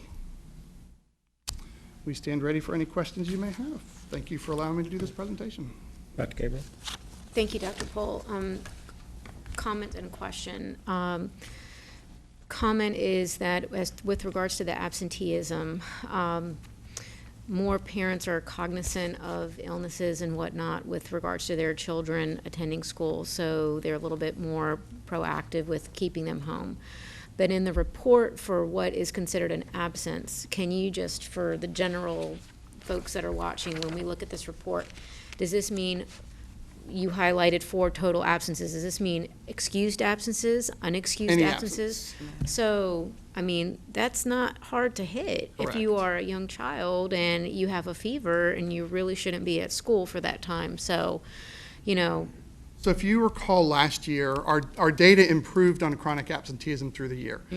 Because at the first one, if you miss 4 days already in the first quarter, you've hit it already. Then the next quarter, it's 8 days, you know, and then you get to 9 days, you get to 10% of our days. We have 176 school days on our calendar. So anybody who misses more than 17 days, which is a good amount of days, they're chronically absent. So Dr. Gibson and her team have worked ardently on a division-wide attendance committee and the school-level attendance committees, bringing in research and talking about what can we do. You may have seen the social media campaign around, attendance and bringing students to school, but any absence counts against chronic absenteeism. The only one that doesn't is if they're on a school field trip, because then they're at school. But if they're, the 2 days before Thanksgiving, if they went to grandma's in Pennsylvania, those 2 days count. If they're at a doctor's appointment and they have the excused note, that counts against chronic absenteeism, because the way this rule was made is they figured 10% of your days is a lot of days. And if you're missing more than that, you're really affecting your learning. Follow up real quick. So if homebound instruction is done for a student with an illness that might go for more than a couple of days, how does that factor into chronic absenteeism? So you're challenging me a little bit. My understanding is with homebound that they're registered as homebound and their Right. attendance is then done as homebound. Okay. And I need to double check, but I believe then, let's say out of the 176 days, they were on homebound for 20, then 156 becomes theirs. So if they miss more than 15 other days than they're homebound, Okay. they reach that chronic absentee level. Okay, thank you. Unless they miss instruction during homebound. Correct. Ms. Basine? Yeah, thank you, Dr. Poole. And just to real quick piggyback on what Dr. Gabriel was asking, also those students where we have disciplinary action, they're also included in Correct. this as well, right? If they have an out-of-school suspension. If they have an that is out-of-school, an right, absence, correct, Right. for chronic absenteeism. right. So I wanted to go back and look at, or hear more about, so you talked about, and I'm really glad to hear the focus on ninth grade, because, obviously the academic performance data and absenteeism data combined, definitely shows them to be a higher risk. Can you speak a little more about, you talked about the interventions and the strategies in place. Can you speak a little more about what those are? And Sure. So I think we're all aware of the university instructors partnership that we have, where we've hired tutors to come in during the school day to specifically help with students. So let's just stick with ninth grade on this. So a ninth grader that may have an open block, they can get pulled in with this university instructor. Or if they're in a class, they can get pulled to the side with the university instructor with small group to get specific needed assistance. And university instructor also is getting access to their grades data as well. So they know how they did on a unit assessment or on even a formative assessment leading up to that unit test. So that's one major component. Another component is a FEV tutor that we've had in place as well. So 24/7, they need help, they can get help with an expert in that content area. The Admenum courseware is what's new, newer this year at least. So we replaced the software that we were previously using for credit recovery, and we're using Admenum courseware. And one of the benefits to Admenum courseware is all of our high school teachers have access in the core areas for that content and to be able to use that. So when a student takes a unit assessment, when the teacher looks at the data and says, okay, the student was weak in area A of the unit assessment, they can assign from the courseware content in area A for some virtual learning for that student that's asynchronous, and then the teacher can follow up with it, and then they can reassess them live. So we're not waiting to the end of the year to try to do a makeup, but each unit assessment, we're trying to catch the students then. Now with courseware, we're just wrapping up our professional development with that teachers. So that was just starting to be implemented now. So really working on how that can go unit to catch students back up for that live kind of remediation and catch up. And those are also discussions we're having at the school level data meetings. Okay, thank you. I had the opportunity to see how Edmentum works, on a school visit, and it really, brought home like the personalized learning piece too. That so I appreciated being able to connect, hearing about Edmentum in here and seeing it actually in application in the classroom, and so that was insightful.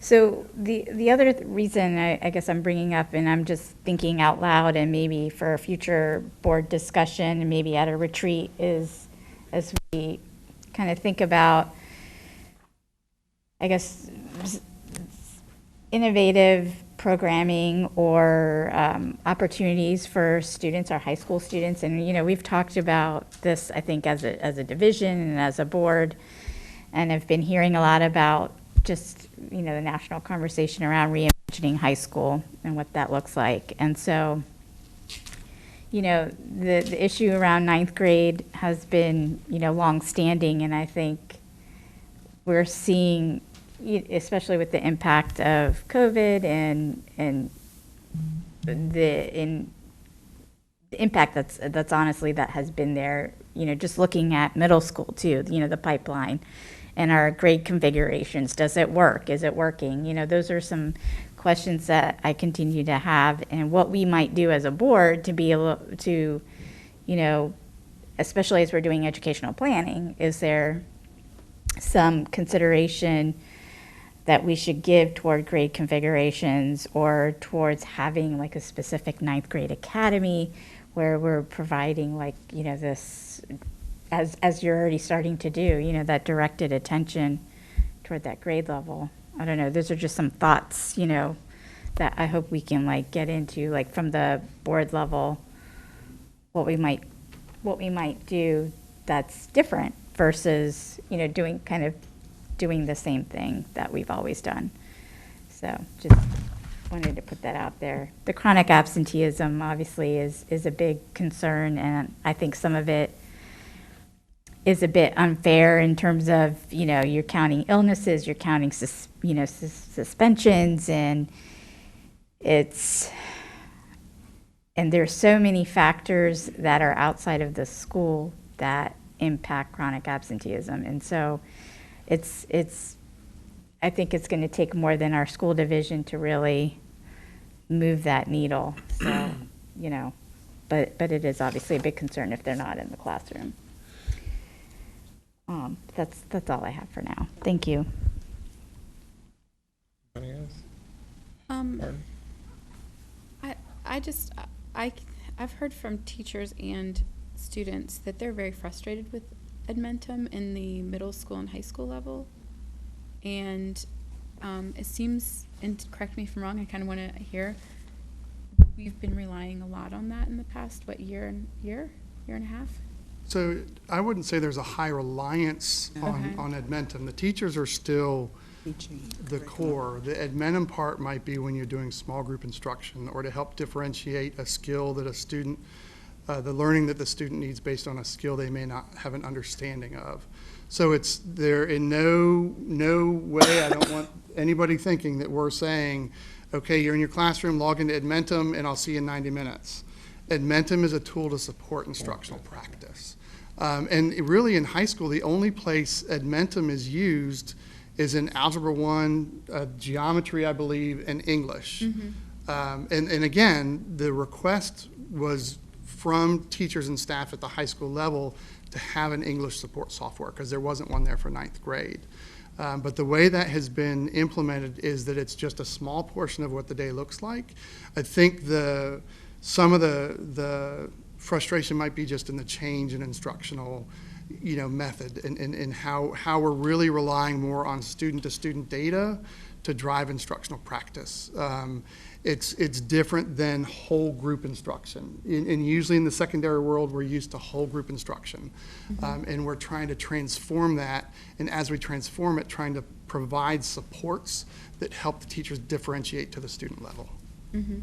I and maybe this isn't the place to go on, but I just would like to understand it more and how it's being used, particularly with our gifted students, with the different segments of population, because I'm hearing that it's just not this one size fits all type solution for students, and maybe the students we might need to be more surgical in how we're implementing that program. But of course, I just want to understand how it's being used, so I can understand better what, if we're going to, focus on clearly increasing our student academic outcomes, and if we're using a tool that people aren't fully committed to or frustrated with, then it might not be the way to go. But I just would like to have some time to better understand that. So we appreciate that feedback, Dr. Martin, but I need to make it clear with the board, these software packages are no substitute for our teachers, first and foremost. I mean, we expect our teachers to implement the curriculum with fidelity and to utilize these as tools, not to, sit children in front of computers, and our teachers are not doing that.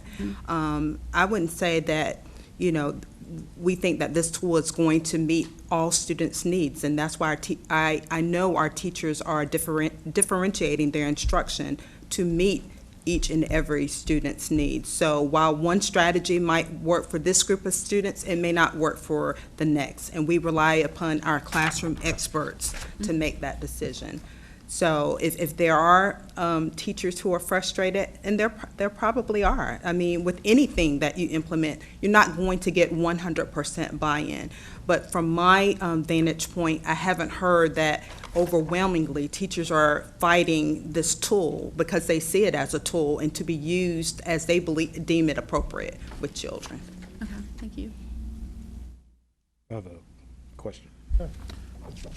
From the student failing 2 or more classes, Q1, school by school report, from a central administration perspective, what, if anything, do you assess or determine from this report, and what is it that you think, from a board perspective, we should be gleaning from it?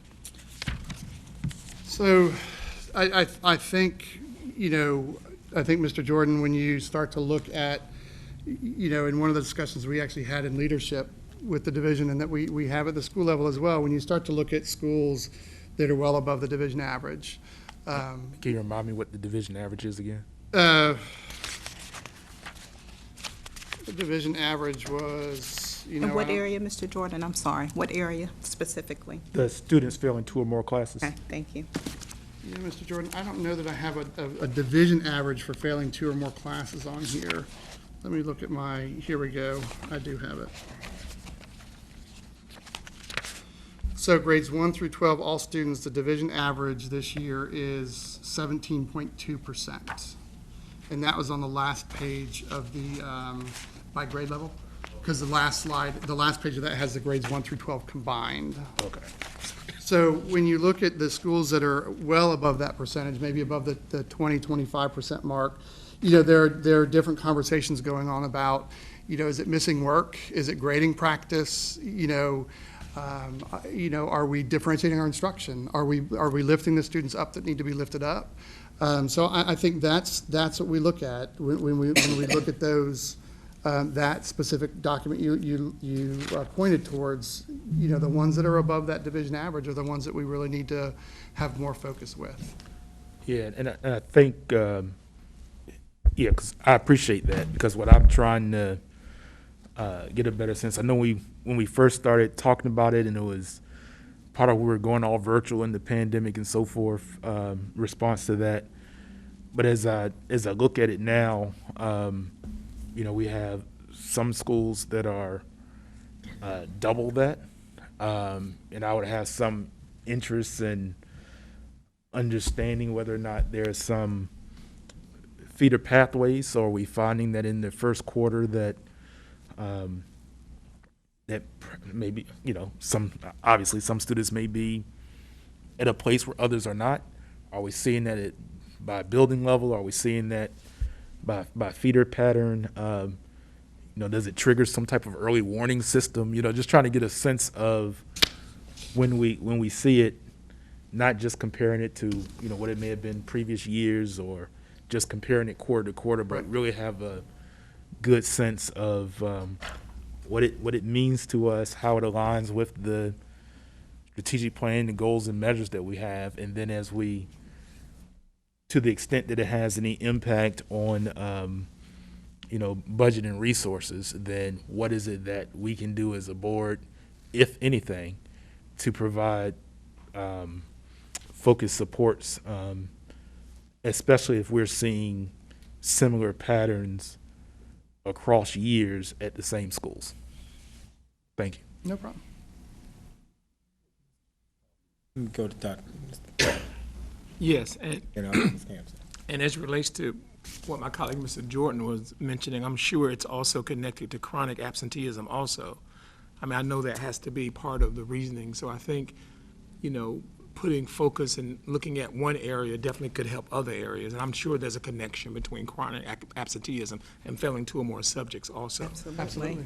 Let me ask you the question about chronic absenteeism report, and you said how you reported it, how it's reported. Is that done consistently statewide? So that's part of the that's how it's done? accreditation process, is that if a student misses more than 10% of the days where they're enrolled in school, they're considered chronically absent. So we track it the same exact way. Okay, so That's you're a saying every statewide. school district follows the same Correct. rule? And that's an Okay. accreditation rule, yes, Good. sir. Mhm. Thank you. My pleasure. I was just going to add, so Dr. Ralston, you can meet all of the academic goals in math, in English, and some other areas, and still not meet that requirement, and you'll miss the mark. Yes, yes. I Or was, accreditation. exactly. I was just more concerned, like, were we reporting it like everybody else? Or were we yes. maybe perhaps more rigorous or more strict, or being, I just wanted to make sure We we were follow the all- rules. Okay, I'll just that we were leave it all like consistent that. across the state. Like a school system, Chesapeake is reporting it this way, we're reporting absenteeism this way, because I know follow the we had some rules. issues in some other areas. Well, in the way People we're, were not reporting information the same way, and if you don't, then it's really what, when you start comparing and looking at it, what does it mean if Chesapeake is saying we do it this way? We don't count people who are out because of this. We don't, so I just wanted to be sure we were consistent with the standard we and the do, guidelines. and we Okay. actually break it down student by how many days they were enrolled. So if Mr. Clanton was enrolled 32 days and Dr. Gabriel was enrolled 42 days, Dr. Gabriel can miss 4 days, but if Mr. Clanton misses more than 3 days, so you see, so by the days they're actually enrolled is how we do that calculation as well. Gotcha. Thank you. My pleasure. Senator Ms. Basine. Back to computer programs. The program that Edmonton. Dr. Gabriel was talking about, what grade level do you start that? So Edmentum starts in, Edmentum is for math, and it's for math in grades 2 through 8, and then Algebra 1 and Geometry. Lexia is for reading in grades 2 through 8. And then we use Edmentum only for reading at the 9th grade level, because their platform aligns with our curriculum better.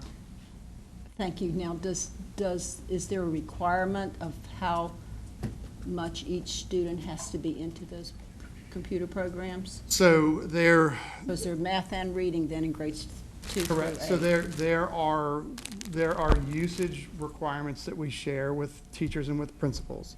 But the requirement could vary by student and by their ability level, because it differentiates what the instruction is. So if a student is 3 grades behind, they may have a little bit more time on the software in a small group setting than a student who might be advanced. And that student who's advanced still will have some time, because it's going to push them further along in their abilities. So if we're sitting in a 3rd grade language arts class, which has 2 hours, typically 2 hours, divided into 4 30-minute blocks. Right. And one of those is language arts, and the other 3 are the rotation of the reading groups, with every group being met by the teacher-directed Correct. small group lesson. All right, so that leaves them 2 30-minute blocks. But, And so correct. typically that would be, block 1 is your rotation with the teacher. Block 2 is your, finishing up, doing the work that's assigned to reinforce the reinforcement work. And the 3rd one, and this is assuming you're on grade level or above, and the 3rd one then is the one that you can go get your books, you can do Rereading, extra right. practice, finish your work. So for the children who are struggling, I assume that they use one of those half-hour blocks for intervention. Correct. All right, is the intervention always, for those children, do they always have an interventionist giving them another 30 minutes of teacher-directed instruction?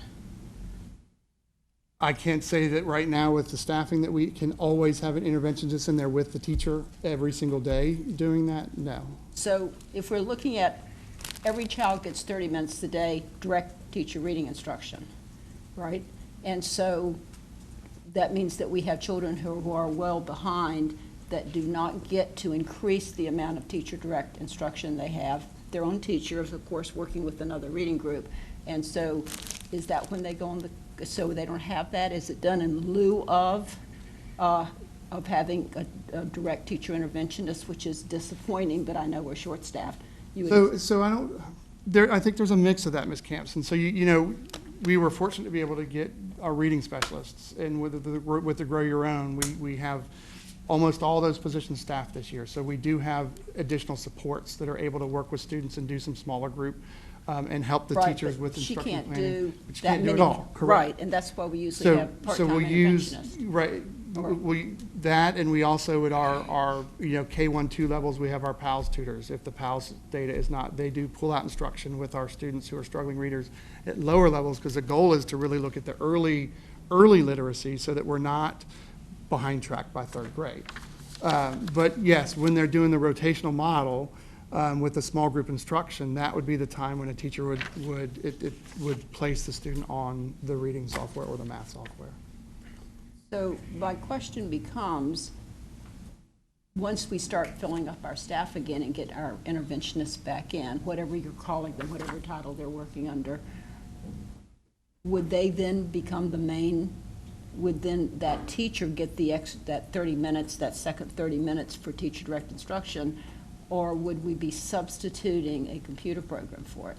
No, we would never substitute a computer program for it. The computer program is to help differentiate the lesson the student may be getting. So it may be where the computer program is and the teacher working simultaneously, the interventionists are working simultaneously through. Oh, they would through be. some. You would expect right. So, interventionists to be in the room. Right, but the knowledge a teacher can dispose with the student with small group or one-on-one, a computer's not going to do the same. Right. But to be able to, let's say we have that class of 20 students and one teacher and no one else is able to come in, that's where the software can help and can assist with the process. And we've seen it in action. When we look at our reading growth last year at the elementary level, our Lexia usage was high at the elementary level last year. So there's a bit of a balance to it with that instruction and bringing in the right tools to assist with the instruction. So you were able to monitor and test or somehow get data on those students that were using the computers? So we can get up-to-date data. In fact, monthly we look at the data as a leadership team centrally, and monthly we look at the data at the school level. There's usage data and there's performance level data that we look at. Yeah, it's not just willy-nilly put them on a computer and hope we follow the data and we track the data that we see on them, on their reading progress according to the software as well. And is there a requirement for the amount of minutes that they have There's on a the goal. computer? There's a goal for their time in Lexia every week. Because, we've been down this road before you were here with another computer program that came in like that, and it was monitored by minutes, and it was, it took kids away from other kinds of direct experiences that they could have, and I just need it, because I'm hearing that there's upset teachers in some schools at the elementary level, I don't know about the other level, that where they are taken out of something else that was successful because that they're required to cover a certain number of minutes each week, and that's tracked and turned in. Am I mistaken on that? There's a goal set for minutes, and what is reviewed are the time on task as well as, but in line with that is the performance level increase. All right, and there's that kind of across the board and all the different schools getting the same kind of results. So that's and I'm not trying to give you a hard No, time, but I've seen this happen before, and So one of my core beliefs when we bring in any curricular piece is, one, you have to give it enough time to see. But as you're doing that, you're tracking your usage and you're tracking your performance level. And then you're matching that with school level performance outside data and looking at those. So when we had the monthly data meetings, we're looking at all these pieces together. And if it doesn't work, then we sunset it. So, there's always a balance. So it's not, I don't want anybody to have the thought that we're trying to replace teaching with software. This is just to supplement that classroom. right, and I'm out of time? Okay. Then I'll just have a finishing sentence, which is, so what you're saying is that the problems that we've seen with this kind of thing where the kids are just put over on these computers because they're required to have the minutes there is not taking away from something else that they would have that would always be teacher-directed. Correct. When this should be implemented is when there's small group and when the teacher can only work with 4 or 5 students at a time, and not taking students away from that. We would never pull a child away from that kind of, and if a teacher happened to have a collaborative teacher in there and an interventionist in there that was running all 3 stations, then they're running all 3 stations.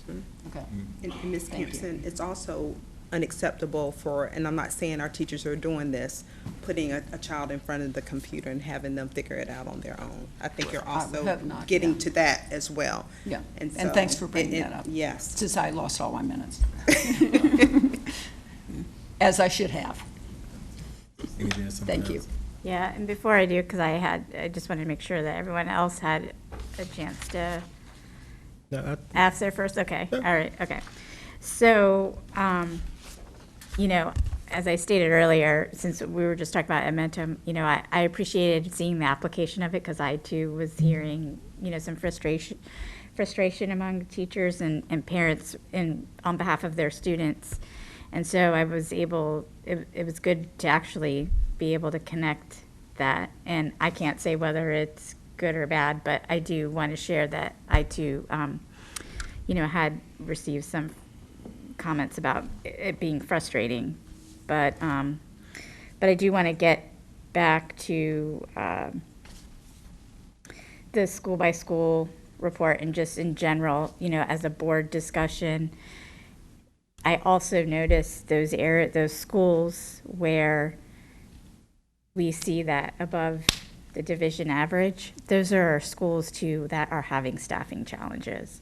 So when we talk about chronic absenteeism, we need to talk about staffing challenges. And as I've said, you know, before, that I feel a real sense of urgency around addressing that. Because unless we do, I think we're going to continue to see the pattern that we're seeing. So in addition to the chronic absenteeism, the staffing piece is something that I think we can perhaps do more with, and we should, and prioritize that discussion. So that's, you know, my push there, because I can directly see that in the data that we're looking at. So, Ms. Basine, when you say prioritize the discussion, so are you saying a recommendation from the administration that the board then discusses? Because as far as them, it would be a strategy for them to identify employees, right? Right. Okay. And yes, and if because I think it's I mean, and I think we'd all agree that it's unacceptable for our students to be in that position where we're expecting them to achieve at a particular level when the resource isn't there for a variety of reasons. But we have to do all that we can by whatever means we have available to us to address it. And I know they're being addressed with certain strategies, but if we continue to see the same level of vacancies, I think we need to think differently. And maybe more aggressively, particularly targeting the schools where we're seeing the greatest challenges. So I want to put that, and I also want to put the plug in for potentially looking at teacher absenteeism as well, because I have heard that too is a big issue in some of our schools where there may be concerns. You know, and again, illnesses, just like we're seeing with our students, but also, you know, with culture and climate and all of those things that we know impact attendance, I think we need to look at that as well. It's interesting that you bring up the absenteeism for staff members. Yeah. I don't know, it was something that's had this thought, you know, about incentivizing in some way, form, you know, teachers who are here. Some districts are doing that, yeah. You know, who are here on a consistent basis, you know, because we all hear Perfect it. attendance. Yep. Perfect attendance, you know, but. Or that you know, yeah. But I mean, you know, districts are everybody doing has that. lives and things Yeah. like that, but I think I think that's a way and a strategy that could be utilized to reward those teachers who are present, because just like the students aren't here learning if we don't have a teacher in the classroom, and it's a long-term or a substitute that day, that students essentially losing out. Right. And having different substitutes throughout is disruptive to their learning. So I just, again, want to stress bringing that to the table and see what we can do to support our schools. All they say is more money, more money, more money. Okay. Anybody else on this topic? All right, Mr. Paul, Dr. Paul, you've got One more. the piles, right? Yep. Got it. Okay, cool. And it's still good afternoon, not quite good evening yet. I'm following my time frame, I promise. Oh.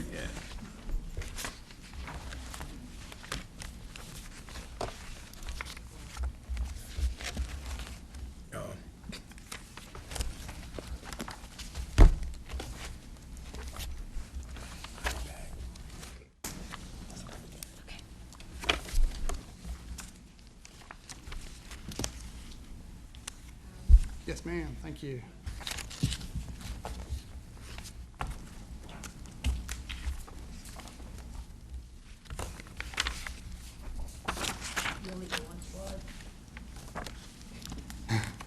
Just kidding.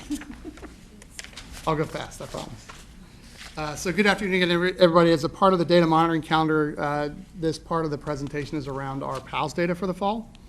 As you're aware, it's given pre-K through grade 3, and each grade level has a specific set of tasks to measure student growth in literacy. Grades 1 through 3, the assessment is also administered to help identify students who are at risk of being below level for reading. In grade 3, PALS is only administered in the fall to students who are identified as struggling reader at the end of the second grade year. So we're going to start with pre-K. This year, there was a redesign of the Pre-K Virginia Literacy Partnership, or the VLP now, or PALS assessment. There are now 10 subtests, with 4 being used for goal setting: letter names, letter sounds, syllable segmenting, beginning sounds, with matching for Pre-K 3, and beginning sounds expressive for Pre-K 4. Each of the subtests are set into, Each of the subtests are set into bands, and the beginning band represents limited early literacy skills for their age level. The growing band is where students demonstrate developing skills, and the strong band is where students demonstrate well-developed skills, with the maximum scores and band ranges outlined on this slide. With this being the initial year of this new assessment, there are no comparisons to any previous yearly data for us, and we don't have statewide data to compare it to yet either. Based on this year's scores, the strongest subtest at the pre-K 3 level is with beginning sounds matching, with a 59.1% in the growing band. And at the pre-K 4 level is with letter names, with 41.9% at the beginning and 20.1% at the strong. And the weakest subtest for both levels is with letter sounds. Using the data from the VLP screener, the goal is to have all preschool students in the strong section of the skill development bands for alphabet knowledge subtests, letter names, letter sounds, syllable segmenting, and beginning sounds expressive at the end of the school year. Therefore, the Department of Early Learning in Title I supports daily small group instruction in these areas of literacy. And the department's also providing teachers with the background of the screener and the research-based connections for each assessment task, providing one-on-one data meetings with schools to show them how to use the data to guide their daily instruction, facilitating ongoing support at principal PD sessions on the alignment of standards, instruction, and assessments, and providing ongoing support to teachers by preschool coaches during planning and observation feedback meetings on implementing research-based instructional strategies and quality teacher-student interactions. In the areas of foundational literacy, providing professional development opportunities focused on letter knowledge and phonological awareness for early learners. Collaborating with the elementary English office to ensure preschool instructional goals are aligned with kindergarten readiness, and ensuring families have resources to support their child through Ready Rosie. Additionally, preschool sites have PALS tutors that provide additional instruction in literacy to students who are in other bands based upon the data. Moving into the kindergarten results, although the scores are not back to pre-pandemic levels, for the most part, students are beginning the year with fewer students being identified as needing additional assistance with reading than last fall. The only exceptions are with the Asian subgroup and the students with disabilities subgroup. And I would like to note the Asian subgroup is a small subgroup now. Looking at specific tasks, alphabet recognition saw the greatest increases from last fall, and rhyme was the only task that saw a decrease from last fall. This chart shows the distribution of the sum scores for all kindergarten students. This is a graph that is best seen with the right justification to the height of the bars. As compared to last year's orange bars, the gray bars on the right side are higher, which means our kindergarten students are starting the year stronger. Moving into the first and second grade results, this slide shows the percentage of students identified as needing additional literacy assistance. All subgroups show declines from last fall. However, scores are still not quite where they were pre-pandemic, but a good amount of double-digit declines on that slide. Similar to the kindergarten sum score distribution, there is a right shift to the data as compared to last year. That's good work. Yeah, it does look good, doesn't it? I'll go back to it. Looking at grade 2 results, the Asian and multiracial subgroups were the only groups to show increases in the percentage of students being identified. And as with the other grades, there's another right shift to the sum score bar graph. This graph shows the data based on all students in grades 1 and 2 over the past 3 years and their reading levels. From readiness, the red bar, to third grade plus, the green bar, it is evident that students are still not at pre-pandemic level with readings, but we are showing growth at the beginning of the year. And finally, participation rates for all grade levels were above 95% with the all students group. For the students with disabilities subgroup, I'd like to point out there's not a mechanism to remove students whose IEPs do not support them taking the PALS assessment. Therefore, their participation numbers are always going to be a little lower. So there are always some implications because of the data.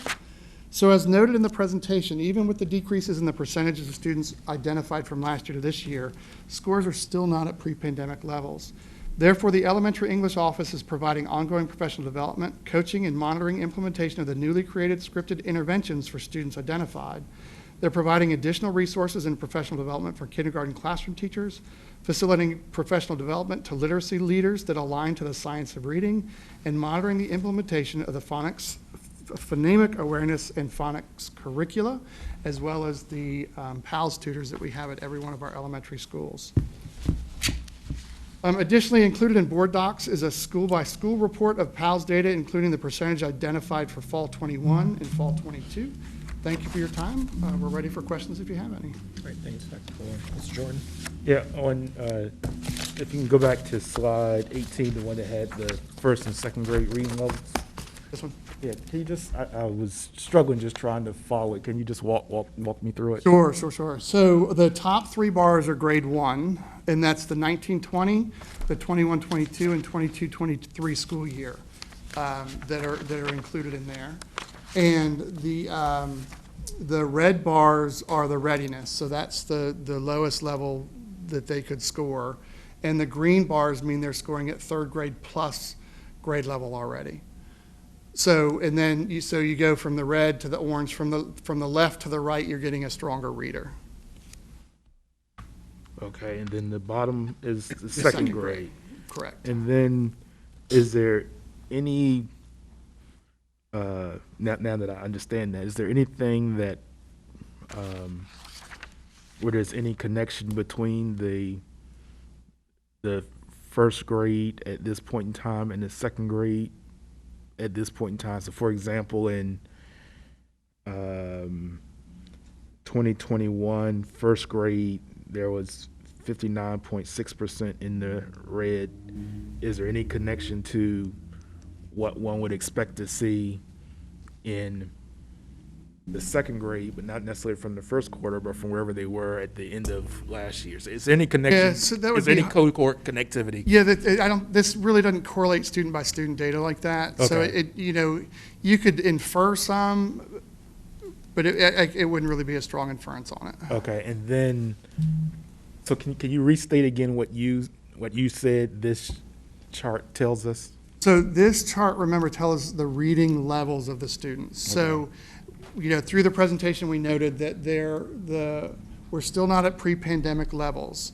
So the reading levels haven't shifted as much as our growth level from last fall to this fall, because we've shown the growth, but we still aren't emerging to higher level readers yet, is what this data is telling us. So so if I can restate, so by pre-pandemic and for first grade, you're saying that pre-pandemic, we had 20.5% of the students in the red and 9.9% in the green.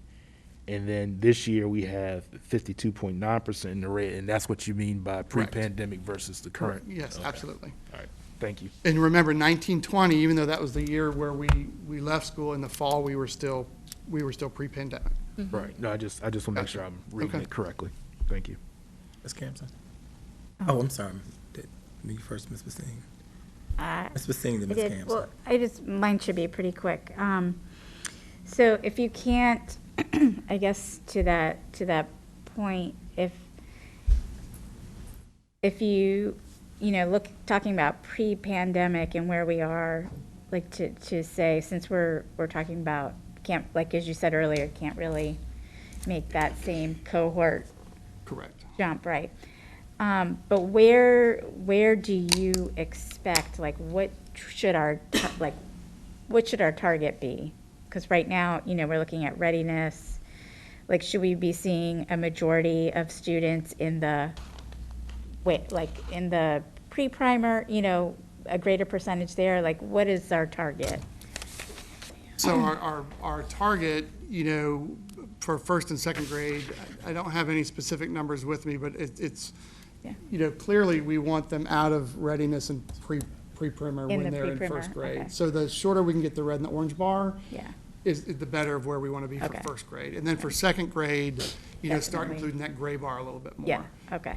So, and remember, these are our fall results, so we still have a ways to go this year. Yeah, okay. All right. Thank you. Did you, and I may have misunderstood, did you say that second grade was only testing children who had not? Third grade. Oh, third grade. Third So grade, it's- yeah, All right, because correct. first I was thinking that we only had a few kids, Yeah, hopefully a few, the number of kids that didn't pass. Okay, that was all I needed to know. I was thinking, whoa. Oh, you show? What? I'm messing with Ms. Campson. Said she ain't no follow-up. Okay. That was a little quick. I was quick. I'm messing with you. Dr. Poole, Dr. Birdsong, I've heard from, I want to say at least 20 parents from across different schools who have said that their teachers have reached out to them to do parent-teacher conference to explain these scores, and they're very appreciative. I know we've talked in the past about, a set day for parent-teacher conference, but the parents just said the teachers gave us some dates. We went at a time that was convenient for us. They reviewed this information. They asked, where should they be? What do we need to do to work on? And so I just say thank you for that, because the parents really do want to be involved and understand this material, what they're being tested for, because some parents may hear is, we have another test, but there's follow-through that's happening so that you can understand what they need in order to move ahead. So I just wanted to share that information with you all. Thank you. We thank them for reaching out. Anyone else? Dr. Martin, did you have? I didn't see that. Okay. Everybody good? All right, Dr. Poole. I promise I'm done. Appreciate it. Great. Ladies here.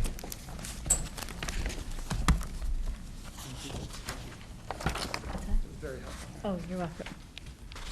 Give me that piece of paper. All right. Next item is 3.04. At the last business meeting, we changed this special supplement to the policy by adopting the agenda, which changed turning off the camera as well as moving the public comment non-agenda items before the adjournment.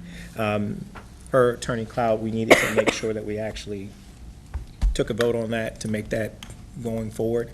So that's all that's doing. It's not adding anything else here. It's making it that we'll be streaming everything on public comment and that the non-agenda public comment will be before the adjournment. Okay? Do I have a motion for adoption? Mr. Chairman, I move that we adopt the amended items on the public comment period school board, the supplement to the policy. Great. Do I hear a second? Second. All right, it's been moved and properly seconded for the adoption of these amendments. Is there any discussion?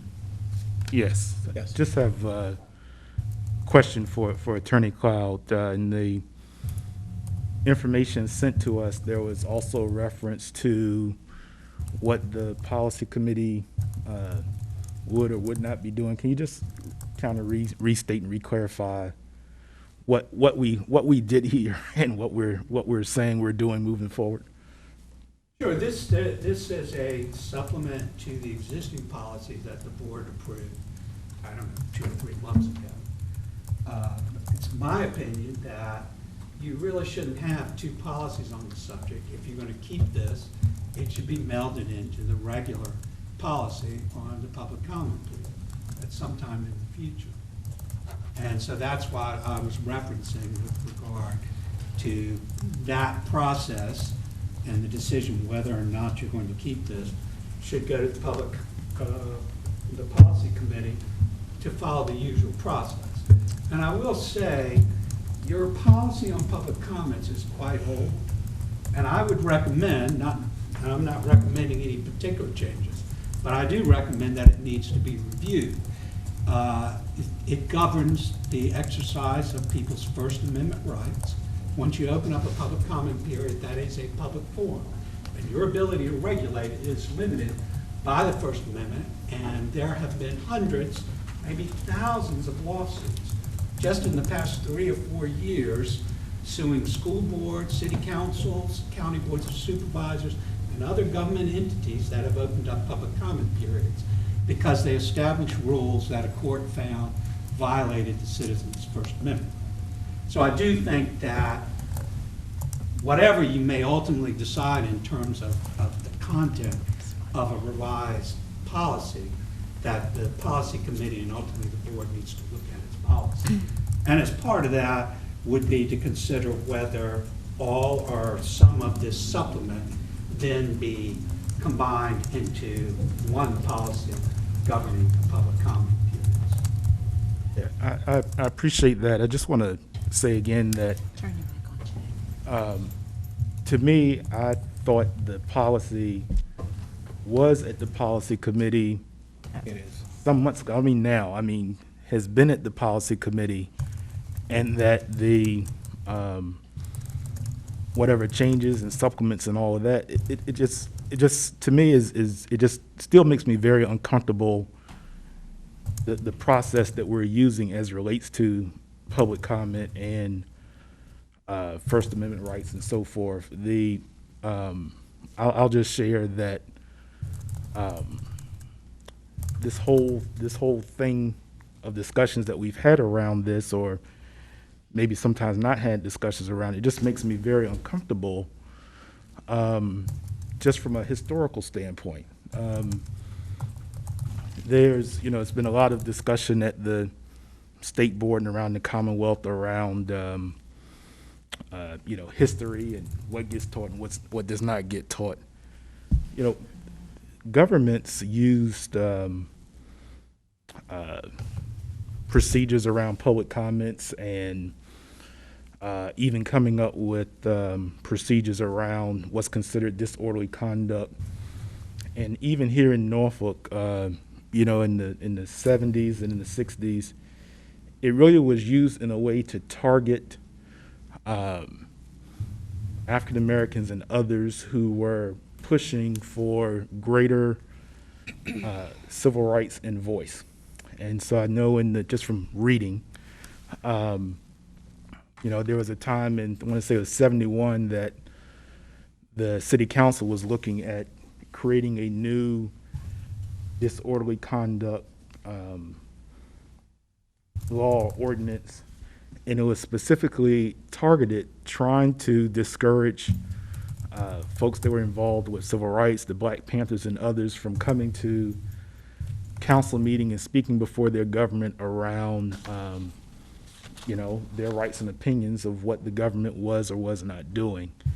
And I'm just familiar with that particular case because I read in the Journal and Guide Archives some time ago, because at that particular instance, Evelyn Butts, Vivian Mason, and some others all appeared before council at that time around public comment and disorderly conduct and efforts that were being made. And I just like to encourage us as we deal with this as a policy to have more consideration around how we deal with public comments, having clarity around what problem that we're trying to solve. You know, even in the supplement, it still has this reference to the board will act upon a proposed temporary suspension at a meeting prior to the meeting or meetings at which the suspension, that piece. There was another piece about if we determined that the agenda was busy. So, you know, we talked earlier about agenda setting. You know, if we're saying that a meeting is busy because a lot of people sign up for public comment, I just think we have to be very, very careful and have some conversations, because, you know, I think back during my long year tenure now on the board, I mean, we've always had members of the public who have had concerns about particular issues. The Concerned Citizens for Booker T had concerns. Anytime we deal with Maury, there are concerns, issues around discipline, teachers' raises. And I just still feel like we are trying to fix something that we didn't have a problem for outside of what Attorney Cloud may mention, that we just need to bring some things up to date. But I hope that this will be the last time that we seem to be selective about how we address certain policies in this way that we may or may not be following, and especially as it deals with the right for the people to come and address their government. So those are my thoughts. Okay. Ms. Basine? Yes, I agree with what Mr. Jordan has just stated, and I also want to say we have reviewed. I guess I feel like the more we talk about this, the more I feel it gets a little more convoluted for me, because we have reviewed this policy a number of times, with the last one being in 2021. So I know things have evolved, but, you know, I agree that the way that this came about at the last meeting, to have that supplement to the policy, I think the reason I am addressing it right now is because I feel like we're getting into this pattern where we become reactive to situations and policies. I mean, which was this placement of this supplement was a surprise to board members. And I think we need to, I guess, own that and ensure that that we're more cautious and careful about allowing this to happen again. So I just want to state that. All right, you finished, Ms. Basine? Yes. Okay. I will briefly address this. The supplement is a procedural thing. It's not changing the policy. And from what Attorney Cloud also provided to this body, that this was sent back to the policy committee back in March of 2022, this year. You and I both served on the policy committee. We have not brought a final recommendation. Also, procedurally, you don't just on the fly change the policy. Procedurally, you can go in and add a supplement, because we were changing the agenda and how we were doing things, bifurcating and changing public comment, being on agenda, non-agenda, and other items. So legally, to ensure that everyone's rights were protected, that's why we came up and that the board needed to take a vote. We were only doing these procedurally through changing the agenda. That's why this supplement came before us. In regards to trying to take away individuals' rights or anything in that's not been the case. And again, like I brought before this body, both you, Ms. Basine, Mr. Jordan, I think you added some additional context, also attempted to change the policy. And so nothing in the sense of the change of what you all attempted to do back then while serving on the board, looking at the same thing. So again, I agree with you, Mr. Jordan, in the respect that we are doing this at this particular point, to take those items out there and do what we're procedurally supposed to do, and for the policy committee to come up with a full recommendation. That provides an opportunity for everyone who comes before this body to speak before this board, has a clear expectation that they have 3 minutes to speak, if that's on agenda items, non-agenda items, and as well as we heard from many individuals when it came to the televising of the particular item there. There is no legal requirement to televise. However, listening to the community coming back there, the amendment was made and brought forth. So in regards, and I appreciate the history lesson, but in regards to making sure that individuals who come here to have civility, to have a welcoming environment for both our staff members and any person who comes in here. This board will potentially see something when we talk about protection in regards to weapons in this building at some particular point. But this particular item here was not brought to take away anybody's ability to do anything. It was actually to bring order and to make sure that we were in order. So with that, Madam Clerk, please call the roll. Basine? I'm voting in support Campson? to get us back, yep. Oh, I'm sorry. Campson? Aye. Okay. Gabriel? Aye. Jordan? Nay. Martin? Aye. Rousen? Aye. Clanton? Aye. Okay, so we are doing pretty good on time. I know, We should call do this those public people comment up who at want to 6 speak and o'clock. ask them if they'll come do it now. So we've got a 6:30 public comment, Dr. Birdsong, with the presentations that need to happen at the beginning. Can we start that a little sooner, maybe 6:20, 6:15? Or did you want that? That's fine, and to be clear, they're not 10, 15-minute presentations. Again, we expected this to be an opportunity to hear from the public. Got it. And so, you know, we've had board meetings about this topic, we've been out into the community, and so we have a representative from HBA here today who will just briefly give the community an update regarding where we are right now. And I know Dr. Gibson is prepared to share very brief remarks about where we are with the Ruffner academic programming. So, yes. So colleagues, I'll throw it back at you. We've got a little bit over 42 minutes here. I know that we were having an earlier discussion about the January 11th. Did you all want to continue that discussion, or did you just want to take a break? I have just a question of clarification first. You mentioned a presentation at 6:15. I wasn't quite following what you were saying. You know, I asked Dr. Birdsong how much time it would take, and I was thinking 6:15. It's just a high level, just to level set for everyone who's coming for public comment. This is what the Ruffner program is. This is also what the Maury High School piece is. So as individuals come forward, they have that bit of information and context. Right, but you aren't suggesting doing that at 6:15.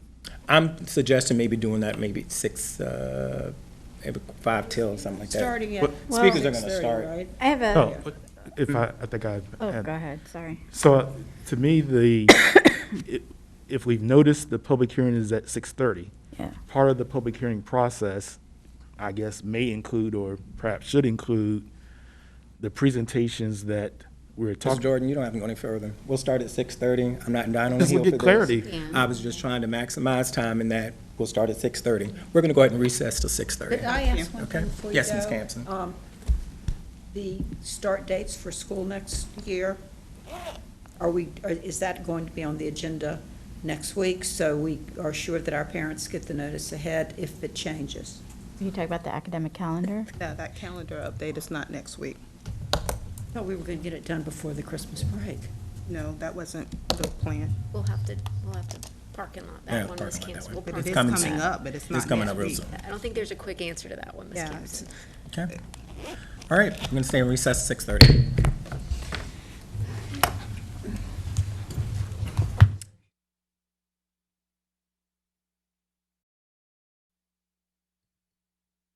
Call this public hearing to order. I'm going to go ahead and turn things over to Dr. Birdsong so that she can open up. Thank you, Chairman Clanton. Good evening, everyone, and thank you for being here this evening. Today, during the public hearing, we are wanting feedback from our community regarding our Ruffner 3-8 academic programming, the model for that, as well as feedback on Maury High School and where we should go forward with that. So I'm going to ask first Dr. Linnell Gibson, who is our Chief Schools Officer. She will come forward to just give you some brief information about programming that we've already shared with the board and with our community. And then Mr. Rick Fraley will introduce our representative from HBA, who will briefly overview the discussions that we've had with the board regarding Maury High School. Dr. Gibson. Thank you, Dr. Birdsong. Good evening, School Board Chair, Dr. Gabriel, Vice Chair, Mr. Clanton, school board members, and members of the community. I'm here this evening to share a brief review of the planning effort for the Ruffner 3-8 school, where the Planning Committee has proposed an academic focus on career exploration and pathways. Beginning in the 23-24 school year, Ruffner will change from a middle school to a combined school for grades 3 through 8. In March 2022, you gave the administration approval to plan a proposal for academic programming at Ruffner. In April 2022, Norfolk Public Schools administration, staff, parents, and community members, along with schools from staffing from Tidewater Park, Ruffner, and PB Young, met to develop an academic program for Ruffner. We're hoping that this program will offer academic excellence to students who live within its zoned area, as well as to students from across the division through choice seats. The Planning Committee has proposed an academic program with a focus on career exploration and pathways. In our timeline of efforts, in April, we had our initial meeting with brainstorming for our topics and ideas. In May, we began developing and formatting a survey. In June, we completed that survey, and it was released mid-June and ran through the end of July so that community members could give us their responses to the ideas and give us their thoughts in terms of planning for the school. In August, the committee met and looked for common themes and topics. We turned those ideas over to academic affairs. The academic affairs team then formulated a plan that it presented to the committee, and it outlined that plan in terms of career pathways and exploration. At that point, in mid-September, the committee asked that the academic affairs team return to them with a deeper development and also answers to questions about what that program would possibly look like. So in October, the team presented to the committee a plan that shared detailed schedules and other considerations for programming in grades 3 through 8.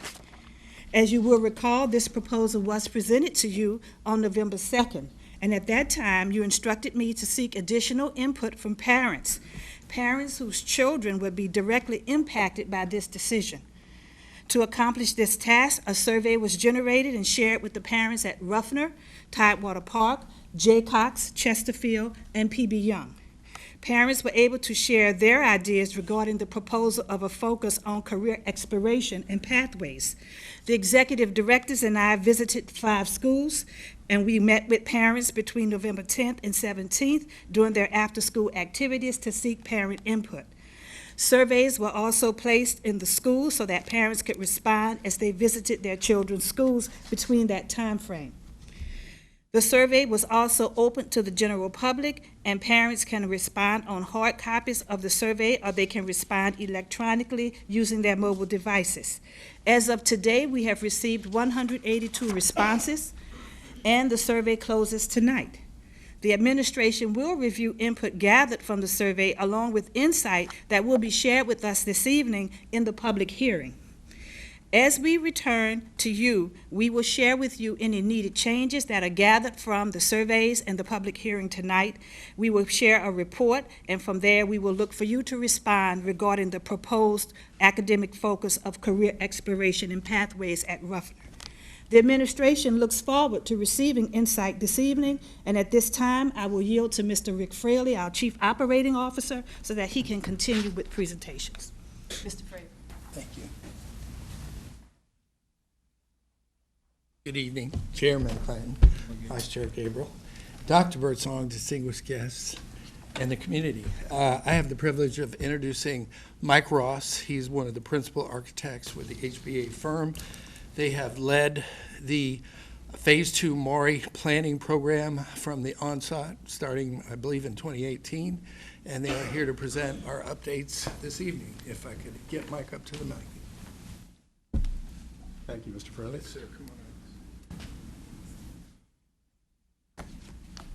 Good evening, Chairman Clanton, Vice Chairman Dr. Gabriel, school board members, and Dr. Birdsong. Pleasure to be here again. Here to give you just a final update on the Maury High School modernization versus replacement feasibility study that's been ongoing for a couple of years. I'm going to start out. You want to have a slide? Yes. Okay. So I want to focus first on the community engagement. I've got 2 slides here which are going to describe the breadth and timeline for the community engagement effort that was undertaken for this study. It commenced in August with a web page, news releases, social media engagement, Blackboard, NPS outreach to the city of Norfolk. We had a live community workshop at the Maury High School on September 28th. I continued through October with local media outlets sharing news of that, posts on the Maury PTSA website. And then in October, continuing representation in the newsletter. October 12th, we had our second community engagement workshop at St. Helena in the cafeteria. We met with faith-based leadership in late October. In November, a community input survey was opened asking the question, what do we do with the Maury High School? Which option is favored? And continuing with social media, Blackboard, voicemail messages, and newsletters. And brings us to the public input meeting this evening. So the survey that was posted on November 8th outlined that the community's response in the workshops favorably supporting option B2, the 4-story new building in the north part of the site. And we had 893 responses, and you can see the numbers on the lower left of this slide. 630 of the responses agreed with option B2 as being the way forward. 263 thought that that was not the way forward, and you can see the percentages, 70.5% and 29.5%. Next slide. The results of the community workshops, which I shared with you in early November, repeating that again, we had them give us pros and cons, their thoughts on all 4 of the modernization and replacement options, and then we asked them to rank them in terms of preference.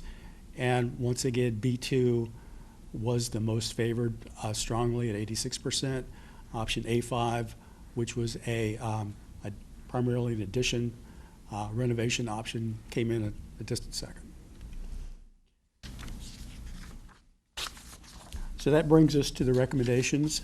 This is, we're calling this the final recommendation. It's the same recommendations that I shared with you in draft form back in early November. So based on the study team's internal analysis and also the results of the community engagement process, proceed with replacing Maury High School on its current site in a 3 to 4-story configuration similar to option B2, which is in the north part of the property. Recommendation 2, design and construct a new school building behind and to the north of existing Maury High School while continuing to use the existing building as a school facility until the new building is completed and ready for occupancy.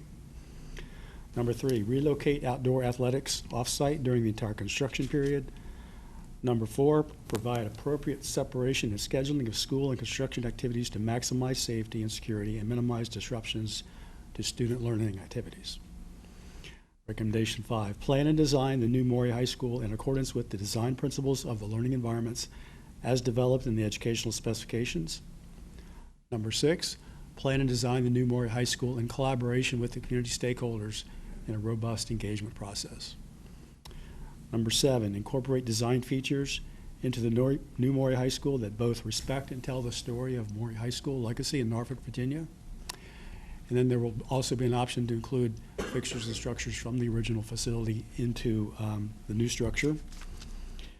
And then finally, after occupying the new school building, demolish the existing Maury High School building and construct replacement athletic facilities and additional parking.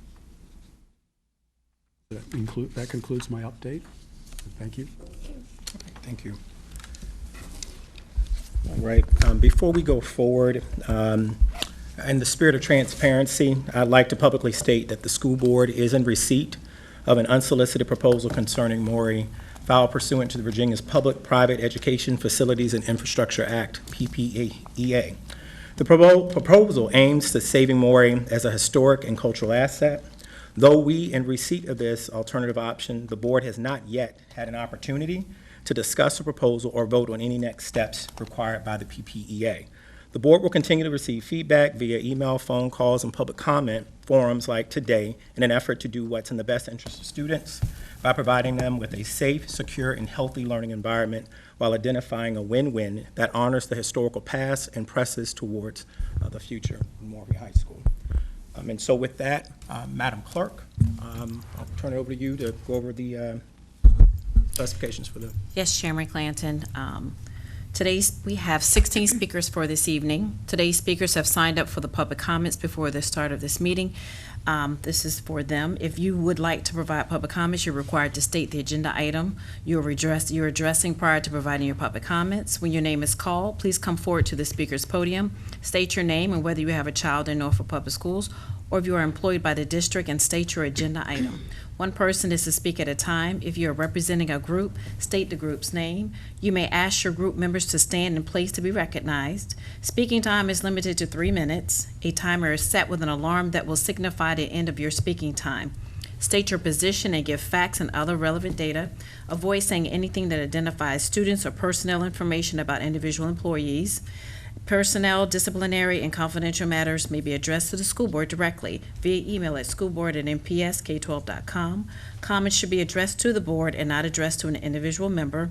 School board members do not respond to public comments at the time they are given. Any written statements or supporting materials should be given to the clerk. And Chairman Clanton, our first speaker for today is Karen Runez, followed by Joe Runez.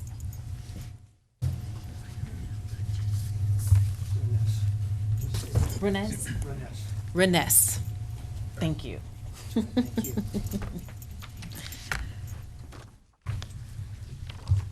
Good evening. My name is Karen Reness. I am president of the Ghent Neighborhood League. I do not have a student in the Norfolk Public Schools, and I'm here to address the future of Maury High School. On behalf of the Ghent Neighborhood League, I'd like to state our support for the students and teachers at Maury High School and our commitment to providing them with the best educational facility possible while expressing our strong opposition to the demolition of the historic Maury High School building. The GNL was incorporated in September of 1963.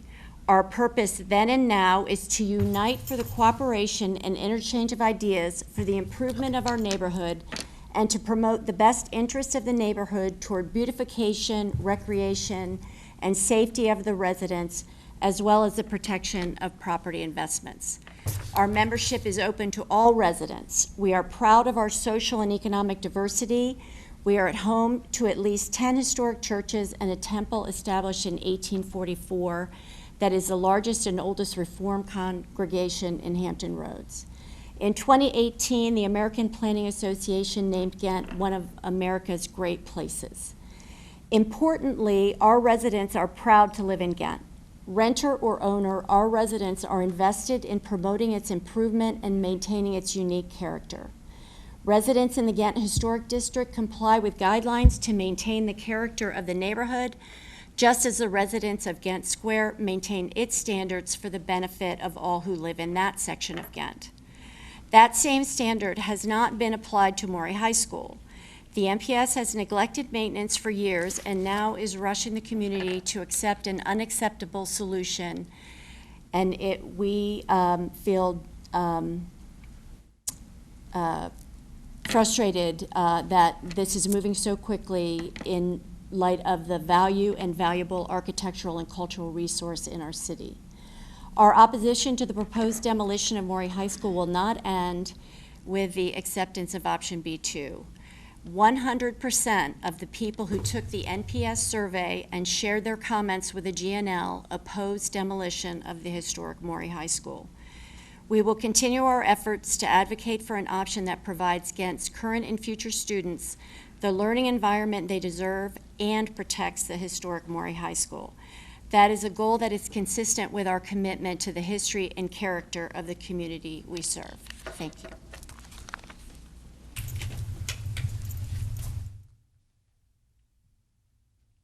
You gave me 20 more seconds.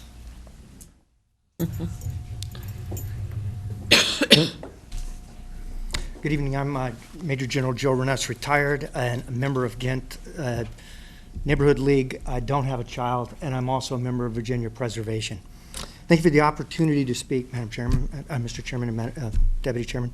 This evening, I think that all of us will agree that our number one goal should be to enable the success of our current and future students. But I also think we can accomplish this goal by restoring and preserving the iconic building to serve future generations.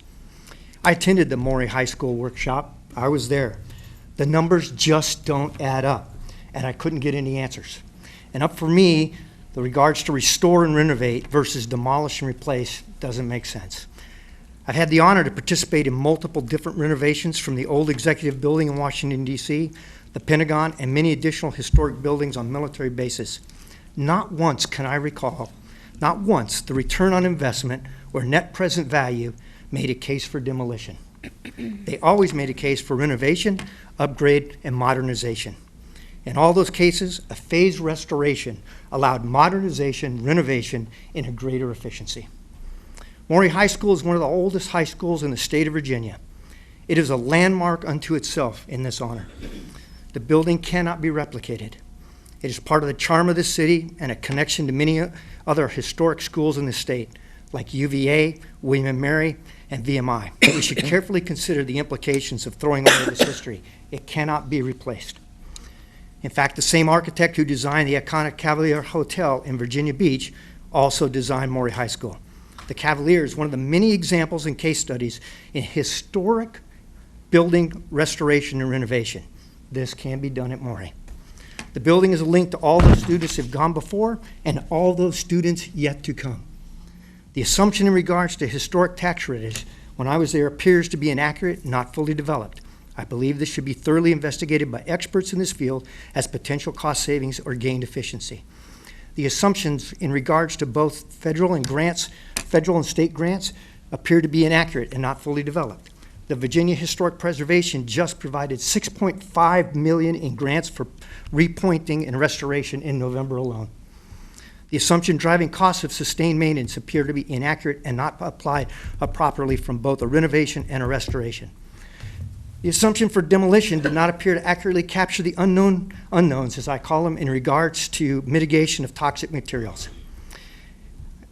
In my experience, there's never a need to rush, especially a disaster, when we're all in search of the best solution. Haste makes waste.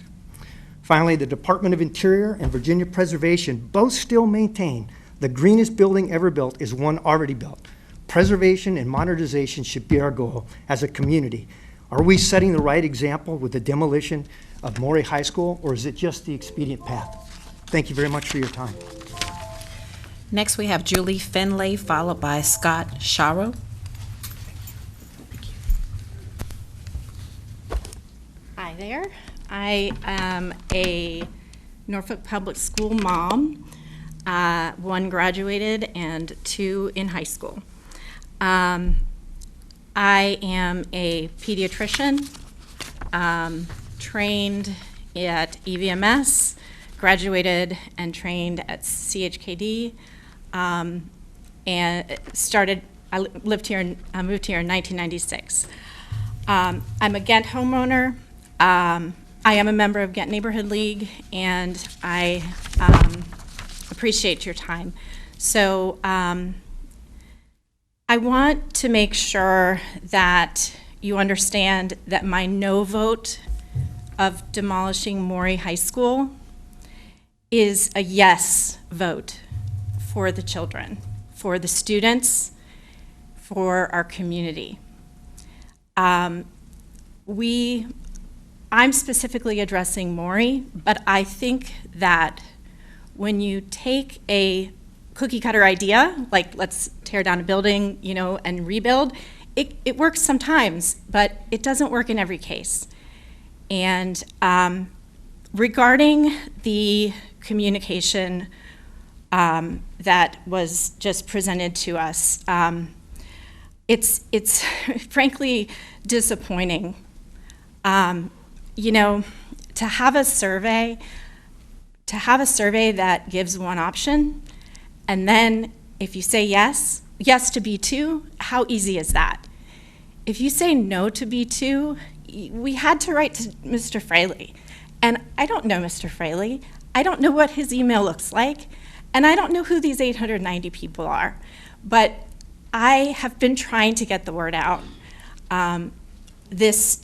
August, September, October, it's really been fast, you guys. You started a lot of this phase 1 in 2017, 2018. From my understanding, there was a company, a person who was really in charge of making sure that the community was involved. There was a steering committee. Where are these things? Why such a fast track? And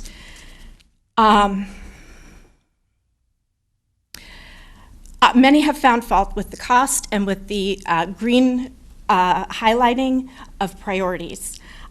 Is HBA an unbiased person?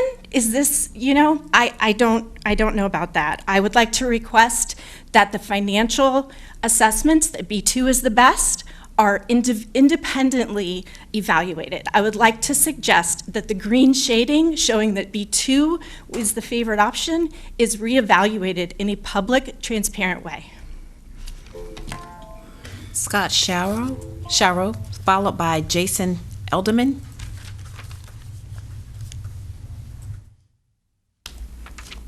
Good evening, everybody. My name is Scott Sharrow. I serve as the president of the West Ghent Civic League.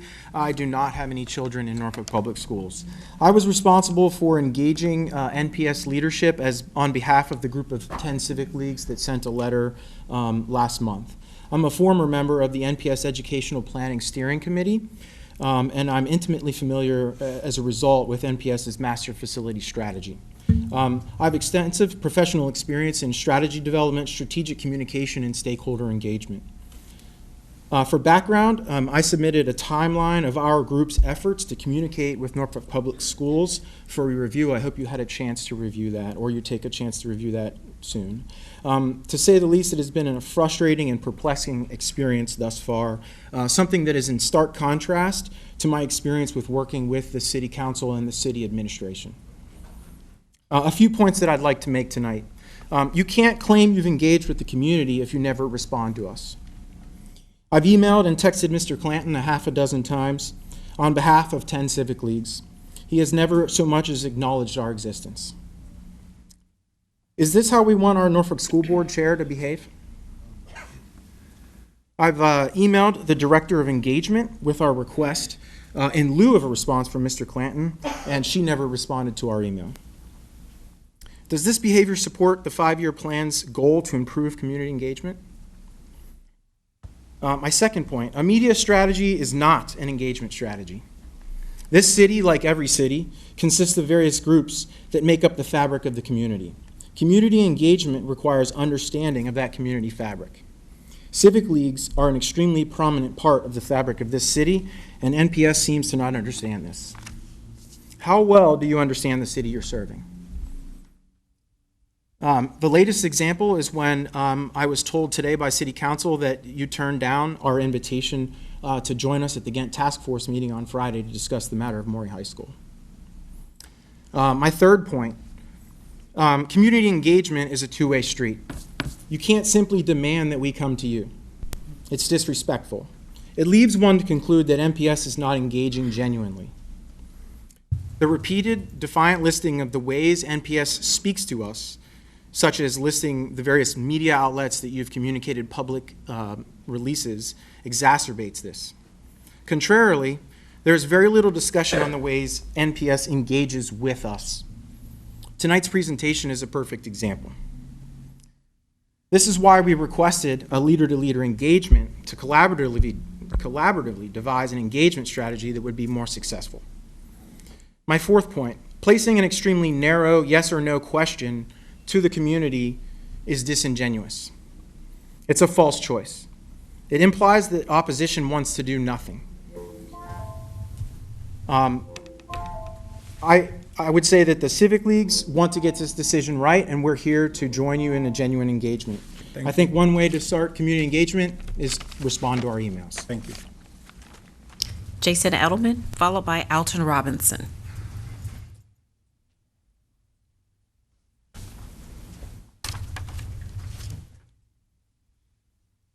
Check, check. Hi there.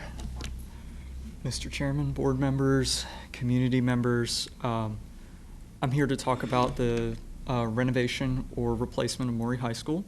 I want to start out by saying it's great that this investment is being made, and it should go without saying that Norfolk's kids deserve the best that we can give them. I also want to say that option B2 is not it. It's an improvement. It's a definite improvement, but we can do better. I want to point out that the feasibility study, and I'm looking at the version from August, scored options A5 and B2 equivalent, and that was after leaving out sustainability and resilience factors, and that's what I want to talk about tonight. So, yes, Maury needs work, but how we do that work has an impact on the school community and the greater community. $160 million investment in a school is what some urban planners might call a catastrophic investment. The scope of the project excludes many from the planning process and from participation in the process, the way that it builds community wealth, the way that it builds community resilience and builds relationships. It's just too big for a lot of people to wrap their heads around. And I've been working on educating the community to try to get them engaged and asking them to read a 60-page feasibility study with sheets and sheets of numbers, great numbers, fascinating numbers, but I forgot to mention, I don't have kids in Maury, but a lot of my friends do, and they're interested in this, and I'm trying to help them engage. And those are productive conversations that I haven't seen publicly. I want to see that. So those conversations center around equity, sustainability, and resilience. And in terms of equity, people want to make improvements and they want to participate in the improvements. A project this big going this fast leaves people in the dust. People want to see how we can develop this city to be more resilient, to be more sustainable, and we could start by accounting for the embodied energy of the buildings we're tearing down. How long do we have to save on, even if this was the greenest building, how many years would it take to replace the steel, the timber, the concrete that go into a new building? Things that we're going to landfill because we're not showing the courage and the creativity to do better. So do better. Alton Robinson, followed by Kate Sharo.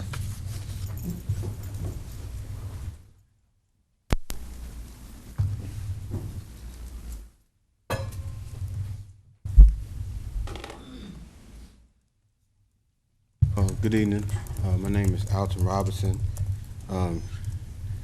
We have a topic of Ruffner and Maury High School, and we only have 3 minutes. So you have 1 minute and a half per topic. I was just going to say I was at one of the Ruffner's forums, and the presentation that was presented to the community biased from my point of view, because I'm not a professional, but it pointed out everything in favor of what the presenter wanted. Everything that they wanted, it was in favor of them. People really didn't have no choice. We was presented something, and we voted on what they presented. There was no creativity for the people.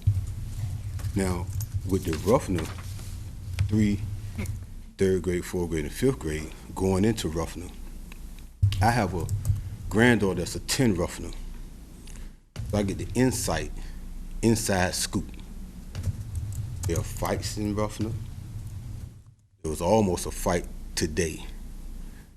So the school has fights going on, and we're talking about 3rd graders, 4th graders, and 5th graders going to Ruffner. And I know that this school board is in the best interest of all the children. But these are a particular segregated group of children, because they're all black children. And then you're going to let them be exposed to the behavior of children who are 15, 13, 14, and 12. And they're going to mimic that behavior. So at 3rd grade, you want a 3rd grader mimicking the behavior of a 14-year-old or 12-year-old. There's no separation. And it's not fair to those children to be exposed to what you all have proposed to expose them to. Because I'm quite sure that this school board does not visit the school on a regular basis to see what goes in there on a regular basis. Because some things need to be done. You have to get the school right.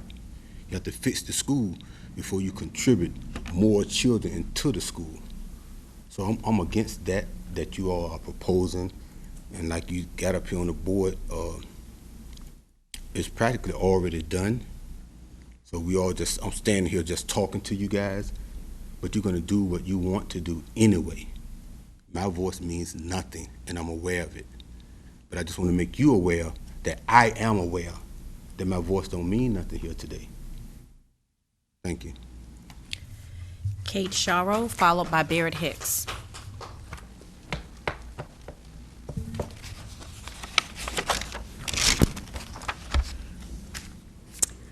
Good evening. My name is Kate Sharrow.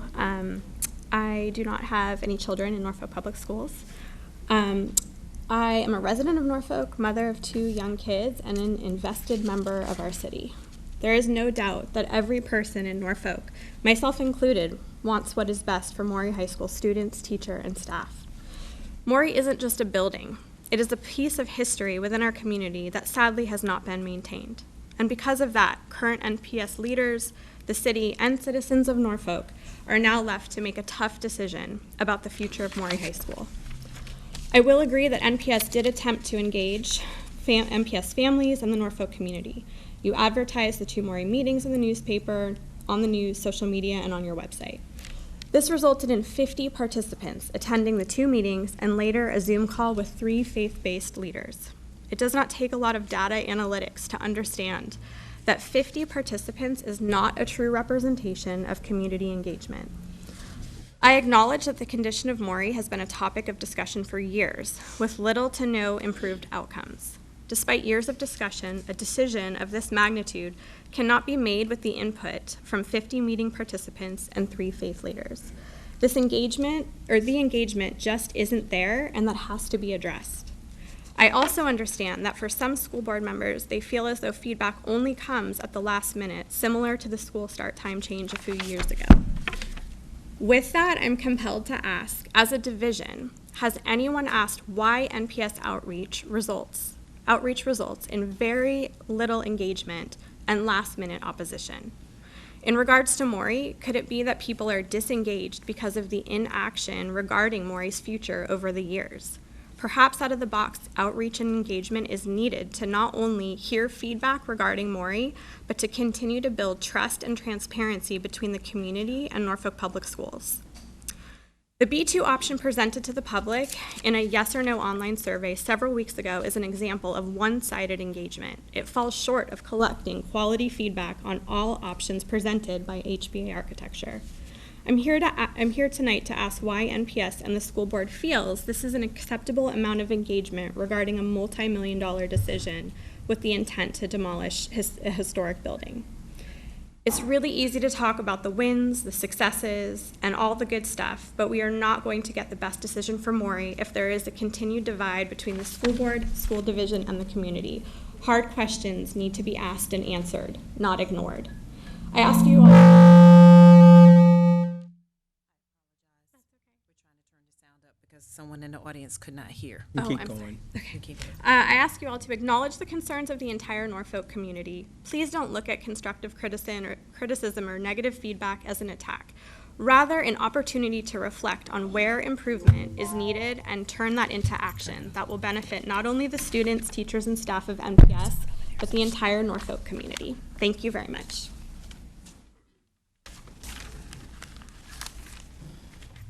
And following Mr. Hicks is William Stiles.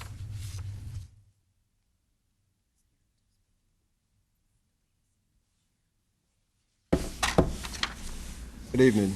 I'm Barrett Hicks, Executive Director for the Concerned Citizens Association, Toward Connection, with signature programs KIPS, which is Knowledge is Power Summits, and Toward Connection Alumni Association, which all of you are an alumni of the city of Norfolk.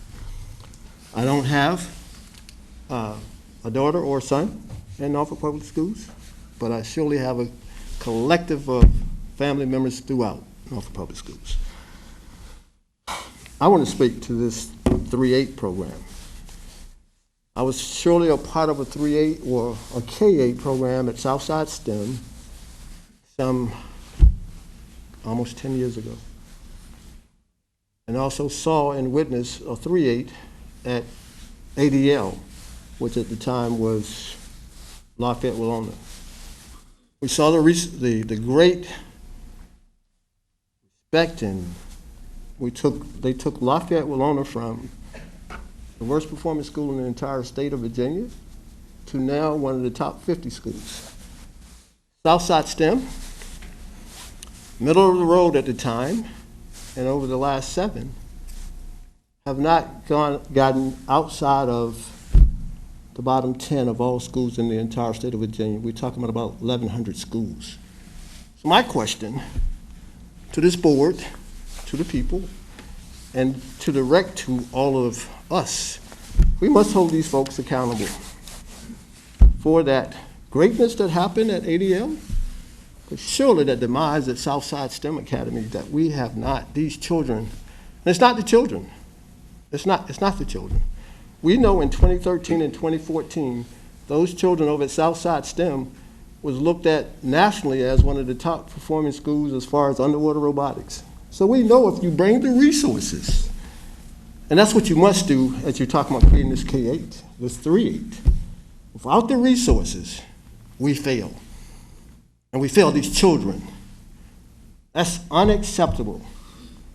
And again, I know most of you from walking in communities, great leadership, showing your leadership.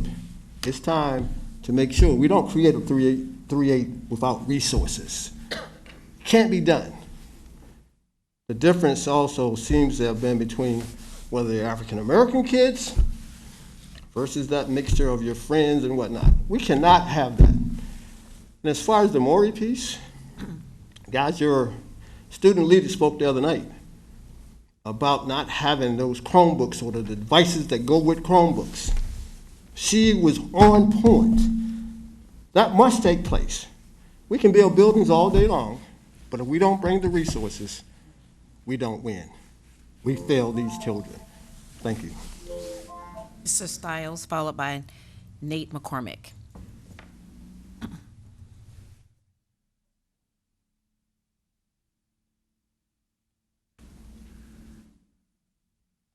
Good evening. I'm Skip Stiles. I have 2 kids. Well, actually, my daughter graduated from Maury in 2022.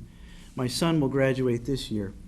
So I have a lot of experience with Maury and the morning remind calls that the heat is out again, so the kids have to wear extra clothing in certain rooms.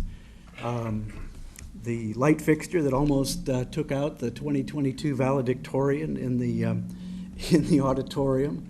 My son texting me just this week that the internet's out again in his AP class, and so they're suspending until somebody can figure out how to get the internet back on. And for me, the upwards of 24 unsecured ground floor entrances at that high school. So when I asked my kids what to do, they said blade it, get rid of it. Let's build something new. I've been going to meetings on the future of Norfolk Public School facilities since Dr. King convened some meetings in 2014. Mark Putas, who's here somewhere, is the only other veteran who has his campaign ribbons for all the meetings we've been in over the years. I am absolutely tickled that we're finally talking about getting something done here, because it's been a long series of conversations. I endorsed the B2 option because I felt like there really weren't a lot of other choices on the table. I am tickled that there is now what I think is a very workable solution for creative reuse of Maury and rebuilding the school. And I think that's what really needs to be explored. You know, everything south of Maury got bulldozed years ago. We lost a lot of our historic buildings in this city, and I think that it is important to preserve what we've got left. I also, as a parent, realize, and after having been through endless meetings, that the modern educational space is a whole lot different than what you got at Maury, and would cost a whole lot to reconfigure at Maury. So as I said, this creative reuse proposal that I've heard a little bit about sounds to me like the best thing. I'll add two other things. My daughter, when she was here, was state champ in track a couple times. There's one track in this whole city, and when the Norview coach gets angry with the Maury coach, there's no track to run on. So there's a nice piece of land right across Llewellyn that I think the city owns, and it looks about big enough for a quarter mile track. I think that using that property would be really good for a lot of the uses. The other thing is, I just came from a swim meet at Maury. There is one swimming pool in the whole city when it works, which isn't very often. Poor Coach Fox has to go in and pour the chlorine all the time. So a swimming facility in this new school would be useful as well. Thank you.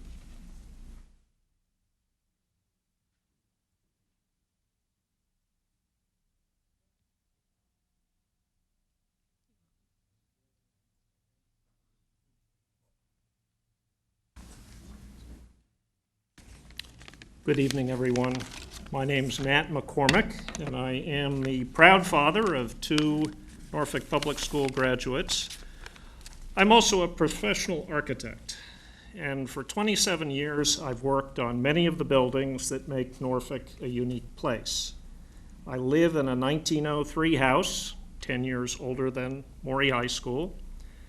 I attend a 1739 church that remains a house of worship after 283 years. And I worked in Norfolk's first skyscraper, the old Royster building, which is the same age as Maury. All of these places continue to serve a useful purpose, and there's no reason that Maury can't do the same. My first project in Norfolk was a survey of its historic properties, one of which was Maury. I wrote the description submitted to the Department of Historic Resources, whose determination it was that Maury was eligible as a candidate for listing on the National Register of Historic Places. Let's be clear. Maury is one of Norfolk's finest and most significant historic structures. Maury is also irreplaceable. In its time, public buildings were carefully designed and built with quality materials and exceptional craftsmanship. While it's possible to produce a building of equivalent quality and detail, it's not affordable. So a new building would be something lesser. As the old saying goes, they don't build them like they used to. Let's be clear. The objectives of everyone involved in this conversation are the same, that our students, teachers, and staff deserve the best possible facilities and learning environment. Where we differ is how to accomplish those objectives. My colleagues and I have reviewed many comments on both sides of the argument to repair or replace Maury. Advocates for replacement universally note how poorly Maury has been maintained and are rightfully outraged by the substandard conditions our children experience. Unsurprisingly, a shiny new building seems like a good answer.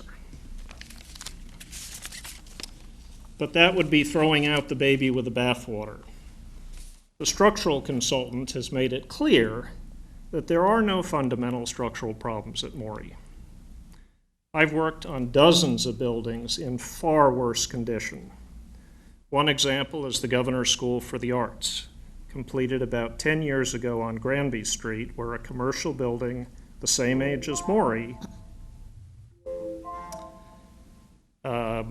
was renovated with the full support of all of the regional superintendents using the historic tax credit program. I ask your permission to make my final point, which is if the school board believes that a new building is the best solution, it does not have to involve the demolition of historic Maury High School. Let's be clear. Great cities do not tear down their great buildings. Thank you. Nicole Sanders or Saunders.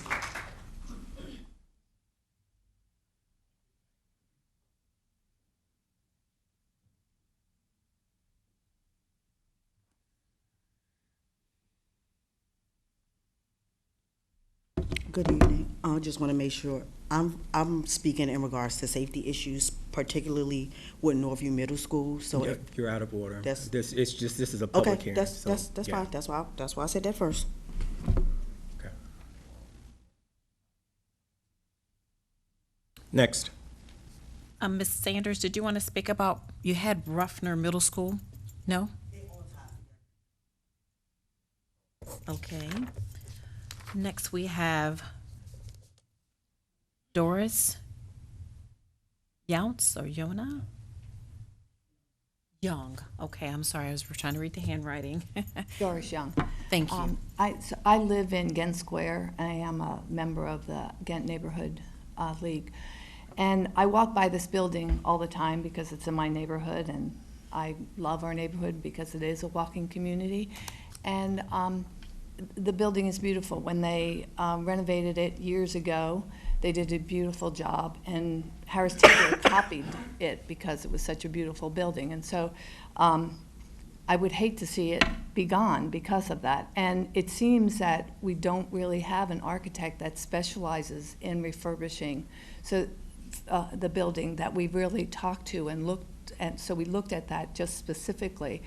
So I'd like to see that we do that, because why destroy a building just because there's needs inside the building? Because lots of places, lots of countries, lots of cities save buildings and just keep the exterior and refurbish the inside so that it accommodates things like internet and things like that. And certainly we want to make sure that the students have everything they need, and it should be updated and then maintained, because from what I understand, it hasn't been maintained from the last time it was refurbished. And even if you build a new building and you don't maintain it, you would have similar problems that you have in this building. So that's just my thoughts. Thank you. Okay, Suzanne Williams, followed by Christina. And I'm sorry, Christina, I didn't have a last name for you. Good evening, ladies and gentlemen. My name is Suzanne Williams, and I live about 3-4 blocks away from Maury, and I'm a Norfolk taxpayer. Ladies and gentlemen of the board, you have a very important job to educate this city's youth. And that probably is sometimes a thankless and tiring job. But in addition to educating Norfolk's youth, you have an additional job. You are the stewards and the caretakers of a goodly chunk of Norfolk real estate in form of the schools and their surrounding areas. One of these properties is obviously the focus of our discussion. It is Maury. It is an iconic building in Norfolk. It is the most iconic school in this city and in this area. The fact this lady is getting on in years with all the warts and all the quirks is obviously a subject that needs to be addressed, just like you address the quirks and the warts of any other iconic building. In Norfolk, we don't have very many of those left.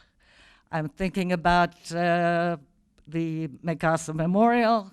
I'm thinking some of the churches.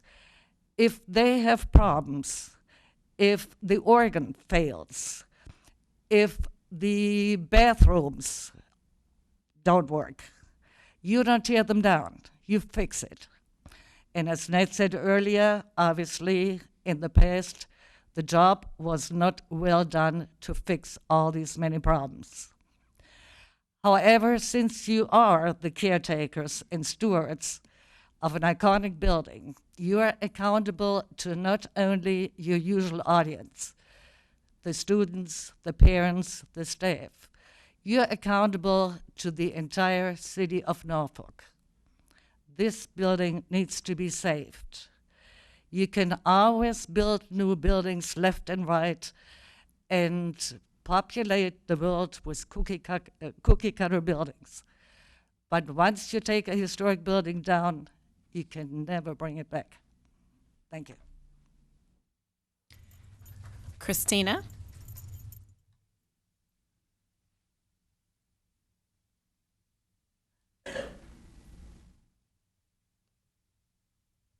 Good evening, school board. My name is Christina Robinson, and my observation and my opinion in Ruffner Middle School is not in the condition to be adding younger children to the school, and I say that because I spoke with some of the children that went to Ruffner Middle School. They asked, why add more children when you can't handle the children that are already in the school?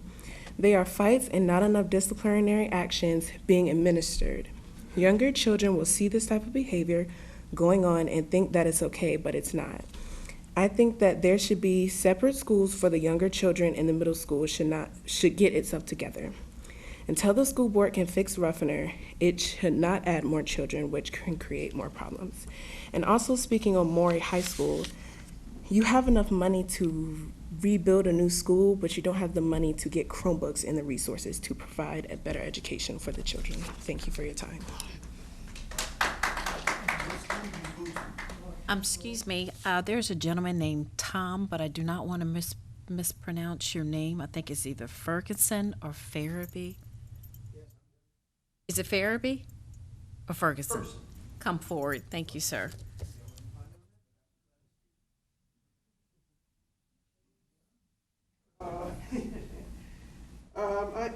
My comments, this is one of those things where you hope to print off your speech before you get here, and then it doesn't work. But I do have it on my phone.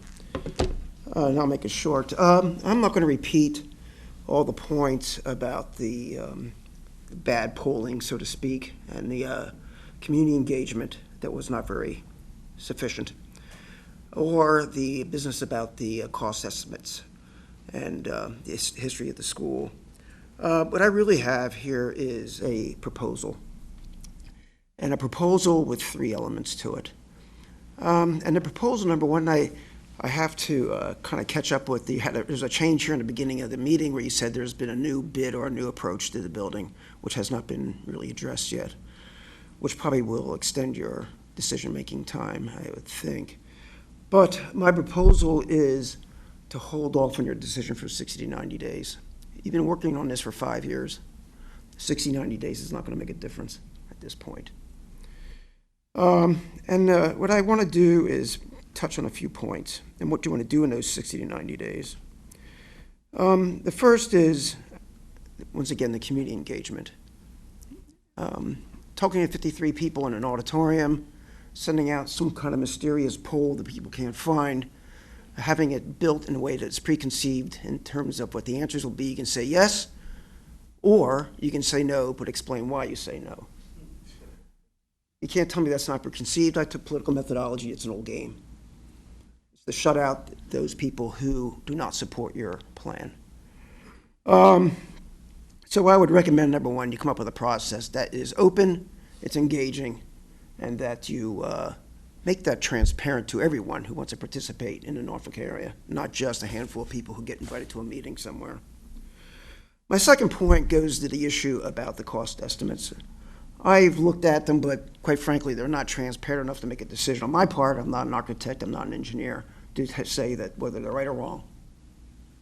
There's been some questions raised here about them, and I think they do need to be looked at, and I would recommend, because my time's running out, that you get an independent cost assessment done on these assessments, on these estimates. And what I mean by that is get a company like Deloitte, a national level recognized auditing corporation that does that kind of work. I think that needs to be done. And the third point really is the business of the school's architecture and its history. It's already been gone over. I do think as the point's been made, you take it down, it's not coming back. It's a part of the history of this city. And what makes people come to Norfolk is not just new buildings and new things, but its history too. And I do believe that we need to save that history as well as be modern. And I forgot to mention, I don't have any sons. I don't have any going to school here. I didn't go to Maury, sorry.